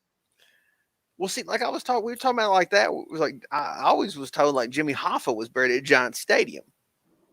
I don't know about that. No, I don't think it's real, but that's what it was. That was the big rumor. But yeah, I mean, AT&T Stadium looks nice. I mean, do you prefer? This might be interesting. Do you prefer actually road games or home games? When we had a defense, I love road games. That's what I was going to say, because I know you're a shit talker, so you can't really. It's like when you go to a home game, it's like it's almost too easy. Yeah. No, I don't agree with that. Like, I think it gets, especially as like your team sucks even more, like it becomes easier to buy tickets at the home game. So like you have to deal with more and more people from like that probably are in the tri-state area or close to. This is applicable all the way back to the 2011 season where we barely made the playoffs. Again, this is like Victor Cruz running it back for 99 yards. we were playing against Miami. We had so many fucking Miami Dolphins fans like around us, and we were sitting in really good seats. So I'm like, these Florida people are converted New Yorkers because they got that money. Yeah. Coming back to New York to watch the Miami Dolphins. They coming home. Yeah, they come back home, but you know they got the Miami fun, like Jello. Oh my god! And you know, I was like, all right, if we lose to them, then we're done. But we didn't lose; we won. And so I think it's like one of those things where I don't know. Like I feel like as we get worse as a team, like other fans just fucking come and invade, and we don't give a fuck. We're not like we're not come in. We're like, yes. Pay me 20% over asking price and we will take your funds. Yeah. Like that's how New Yorkers are. They're capitalists. Like this is the state of capitalism. So if you're gonna pay me, I'm gonna let you in. It's not gonna be like Dallas, like, we're not gonna let you in, even though you're trying to pay me $600. Well, that's Texas. All right. I know. I mean, Texas people are crazy in general. All right, they're like, give me $2,000 for these seats that are obstructed. What you can do, you can give me $2,000 and give me them boots. Give me them boots I really like, and I tell you what, you got yourself a deal, partner. I swear, like the last Rob and I, when we went to this last game, like we got pretty decent seats, but it was a struggle. Yeah. And I was like, it was like, show me your titties. I'm like, nah, bitch, I ain't showing. Texas people did. I'm kidding. They didn't ask me that. I was gonna say Texas. I would not surprise that Texas. They were like, show me your titties. I would not be surprised. That's how they get down in Louisiana and Texas. Southern comfort. I love me some Southern comfort. You don't like some Jack Daniels? I have that shit in my fridge right now. Jack Daniels. I like Jack Daniels. Honey. I like that Jack honey. I have to do the thing with Jack with me is like I have to have a Coke with it. Not the chase. I just like a Jack and Coke better than straight Jack. Okay. You know, you can do like instead of Coke, you can do the water thing. Okay. Jack and water. I can mix. Yeah, I can do that. I can mix it. I can dilute it. It's really good. Rob taught me that. I was like, "Bitch, what you doing?" And I'm like, "Oh, I like this." So it dilutes it down a little bit. It tastes like water, and that's what makes it dangerous. Q Logic says Jack Fire is better. Yeah, Jack Fire. I like Fireball.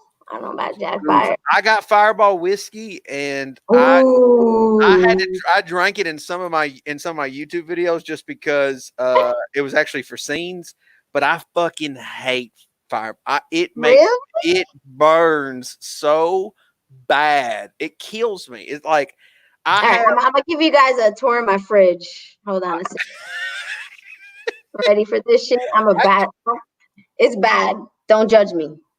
Let's see, New York is Nicole in New York. Of course, she's got JD in her refrigerator.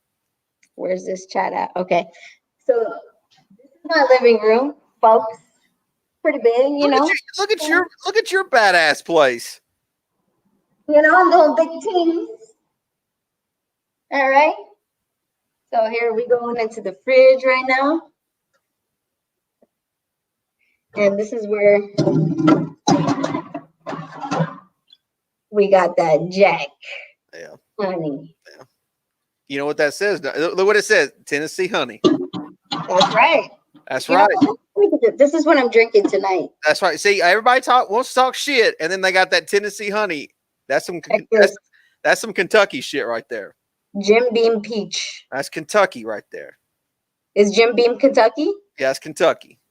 Okay, I've been on that Kentucky shit. And it's got me fucked up. That's some Kentucky shit right there. All right, so if you're wondering what a New York apartment looks like,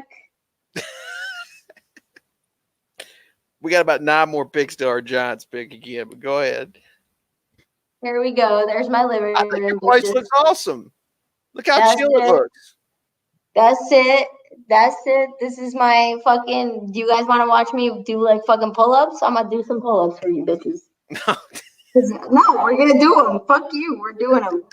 We're doing the fucking Brandon Jacobs jersey. There she goes.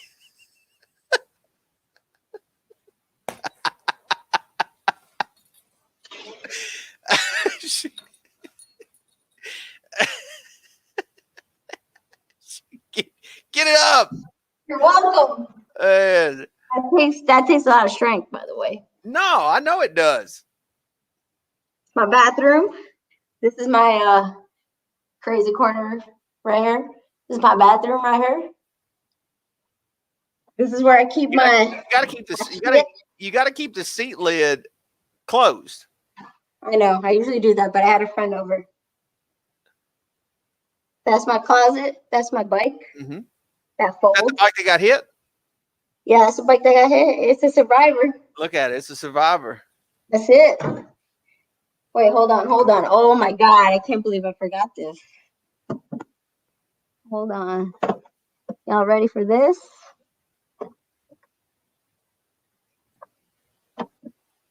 House Music Mike says you have a gorgeous apartment. Thank you. Appreciate it. Give me 2 seconds right now. You got one of these, Cobb. I know you do. What's that? You. Oh, the helmet. The riddle? Yeah, I got it back there. Look at this motherfucker's See, autograph that I got. Wait, is that Eli? No, who's that? Let me see. You know who this is. This is that punk bitch, number 13. No. OBJ. That's it right there. I got that. I got OBJ game worn helmet. Sad times. If only he could just been. I can sell this for a nickel on eBay. What I'm saying. That's what I'm talking about. It's that times. He just knew how to act. I know. He just couldn't be a good boy. What's it with the light? Let's see. Oh, that's your bathroom again. So this is my bar setup right here. Tommy Gunn says, "Tell me that woman is not a New Yorker." Yeah, I am. Sorry. You're full blown. Full blown right here. I got all the good shit. Wait, what do we got there? I got the Veuve champagne. I got that tequila. Yeah. I got that fucking rum. Dom Perignon. You already know. Also, you're not a real New Yorker unless you have this. This is my pride and joy right here. That's Biggie. Oh, the Twin Towers? Oh, yeah. Yeah. You know what's so crazy is, do you remember, you probably remember this, do you remember, you got him? Oh, yeah. You know who else I got? I got fucking Eddie Murphy. Fucking legend. Like, Coming to America right there. Oh, shit. I got all that shit. Wait, you got Biggie? Where's Biggie? Let me try to see if I can see the reflection. Right there. Biggie? That's Biggie with the Twin Towers in the background. So, do you remember the Giants playing on Monday Night Football against the Denver Broncos the night before the 9/11? Of course, and we lost. Yeah, we lost. It was the first game in I think they call it Pro Player Stadium now. Not really sure they are.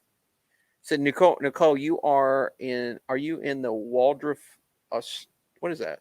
Waldorf Astoria. It's like a super, like one of the top venue hotels in New York. No, I'm in somewhere better. I'm in my apartment. Yeah, that's what I'm saying. I was like, you're in an apartment. This is my apartment.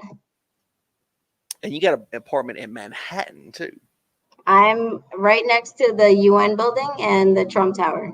I'm right down the block from the Trump Tower, and I'm right down the block from the UN. Do they still protest outside the Trump Tower? Oh, there's so much like traffic around here. It's crazy.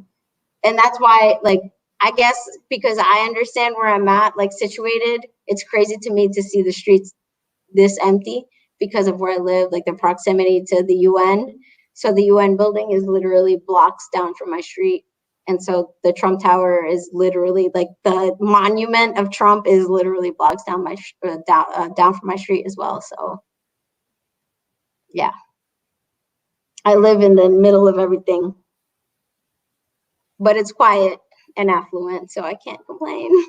Isn't it like a really cool? I don't want to say cool, but like it's probably more peaceful, isn't it? So You probably don't like that though. I do because I like peaceful, but I would prefer if it were a little bit more gentrified. There's a lot of, I'm like, by any means, I'm not trying to be racist or anything, but like, there's a lot of white people in my neighborhood, like, and it's not really representative of New York. I feel blessed that I'm near like the best hospitals. Like, if I ever, God forbid, anything happened to me, like, I'm blessed enough to be in a really good neighborhood, and I'd be like straight white. Yes. Oh, they got no flavor to them. They do, but everybody that works in the restaurants has the flavor, and there's no restaurants open, so so it's just like old affluent people and dogs and shit. Okay, so since we're getting close. QB Eagles fan, 89, bend the knee, suck my proverbial dick, bitch. Get the fuck out of here. No, listen, that's not what he's saying, PTO. So let me explain. What is he saying? Let me explain. So bend the knee to what? So there was a Cowboys. So do you remember at the end of the year when we were playing the Eagles? And the Cowboys were playing the Redskins, but the Eagles needed to lose and the Cowboys needed to win. Okay. In order for the Cowboys to make the playoffs. Right. Anyways, there was a Cowboys fan on YouTube named Mark Holmes who is terrible. Like, he's awful. He's not a good. I'm not trying to make this shit political because I hate political talk. So apologize to anybody that I might have offended. So follow me. So Mark is a terrible YouTuber, but he gets like these outrageous like big numbers. Like, he gets a lot of views, but I don't know who the hell's watching his shit. Like, anyways. So I had started shit talking Mark, right? Like, I started shit talking him like I do with any other Cowboy fans, and I got accused for like clout chasing or whatever. But but who is Mark Holmes? He's a Cowboys fan, and the Cowboys needed us to beat the Eagles in order for them to go to the playoffs last year. And we lost. So I started cutting promo videos to Mark Holmes, telling him that I will find a way to help the Giants beat the Eagles if you just bend the knee to me. And so what happened? He wouldn't bend the knee, so we didn't beat him. If he would have been, so people come to my page and they'll put like bend the knee, and it's like, it was like one of the funniest things like I had done last year, and people like are still. I can't believe the Cowboys didn't beat them, bro. That's embarrassing. Well, I mean, they should have. That's embarrassing. Let me see here. But yeah, so people come. So nobody's telling you to bend the knee. Okay, I appreciate the clarification. I had to clarify. I don't think he was being disrespectful to you. All right. Cop, well, like, you got some Bluetooth shit in your ear? Like, what is that? No, like, it's not. No, it's a long story too. I don't know what the fuck I'm doing, but it's a long story. It's a long fucking. I was going to do some, like, because I was doing the draft thing, I had a couple like old school people coming on, and I thought, you know what, I'm gonna do the old school headset fucking pizzle. I appreciate it, but so like I was trying old school, and it just, I was like, fuck it, man. I was like, I fucked up. It's like, it looks like personal protective equipment. Like, donate to the hospital. No, it's just some bullshit. Bottom line. That's some good shit. Like, no, anyways. Can you make that into a mask somehow? Let's see. What do you say? Let's see. The Cowboys thankfully have a recent history of losing a lot in the end of the season. Giants are trash. This QB Eagles fan 89 needs to shut his ass up. That was great. Okay, it's okay. Let's let him troll. It's all good. UFC headgear, for real. That's some, like. Yeah. Yeah, Mullins 80 said this is my UFC headgear. This is like my you know how like you put on that headgear when you're getting ready to do some sparring? You look like you're about to play like the Nintendo. I am. First, remember, like, you know how they came out with the glove? Yeah. They came out with the headpiece, and that's what it looks like. I tried to win for something. What was that Nintendo hand thing? I have no idea. All the video games, if you fist the Nintendo. He said that's my Top Gun headset. Yeah, it's huge. It's huge. It's huge. Huge. Just take some Lysol and you'll be fine. Take some Lysol. Call me in 2 days. All right. So I think for those that are see, somebody posted something where they were like, who is a guy that the Giants could pick here, which they're still like 6 picks away. I would look at Hakeem Davis-Gather from Appalachian State's outside linebacker. I think we could use a linebacker, don't you, PTL 6? I think it'd be nice. I mean, everybody was calling for Isaiah Simmons, so why not address that? I don't think they're going to address the center right now. I don't know. Is this a linebacker heavy draft? Because I feel like it's not, and so like any linebacker is ancillary after like the 3rd or 4th draft pick. Third, you know. It says, the fuck. I don't know. Oh, it's a 93rd pick, so we got about 6 more. Let's see. Hold on a second. I'll be right back. Get another jersey.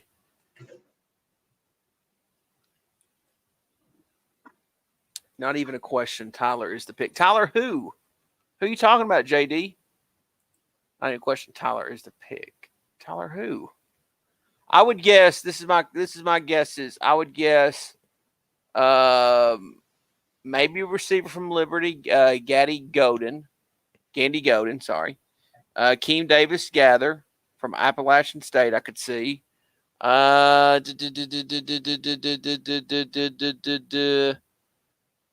maybe the Wisconsin guy that someone mentioned earlier, Tyler. That's who you're talking about. Yeah, I see what you're saying. Okay. Well, yeah, I mean, I guess he could be potentially. I could see it.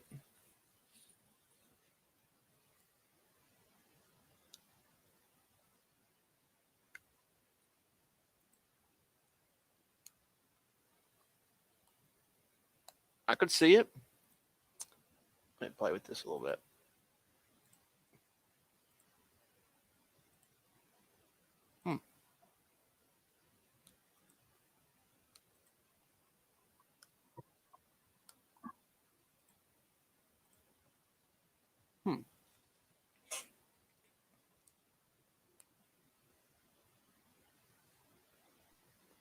Third best center in the draft. Got to take what we can get at this point. Seal up that O-line. I don't hate that idea, JD.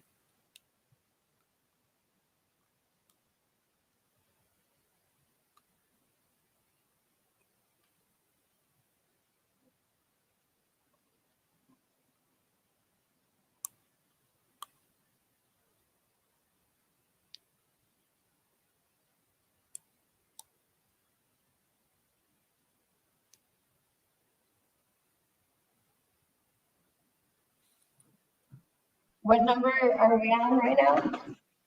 They're going to 94, and we're 99. Yeah.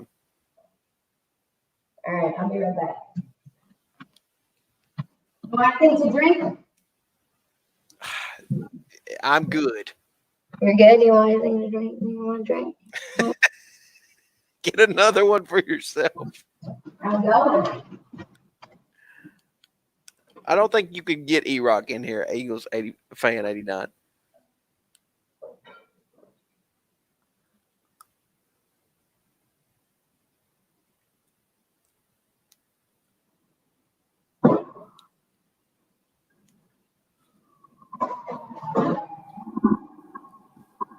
Somebody said they want a Long Island iced tea.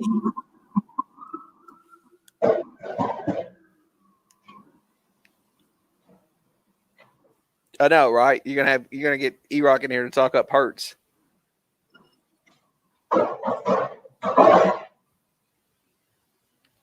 See, Conmac F1 thoughts on McKinney. He looks fire. Yeah, I'm pretty excited. I'm pretty excited about McKinney, Conmac. I think he was a great pickup. Safety was definitely a need, and he's an Alabama guy. So Joe Judge, probably more than likely, Joe Judge may have even been there when they recruited him.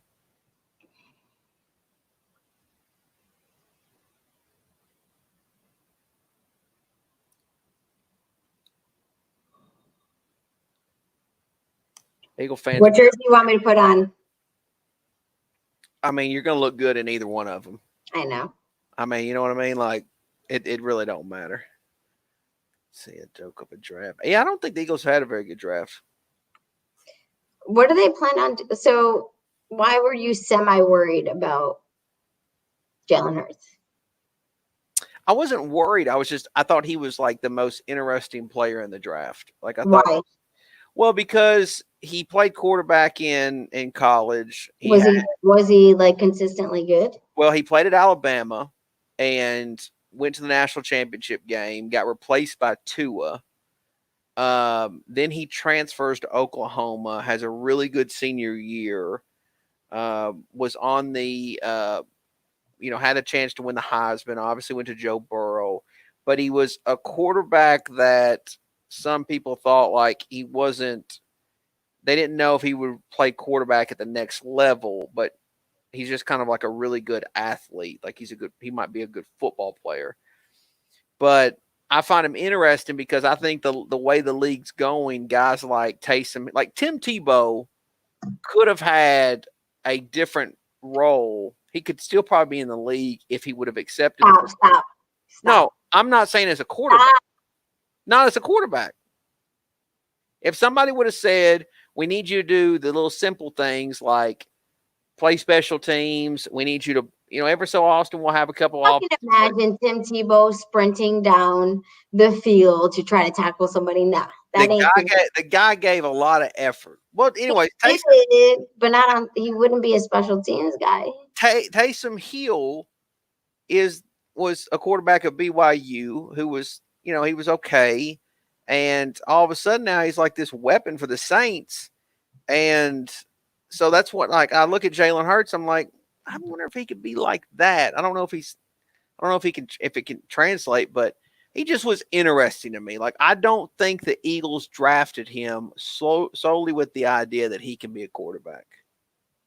That's what I'm saying. Like, I think they got something tricky up their sleeve, but I don't know. Up their sleeve, but it's not going to yield in a Super Bowl. Like, no, I don't think it's. Plus, they can't play that game in Philly. Like, if they think they could play like the Hurts Wentz train in Philly, yeah, I don't. Somebody's gonna end up dead. Well, I think it's scary too when you get there's already a fan base in Philly who were actually Nick Foles guys. Yeah, I mean, and when so now what you're going to have is those Nick Foles guys are actually going to become Jalen Hurts guys, and they're going to be still anti Carson Wentz. And I'm with JD. I think Hurts is 100% a quarterback for like NFL level purposes. Like, it's cool that you could demonstrate like versatility in college football, but college football is not the same as it's a different game. Professional football, and like we've all seen that athletes can be successful in different ways, and like basketball, football, whatever the fuck you do, but once you get into the NFL and you try to, if you're a true quarterback or you're true whatever, and you try to play a different position, it's not that easy. So I don't know what hurts over pennies. Okay, whatever. Hurts isn't going to start. They might play him situationally. They might do some like, what is that? Like the pitch and then to the end zone. Like, everybody's going to know what that is. If like Carson Wentz and Jalen Hurts are in the same play, they know it's going to be a QB pitch. Or if it's going to be like, direct snap to Jalen Hurts. Like, I wonder what's happening now. Come on.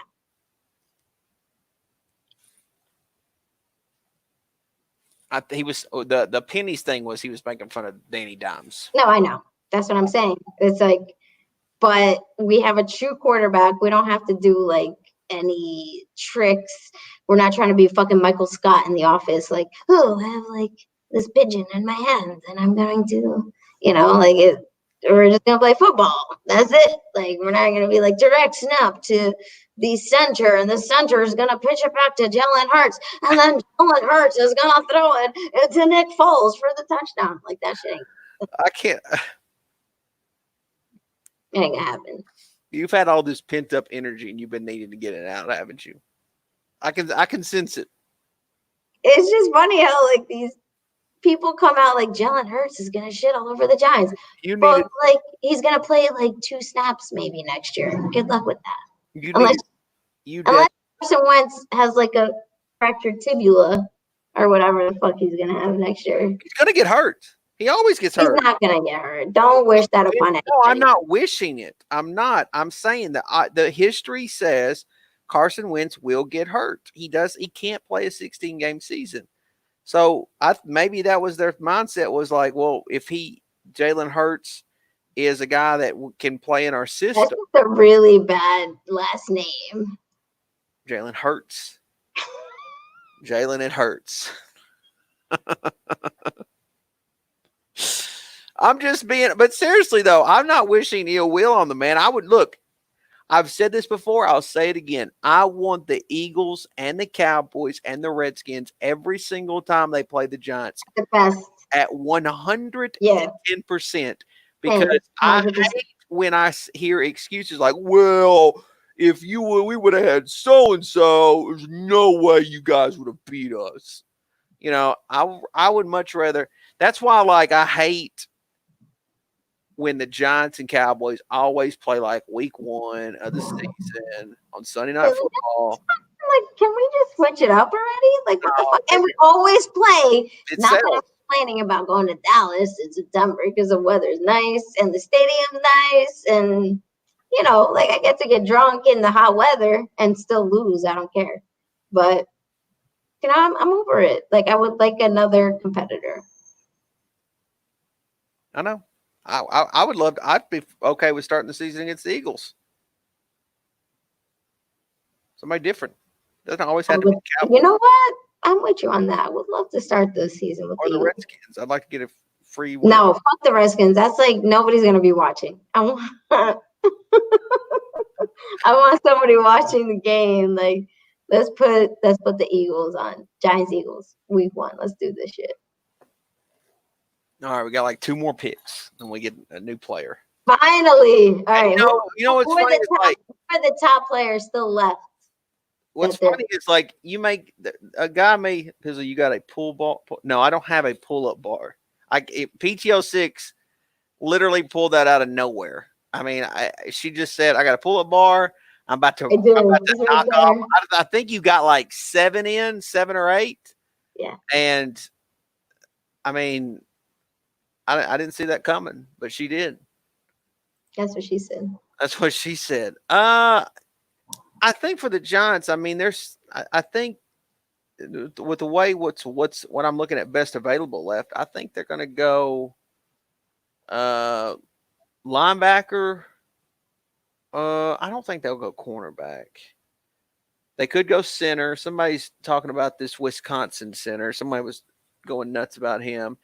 And then maybe a receiver, maybe. And then also a chance, I think maybe a D end. I think there's a chance at a D end, like a Bradley Anae from Utah, somebody like that. I don't know. We'll see. Let me check. You know what's funny? You know what's interesting about this? And I know, the draft is what it is. But you just never know when the Giants might draft your next favorite player. Who's your number 1 favorite player in this draft? In this draft? Mm-hmm. Like, it doesn't matter where they went. You just really love them. Like I thought. Like, I think they're going to be really good. Or you just were enamored to them. Doesn't matter. I thought I know it's like lame because he's the number one pick, but I thought Joe Burrow was cool. Okay. I just thought he was just cool. It's like cool Joe. Oh, Joe. He reminds me of a Cabbage Patch Kid, but it's all good.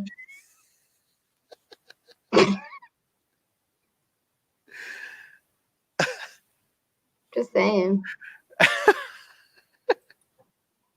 I just think he's cool. I think he's got like a little swag about him. Till he gets fucking Until Ravens fuck him up. Till he gets fucking hit in the mouth, and he went to fucking Cincy. So they got no O-line. They got Bobby Hart starting at right tackle. You better start fucking creating your last will and testament. You know what's funny is I got made fun of last night because I said I really like the Cincinnati Bengals uniforms. Is there any like random team in the league that you really like their uniforms that isn't the Giants? I like anything black. So Raiders. No, I don't like I don't like their icon. I would probably say the Ravens. They got some their home shit is like black pants. Okay. Like black jersey, black helmet with the purple in it. I kind of dig that. Yeah, I would have to say the Ravens for sure. The Cincinnati Bengals have the most disgusting fucking I'm sorry, Cop. I'm not trying to play you. Their helmet is awful. Everything. Why does everybody hate their helmet? I don't know why. I like their helmet. I don't know why. Everybody hates it though. It's pretty bad. Funner out of the Syracuse for the Ravens are dangerous for that cute quarterback. Black and gold Saints. Black and gold. You know what? Here's the thing. Why I didn't say the Saints, because watching Drew Brees in those tights, I can't. Those black tights on Drew Brees just does not look. It's not a good look. It's not a good look. You don't think it's a good look for Drew? No. Damn. No, it's not a good look for Drew. Drew dirty. Teddy Bridgewater looked better in them, but that's because he's 10 years younger.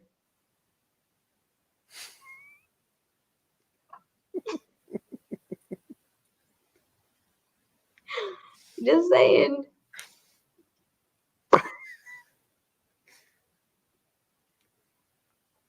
Who's Ben? Ben the knee. Hunter out of Syracuse. Bend the knee. All right. Listen. A lot of people like to say bend the knee now. When I 89, I know you're going on Twitter to fucking find all these jokes because Philly fans are not this fucking original. So Philly fans are livid right now. This hasn't been the best draft for them. They got some fucking midget out of TCU that's going to be injured just like Sproles is for the next 10 years. Then they got Jalen Hurts, who is going to compete with Carson Wentz.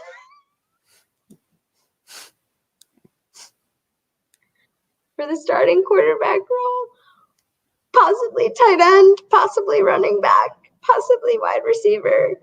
He's going to make an impact this year, though. And then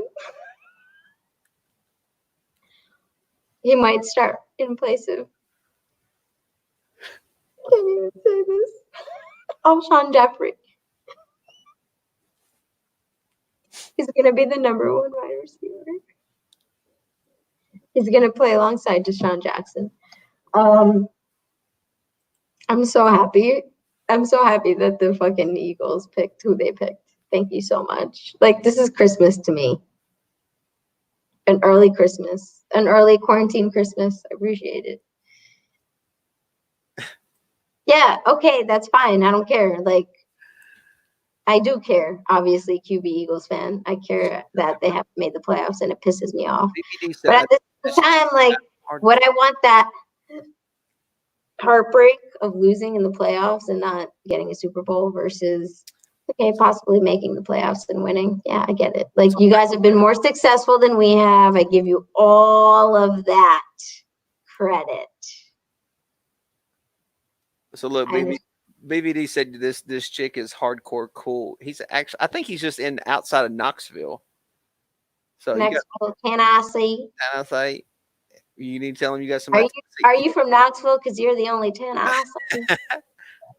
Look, Chris Reynolds wants to know what jersey you have on. Brandon Jacobs. You should know this. Listen, there's no dispute here. We are the bitches of the Philadelphia Eagles and the Dallas Cowboys. I'm not gonna dispute that shit. Here goes our pick right here. We're getting ready to have our pick. Our pick is Carol Baskin. Her pick is Carol Baskins. Her pick is that bitch, Carol Baskins. That bitch, Carol Baskin. Fuck with my Tigers. University of LSU. Fuck with my Tigers. A bitch, Carol Baskins. That's our pick. Who we got? Who we got? Who we got? Bitch, Carol Baskins. I just don't know. What do you mean you don't know? You know who it is.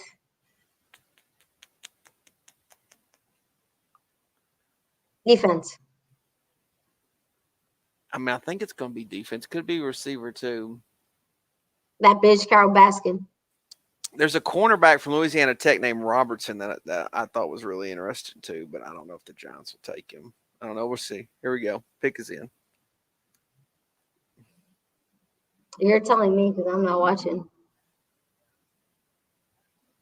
They got a tackle from UConn, Matt Pert. Okay. They got another tackle, so they didn't go center. Do you think David Gettleman typed that in wrong? He's a right tackle. Another hog molly. He is. Says he's really long arm. I don't know anything about this guy. What's his name again? Matt Pert. Jalen Hurts? No. Peart. Oh, Pert. Okay. From Utah. Wow. So, man, they have went tackle heavy. You know what I think they did here? So, this is just my guess here. So they decided to get a true right tackle. So Andrew Thomas probably is going to play right tackle while Nate Solder is going to play left tackle next season. But then after next year, they'll move Andrew Thomas to left tackle, and maybe this Matt Pert guy will be ready to play right tackle. Can I, instead of the next pick, can I hand the pink slip to fucking Dave Gettleman?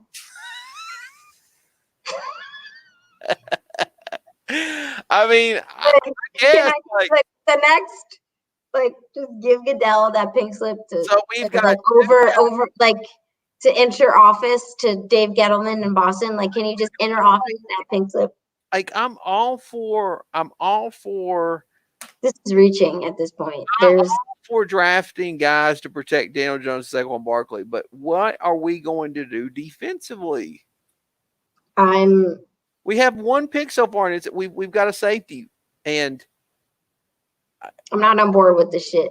I'm on board with this LT potentially being the future. Cool. I see he's got good technique. He needs some good coaching. Second round pick, the safety. Again, like I said, I don't watch college football. I know Alabama is a prestigious school because they play they have that more of a professional football league focus. They come from a pedigree, but we need defense. And I agree. We've been offense. Can't. Who the fuck is this? For third round, we always shit the bed with third round picks. This is why I told you, we're gonna fucking shit the bed. And we did. This guy is not. Can't. You should have just traded out. Hold on, let me get some. Let's see here. It says Pert was a team captain, 4-year starter, and has a rare. Who cares? What are we, the Raiders? Let me read it. So this is his pre-draft analysis according to ESPN. Pert was a team captain, 4-year starter, and has a rare blend of size, speed, length, and has exceptional upside and flashes on tape. He needs to improve on his overall technique, notably his hand placement in pass pro and his pad level in the run game. So everything. Pert's effort is good, but he's not a glass eater. His experience playing on the right, he has experience playing on the right and left sides. So he's a project, is what he is. He's 6'7". Right, but at third round, like you don't like you could wait till like 5 through 7 for projects. That's what I'm saying. Like third and fourth round, you should still be drafting BPA. He's 6'7", 318 pounds. Interesting. That's what I feel like I'm on quarantine right now.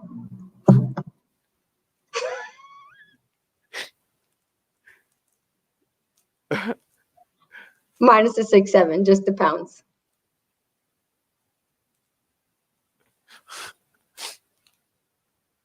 Well, you got to get some new air. Like you look like you're about to like tell the airplanes where to go into. Right? Like, let me ask you. Hold on. Stop making fun of me. Listen, how much fun have you had tonight? I've had a lot of fun, but you look like an air traffic controller.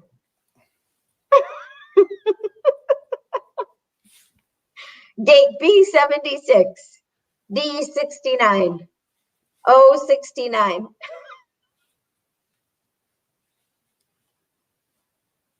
That's exactly it. That's what they look like.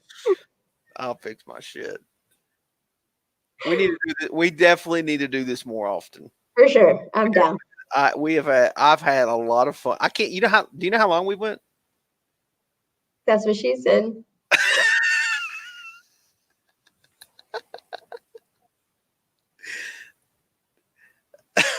Do you know? That's what she said. 4 hours, 42 minutes. It's crazy. Doesn't even feel like it. Feels like yesterday. It feels like yesterday. It's crazy.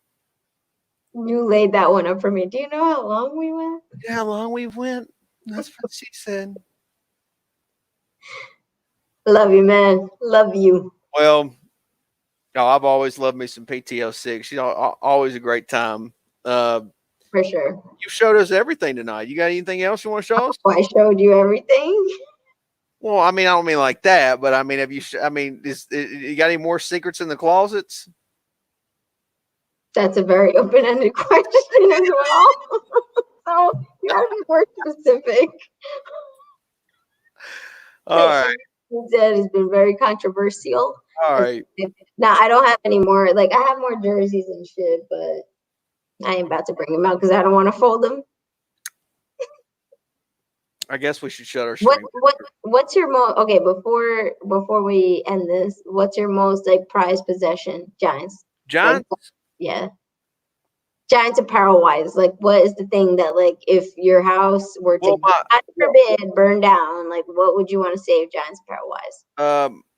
So the football balls back there, the Super Bowl balls, they've got the Super Bowl emblems. Like I have to get those. And then the helmet to the left that's in the case, that's signed by Eli. I think I got to get that. Yeah, that's signed by Eli. I got that in. I think what the year it was 06. 06 they came to Nashville, and I saw the kids. I saw the kids that had I'd seen this done before where they would take the string and tie it to the helmet and then like lower it down to where the players would walk in and out of the tunnel. Mm-hmm. And so I thought, that's a fucking great idea. Let me try it. So I did it. And sure enough, I did. I mean, it's not like I got right beside him. I just was basically like above him and he basically signed it. So that's awesome. Yeah, that's my Eli Manning helmet. So that thing I'd have to get. And then I think I like my Giant helmets. Cool. But do you see this right here? You hate this. Do you see the picture? I see that. I know where that's from. It's from the draft last year. Me and Tiki. You and Tiki? Tiki was really cool. You know what's? I want to tell you a funny story. So I'm randomly walking by myself. I'm actually with a friend, and my friend's about 5'4", very small guy, but he's a shit talker, way big shit talker than me, And so he randomly says, "Hey, fucking dork, there's Tiki Barber." Like, and he was like standing like 10 feet from us. I was like, "Fucking Tiki Barber!" Like, I start like going nuts, and so I was like really nervous to meet him. So like, I go up to him like, "Hey, Tiki, can I get a picture?" And so Tiki was cool, and so like, I told Tiki like he was like one of my favorite players of all time, and I know like it's all I know he was like anti-Eli at the end, so it was kind of fucked up, but he was one of my favorites. So my buddy, after they get done, this person took the picture. My buddy starts yelling like, "Oh shit! Don't start crying, dude! Don't start fucking crying!" Like he was fucking with me. Like he was. So it was like embarrassing. I was like, "Fuck, man! I'm hanging out with Tiki Barber right now. This guy's making me look like I'm about to start crying." But I wasn't. It wasn't. I wasn't at all. Like I was wearing my fucking shades. So like I think Tiki thinks I'm fucking weird. I'm sure Tiki doesn't remember you, but no, he doesn't. He doesn't remember me, but I remember him. And so I thought it was really cool. Wait, why did the guy say, "Why are you crying"? Just try to be a dick? Like, he was trying to embarrass me in front of Tiki. I got you. That's all he was trying to do. But I wasn't. I was like really like super excited to meet Tiki. Like I was like, "Holy shit, Tiki Barber! Like, hey man, can I get your fucking picture?" Because I don't really, to be honest. Are you sure it was Tiki and Arande? I'm 100% sure it was Tiki. I made sure. Trust me. I am more into pictures than I am autographs. I just like to see, like, I'm into neither. I just like to. Like, yeah, no, I don't. To be quite honest, like most times, celebrities or high profile people, I don't get like starstruck. I only get starstruck on certain people. Like I get, who do you like? Kim Kardashian? She wouldn't do it for me. But I'm not gonna lie, I would check that ass out. I'd have a good look. Me too. I'd want to know if the hype is real. You know what I'm saying? I would do the same thing. That's what How would you know the difference between fake and real? No, I'm not gonna say. I would know that it was probably fake. I would say like, oh, it's for sure fake, but I need to see if it's like. I don't know. I'd have to. No, it is fake. We know it's fake. Like, but I'd have to know like, okay, it's real. What if I had you like thinking twice? Like, don't you feel like if you checked out her ass and it wasn't like all that, you'd be like, well, damn, what's the hype for? I mean, here's a general rule. I would do that with J-Lo too. I would do the same thing with J-Lo. I'd say, J-Lo, I gotta see. I gotta know if the hype is real, girl. I ain't trying to be an ass. I ain't trying to be a jerk. I just want to know if the hype is real. No pun intended. I ain't trying to be an ass. I ain't trying to be an ass. I just want to know if the hype is serious or not. Show me them titties, bitch. Honestly, I don't need to see J-Lo. A matter of fact, I think what was she was in a movie where her titties were out. It was the I don't know that movie. No, seriously, she was, man. Fuck, man. I gotta. Selena. House Mike says the pic was no. I'm gonna figure it out. You done made me fucking Google shit now. I'll figure it out. But no, she had a movie where her titties were out. Let me see. It was a young movie. Tell me about it. Hold on, I'll figure it out. You watch it tonight. You can watch it tonight. Netflix. How do we tell who's in our chat? I don't think you can figure out the names. How many people are in here? It's died down now. Okay. We almost had a hundo when the first hundo Bill. Let me see here. You got me really thinking about. She didn't show her. I think she showed her titties in like some Ben Affleck movie, probably. No, it wasn't Ben Affleck. It was what's his name? Shit. Hold on. Damn it. It wasn't Anaconda.